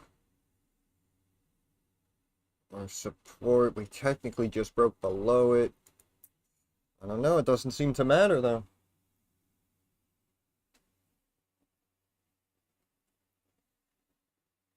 Oh, and there's a break.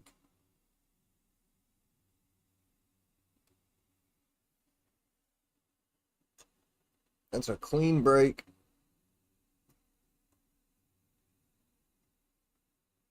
Getting some little buys coming in as a break.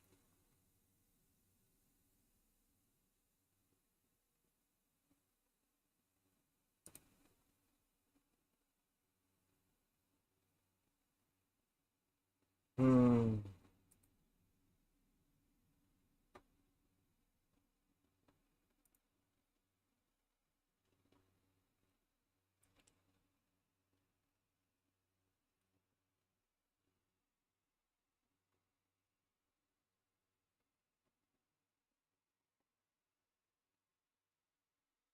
That's a big red candle right there where it closed. Let's see if it wants to try to retrace a little bit or if we're just going to keep slipping. Oh, we are starting to slip. On the Dow, at least, anyway. NASDAQ actually just gapped down. S&P, big red candle, big red volume came in.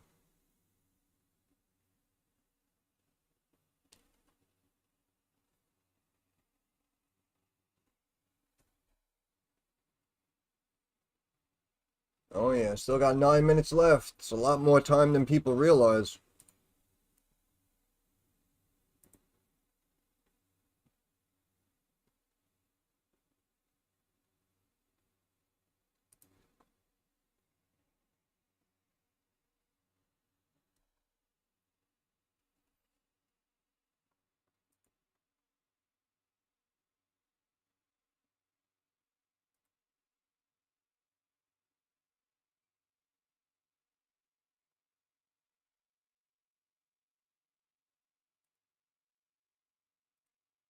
All of a sudden our yields are climbing back up, both back above the moving average on the daily.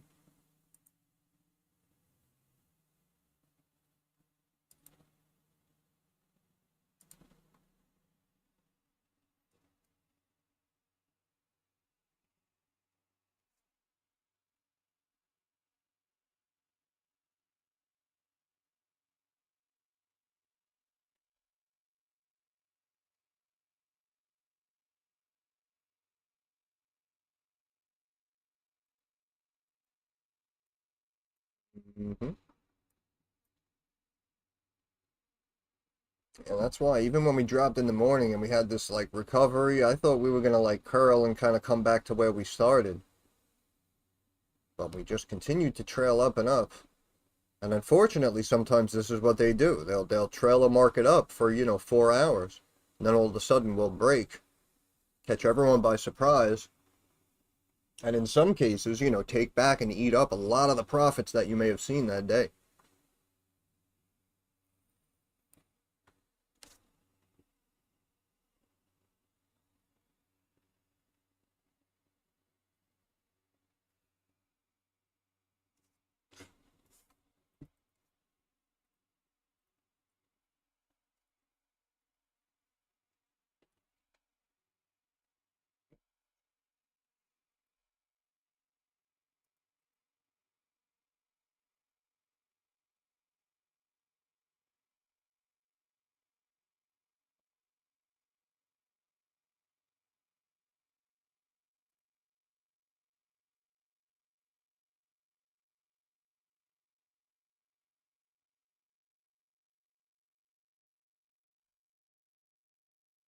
I'm just sitting here watching the markets go up and down.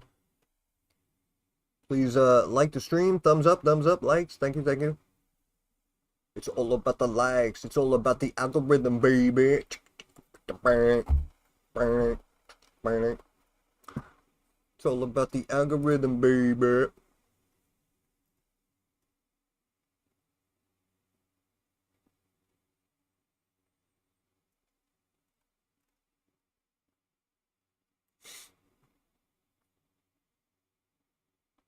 Right back to that trend line, because why not? What am I witnessing?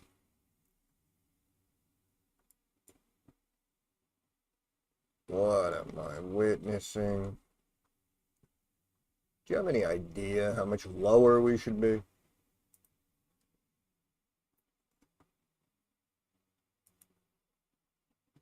I mean, the reality, the real reality. Oh, Apple now sub 213. Right around 213 now. Okay. Okay. The Dow just kind of swinging around. Trying to make up its mind here in the last 5 minutes.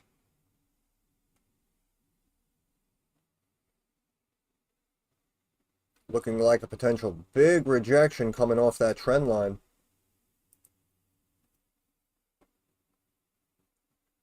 Dow now sub 44,200.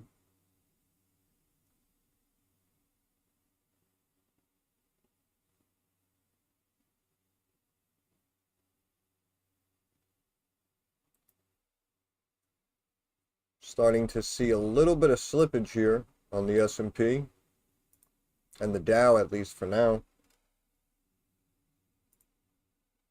Dollar popping back up just in the last minute or two, right? This is what I was talking about.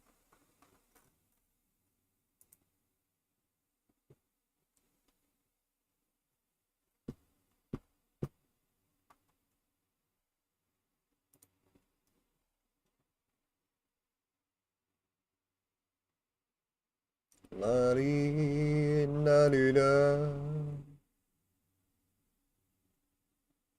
La-da-dee-da-da-da.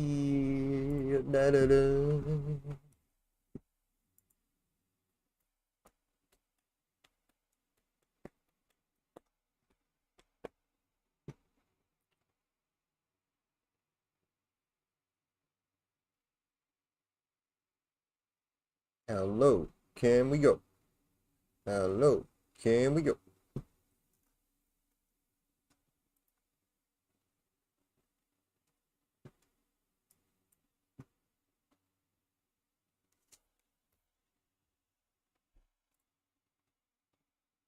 We're down to the final stretch. There is about 2 minutes remaining in this trading day.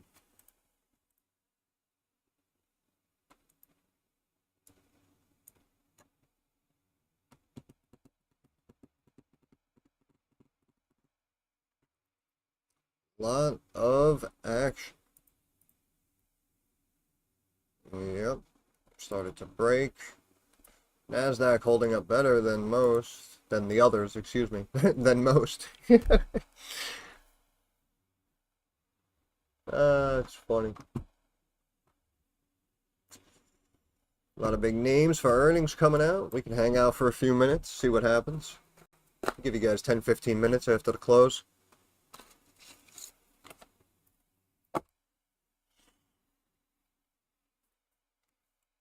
Volare. Oh. Gigantare. Oh. Yep. Yep. Yep. Oh. I tell you, I feel like nothing's making sense to me anymore sometimes. Just stop. Oh, big red candle there. Little reversal. Little potential reversal. The last minute. The last minute.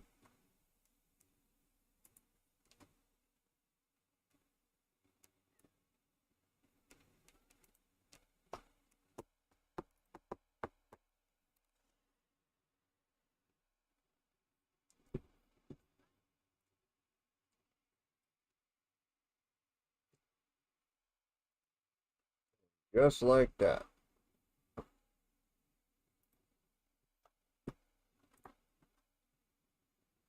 Right? But again, this is why, I sat here all day. Notice the big drop, the up, the up, the up, the up, and then literally in the last, 20 minutes, that's when the drop happens. And that's the way it works, We sat here pretty much most of the day together and just watched that happen live.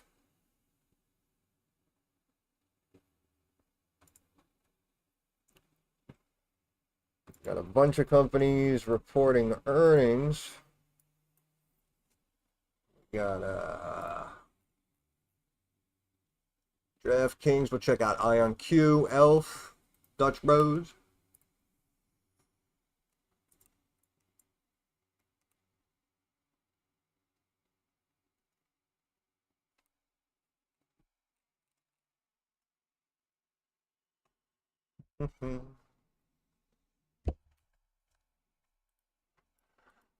Benny and the Jets.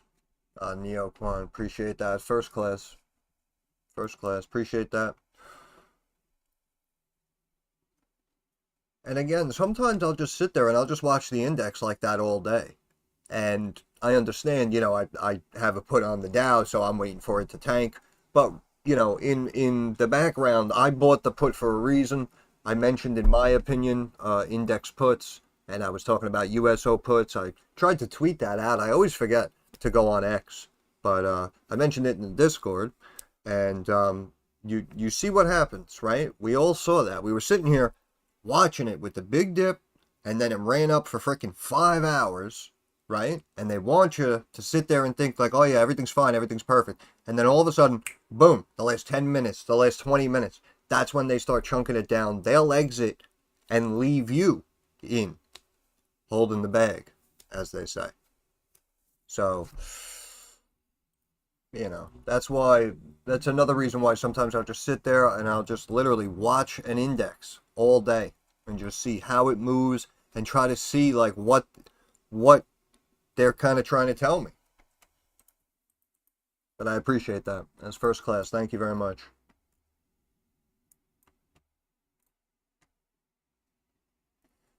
What is this? DraftKings will charge a 50-cent fee on all bets in Illinois. Yeah, that's fine. Still cheaper than an options contract, right? You buy an option, it costs what, like 65 cents or something? That's funny. So yeah, we got DraftKings up 1% right now after hours. Waiting those numbers coming out. Got a lot of other names too. We got App Lovin', which I know was trending for a while. A lot of people were pumped about that one. Up about 1% right now. Not seeing numbers quite yet. Expecting $1.96 a share on $1.22 billion in revenue. So we'll see how those numbers look. Stock up about 0.5% right now. Wow, and I pulled up the earnings calendar, and now it's like glitched out. It's not loading. Oh, there's probably 100 million people trying to do the same thing. That's why, right?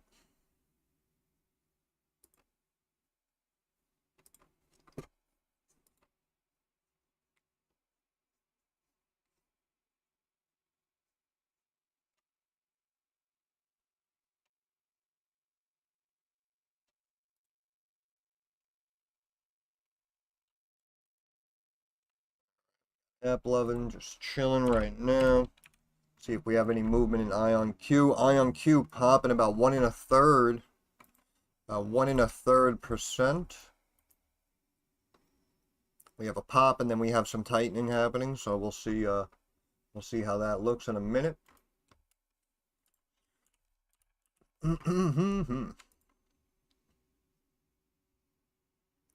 Elf, we're waiting. DraftKings, waiting. About Dutch Bros.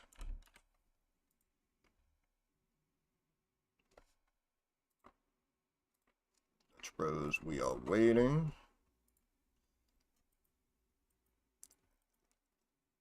Up about 1% right now. Oh, Dutch Bros, the explosion right before our eyes. 6.8%, 7.5%, spiking up to above $62. Dutch Bros having a big bounce back. Again, we just looked at estimates and we were seeing that we were expecting a little over 400 million. And I said, if they are able to meet that mark, that'll cause the explosion, but it could be viewed as overvalued. Second quarter revenue, 415.8 million. Analysts expecting 403.75. Phenomenal revenue beat by Dutch Bros right there. EPS about a quarter. Yeah, we were looking for about 17.5 cents. Phenomenal beat for Dutch Bros, BROS. Again, this is the rapidly growing coffee kind of drive-through chain that people seem to be shifting to, it looks like, from Starbucks. Look at that spike up, fighting for $63 a share right now. Watching it live, up 8.5%. Seems like a very good report. They probably mentioned as well that they brought open a bunch of locations, because they've been saying that from quarter to quarter. And they probably announced that they're going to continue to open locations, and they're hitting their mark, right? I can only assume that without even looking at the information, but you can see the stock right now continuing to climb, up at 63.5 a share, seeing a 10% bump right now. Dutch Bros with a very nice beat on the top and bottom line. Let's go back to DraftKings. DraftKings hanging out, no action.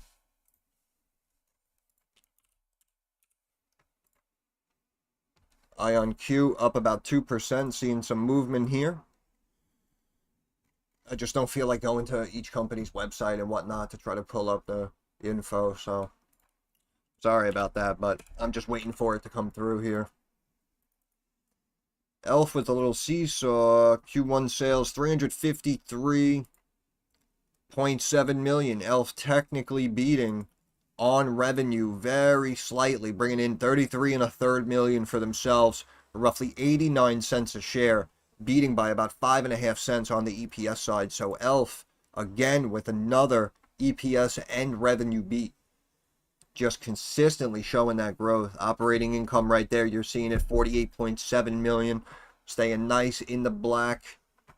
Got a little bit of wiggle room. We got some cushion. ELF, again, this is why I say, in my opinion, you just simply make a list of companies that are performing well fundamentally. And then when they sell them off or whatever, you see like a downgrade or just some sort of negative headline and they start dropping the stock and bringing it back down, that's when you step in, you scoop up some shares, and then you ride the wave up. Right? Because if the fundamentals are strong and are consistently growing, then the stock should really be fine, unless they're just consistently issuing shares and whatnot. Okay, we're hanging out. Who else? DoorDash. DoorDash seeing about a 5.7% pop here. Forecast strong quarter, resilient delivery demand, of course, because we know that people are getting lazier and lazier, right? So we're just getting all of our food delivered now. DoorDash revenue 3.3 billion. Analysts were expecting about between that and 3.16 billion, 43.8 cents a share. Earnings improves year over year. Top line jumped 18%. And right, yeah, wait, hold on. Mobility, right, right. For the mobility segment jumped 19%. Actual segmental sales above expectation, 715.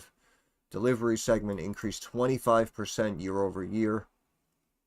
Phenomenal growth. Freight revenues down. Okay.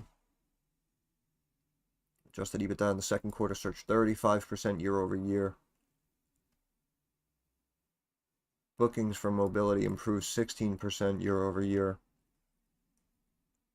Gross bookings from delivery augmented 20% year over year. Wow, these are some big numbers here.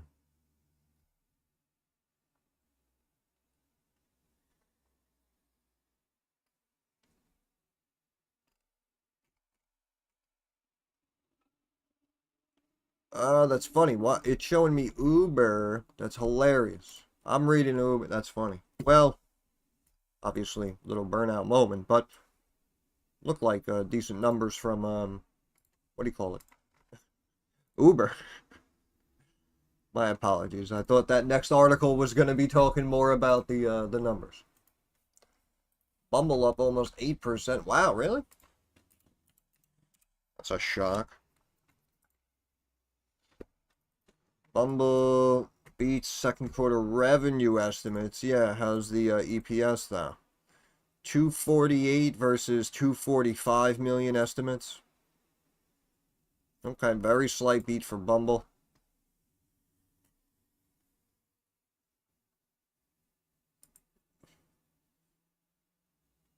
Turnaround effort, huh? Net income, what's that? Minus 367 million? Is that what I just read? Stock is trash. Oh, we got people passing by, bumping the music. Okay, okay. Okay. Oh, DraftKings. Hanging out.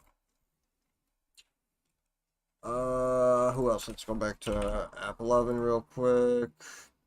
App 11 down about 6.25%. 239. Okay, they beat on EPS. Oh, not loading. Okay. Stock down right now about almost 5%, we'll call it. $370 a share, App 11. IonQ, we had a pop and then a drop. Revenue comes in, what's that? 20.7. Wow, they bring in over 20 million. And we're not loading. Completed acquisition.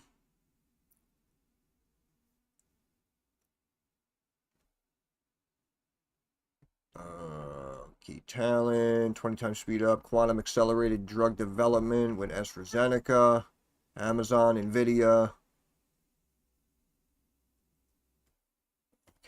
6 billion. Pleased to report that, quote, I am pleased to report that we beat the top end of guidance for Q2 revenue by 15% and strengthened our balance sheet via the largest equity investment from a single institution in the quantum industry.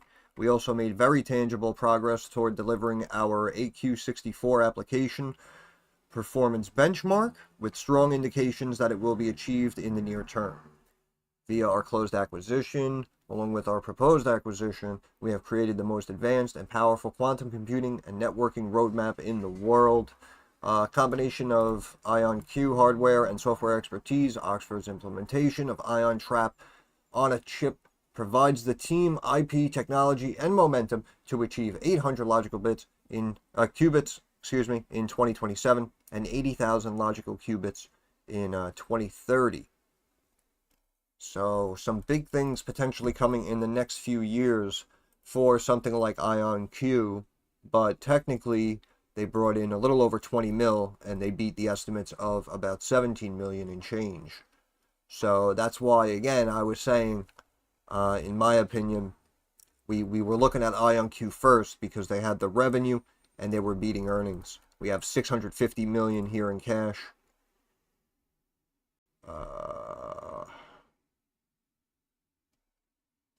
Net loss, big loss, but again, this may turn out to be one of the front runners in the space, but you're seeing a drop right now, almost about 5%, IonQ.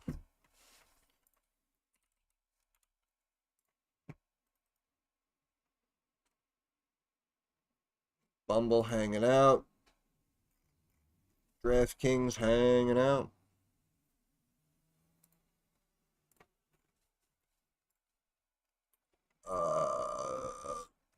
Let's recheck Bros, see if that kept going. Oh my goodness. Oh my goodness, Bros up here, 12.5%. Absolutely annihilated estimates. Seeing a big pop here back to 65. Which brings us back here. Which would bring us probably to like here, right? Because if we continue to tighten, 86. It's close enough. If we continue to tighten,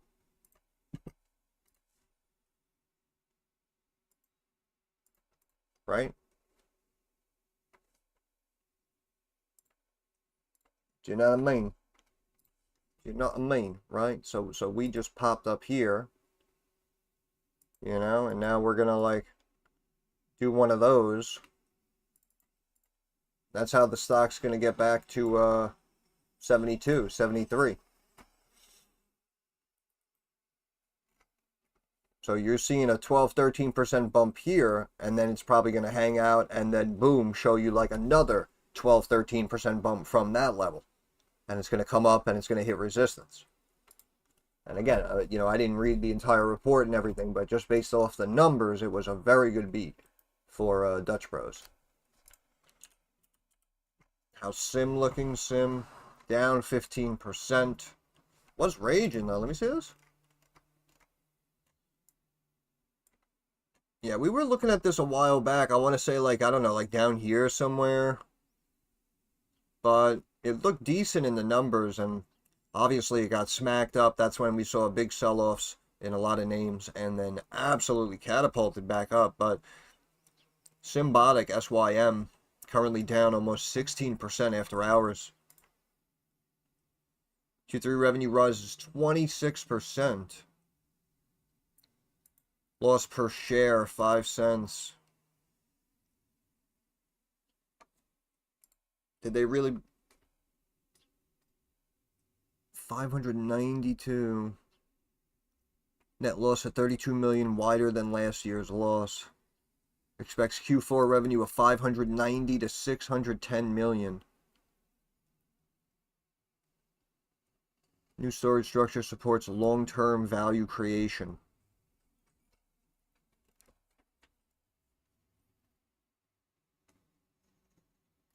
Gross margins improved.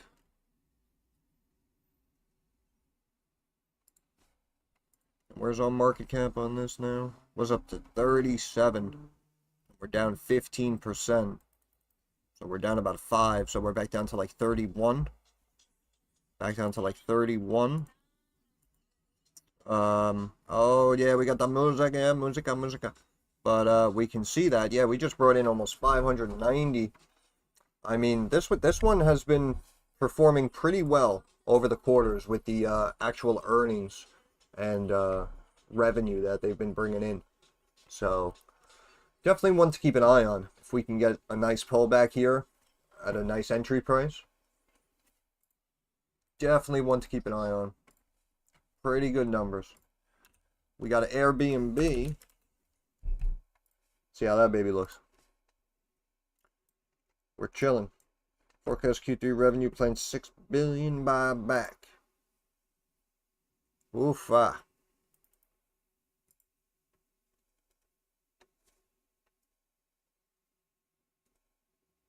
New share repurchase program worth $6 billion.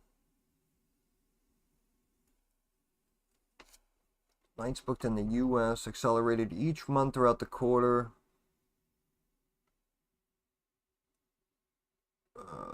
Encouraged by the trends for the current quarter. United Airlines, Wyndham saw a recovery. Airbnb's average daily rates or average cost per night in North America rose 3% in the quarter, driven by strong demand for higher price listings. Okay, big money. Trend is consistent with other travel companies. Okay, so people who obviously have big money want the best of the best. I mean, that's old news though, we knew that. Impact foreign exchange. Okay, nights and seats booked. Services. Nights and seats booked. An updated metric which includes the number of services booked. And do we keep track of how many are canceled? Huh? But anyway, looks like it rose 7%. Gross booking value increased 11% to $23.5 billion. Had a strong Q2, quote, exceeding expectations across our key metrics. Expects third quarter revenue between $4.02 billion to $4.1 billion, the midpoint of which is higher than analysts' $4.05 billion. Very nice. Company cautioned that despite stronger night bookings in North America, growth could moderate given tougher year-over-year comparisons in the third and fourth quarters. Interesting.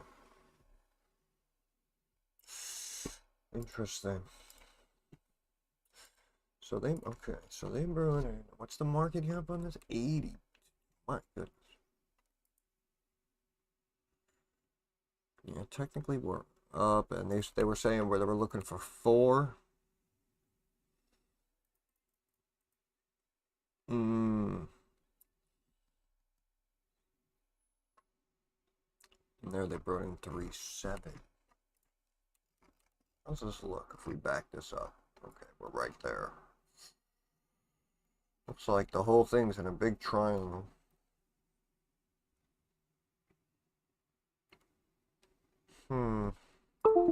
Yep, there goes the keyboard. Yeah, it's been slightly mixed, but apparently, like they said, apparently they're still showing strong bookings, strong demand. Revenue rose a little bit. North America, right? They were saying, what, like 3%? So, obviously the buyback is a big catalyst as well. $6 billion buyback. Not bad for Airbnb. Honestly, in my opinion, I'm surprised it's holding up, but I guess I underestimated the general public. Perhaps I am out of the loop. DraftKings seeing a nice pop here, 6% pop. DraftKings sees 2025 revenue 6.2 to 6.4 billion.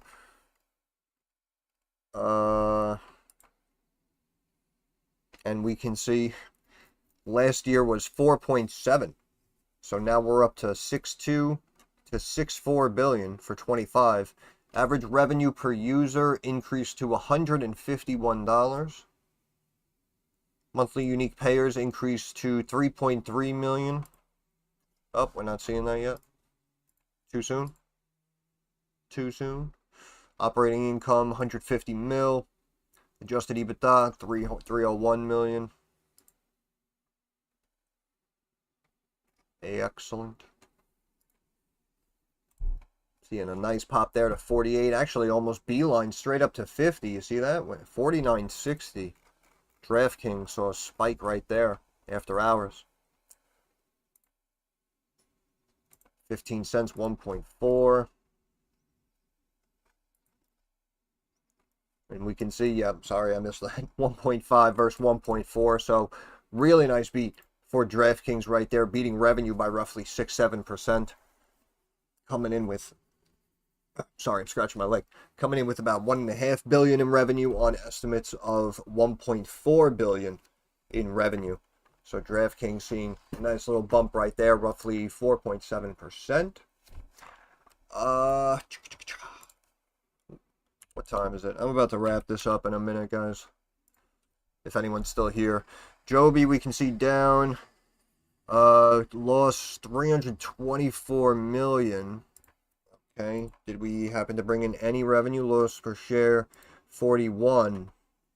So wider than expected loss per share for Joby. And we had a big drop. Looked like we tried to spike right back up to the moving average. But Joby right now down almost a full point, or about 5.5%, 4.5%, we'll call it, sitting at about $18 a share on what looks to be a little bit of a wider than expected loss.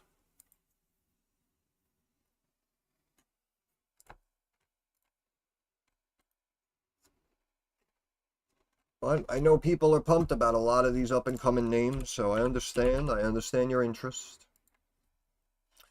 Lyft down 7%, and I wonder if that's because we read before that Uber had such a great quarter. 24 cents, 1.6. Missing revenue, what happened? Revenue 159, estimates of 1.6. Alright. Expects Q3 bookings between 4.65 billion and 4.8 billion, above estimates of 4.59 billion. See, so almost similar to like an SMCI situation, right? We missed here in this quarter, but we're looking forward and we're seeing more growth than what we anticipated. Sees core earnings 125 million to 145 million for Q3, largely in line with estimates.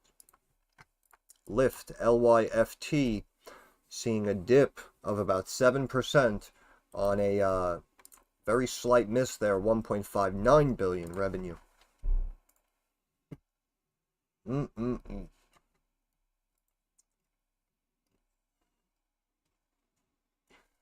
curious.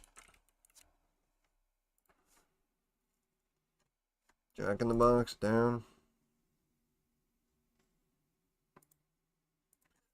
Okay. What about Beyond? Did Beyond happen to pop?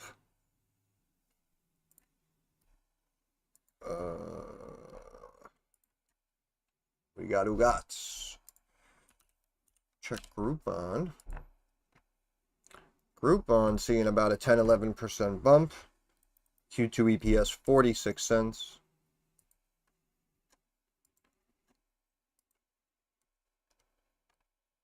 North America local revenue up 3%, local billings up 20%.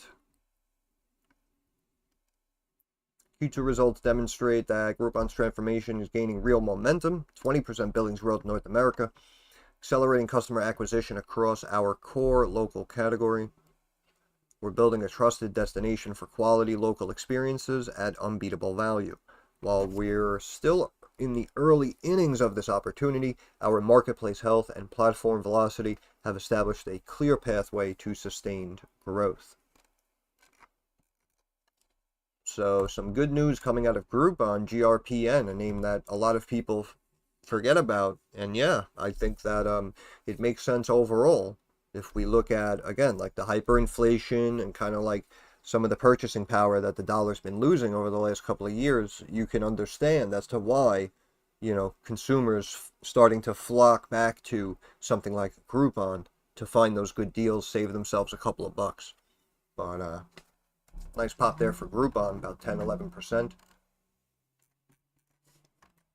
I just want to recheck.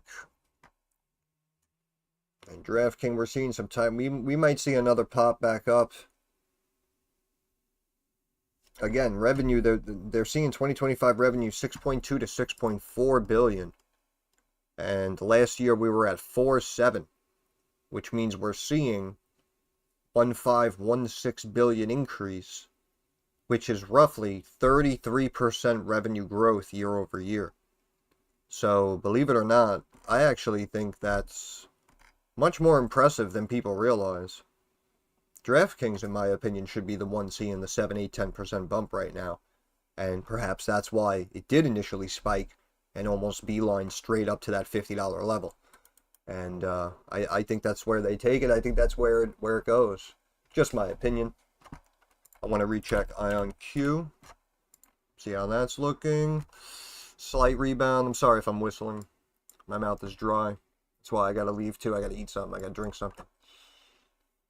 IonQ, though, down only 1.5%. Again, you could make the argument that we're overvalued, but they said they're making big key acquisitions in the space, right? Which hopefully will put them ahead of the curve for you shareholders. And you can see now the stock down 1.25%. Estimates were 17 million. They brought in 20 million. So they technically did beat earnings. But, I mean, you know, a lot of them, again, are overvalued. I do like DraftKings. I'm seeing this chat late. I don't know when you just typed that, but I do like DraftKings. Again, we were looking at DraftKings in the lower 40s, looking at all the 50 to 60 price targets on it. And that's why, you know, it slowly climbed up, and then obviously today they reported some good numbers. I do like DraftKings, especially now if it's going to feed off the momentum of earnings.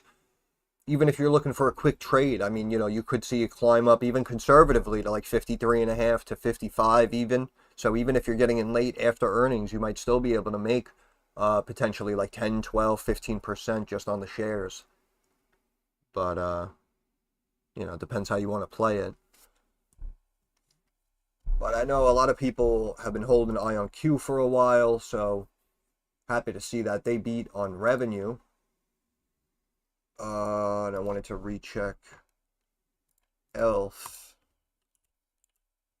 Look at IonQ now, less than 1% down.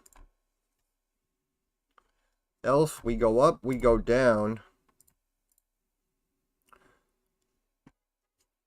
Resilient demand for affordable lipsticks and skincare.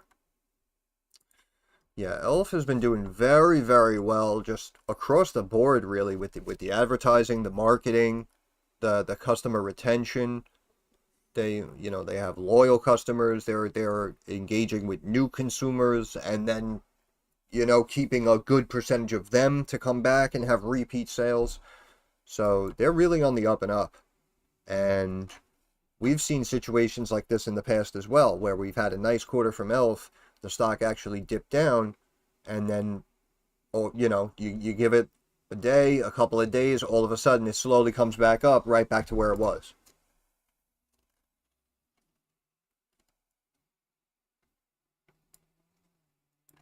So yeah, that's going to be here. So time to extend these out. Okay, so this is the first one that we'll look for. But yeah, I'd say, you know, yeah, something like ELF, believe it or not, in my opinion, I like, because I know they were scared about tariffs, and you know, it just doesn't seem to be an issue. So ELF down a little bit. You know, they can continue to kind of channel it down here and tighten it up, but in my opinion, you know, as you come down here into the low 100s, or even sub 100, ELF could be a decent buy, in my opinion. Why is Honest tanking? There you go. I knew I forgot something. Honest reporting.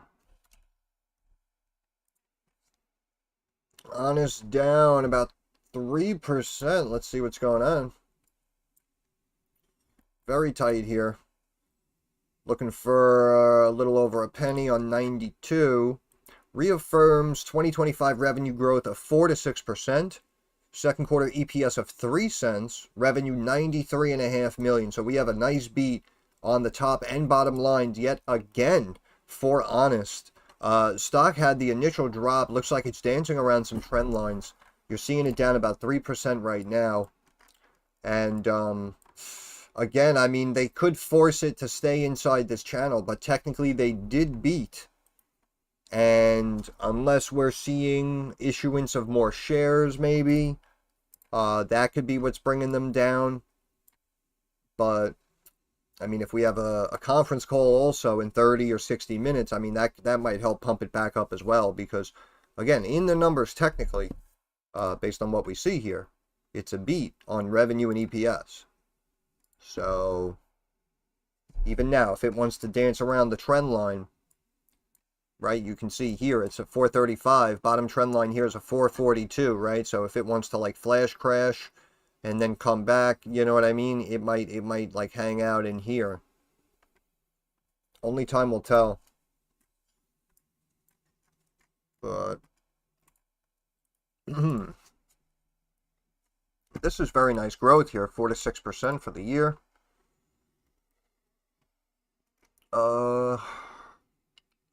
Driven by an increase in retail revenue, particularly in wipes, offset by declines in diaper and adult facial care revenue. Gross profit $37.8 million, 6% increase from the prior year. Operating income $2.9 million compared to a loss of $4 million this time last year. Net income $3.9 million, significant improvement from a net loss of $4.1 million a year ago. And 3 cents per share. We had 4-cent loss a year ago. Okay, wipes. Okay. So we had almost $8.5 million rise in wipes revenue, and you can see we had a dip in diaper 3.3, a dip in adult facial care revenue 2.5, but technically the rise in wipes exceeded the drop, but chances are they could be even dropping this down just because at least 2 out of 3 of these segments weren't up, and maybe because 2 out of 3 of them are down, we might have to lower revenue guidance. For the 6 months, wipes revenue increased by $18.1 million. Diaper and facial care revenue decreased by 1.7 and 3.2. Okay, so we are outpacing over the last 6 months. At least, we are outpacing the wipe revenue increase from the couple of million dip that we're seeing here in the other segments. North America. Impacting revenue 25, expected to negatively affect future diaper revenue. Distribution losses, 2 of the largest retail customers. Diaper revenue continuing will remain to be affected a little bit. Product innovation, plans to transition away from Honest.com as a shipping and fulfillment channel beyond 25, focusing instead on driving consumers to purchase through leading retailers and third-party e-commerce sites. This transition is expected to negatively impact revenue in 26, but improve gross margin in future years. Interesting. Huh. Very, very interesting.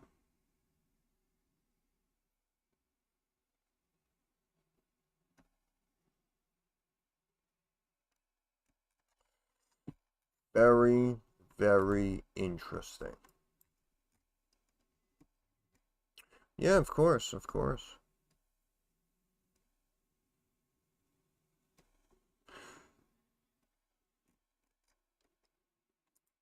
Yeah, I don't know if I'd beat them up that much. I mean, personally, oh my goodness, with the whistling.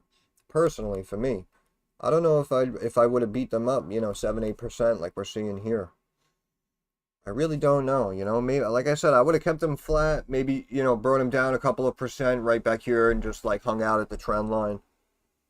Because technically they beat earnings, and I can completely understand that argument, right? You're going to move away from your own individual, website and shipping, and you're going to kind of just ferry it out to other retailers and other websites, which of course could it could turn out to be good, right? It could turn out to be good. So if you really think about it, we're down on an earnings beat, but down on the speculation that future movements could negatively impact the business, which is quite a stretch. You know, if it were me, I would kind of cross that bridge when I got to it. So, I don't know, but, you know, not down too much, down about 8%, but we'll see. We'll see again if this is a quick flash and we try to pop back into this range. I mean, or if they, I mean, I really don't know if they really want to bring it down like this, but down into the threes. But I will say, when we first found it, I was looking at the fundamentals and we saw the wedging in the technicals, and then it popped up and out. And then even here we did another video where the same thing. We had a pop and then we saw a wedging again, and then it popped up and out. So even if we do happen to really dip it down back here and we meet up and tank it with this trend line, it really should have a really nice pop up and out from that point.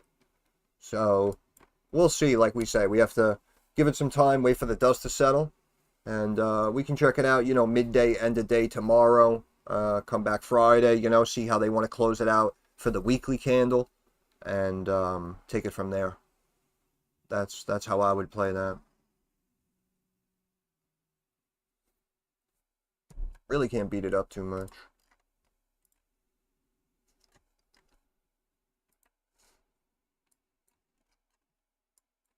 We popped, and we're really channeling down now. I thought we were just going to pop with a little flag and then pop again. But looks like DraftKings channeling down, up 3.25%. But yeah, I didn't want to sit here and continue to watch. I gave you guys the last 5 hours. So that's good enough. I'll end it there. If you got good news, congratulations. If you got bad news, that sucks. I'm sorry it happens. I appreciate everyone's support, everyone's time. You guys have a good evening. Talk to you tomorrow.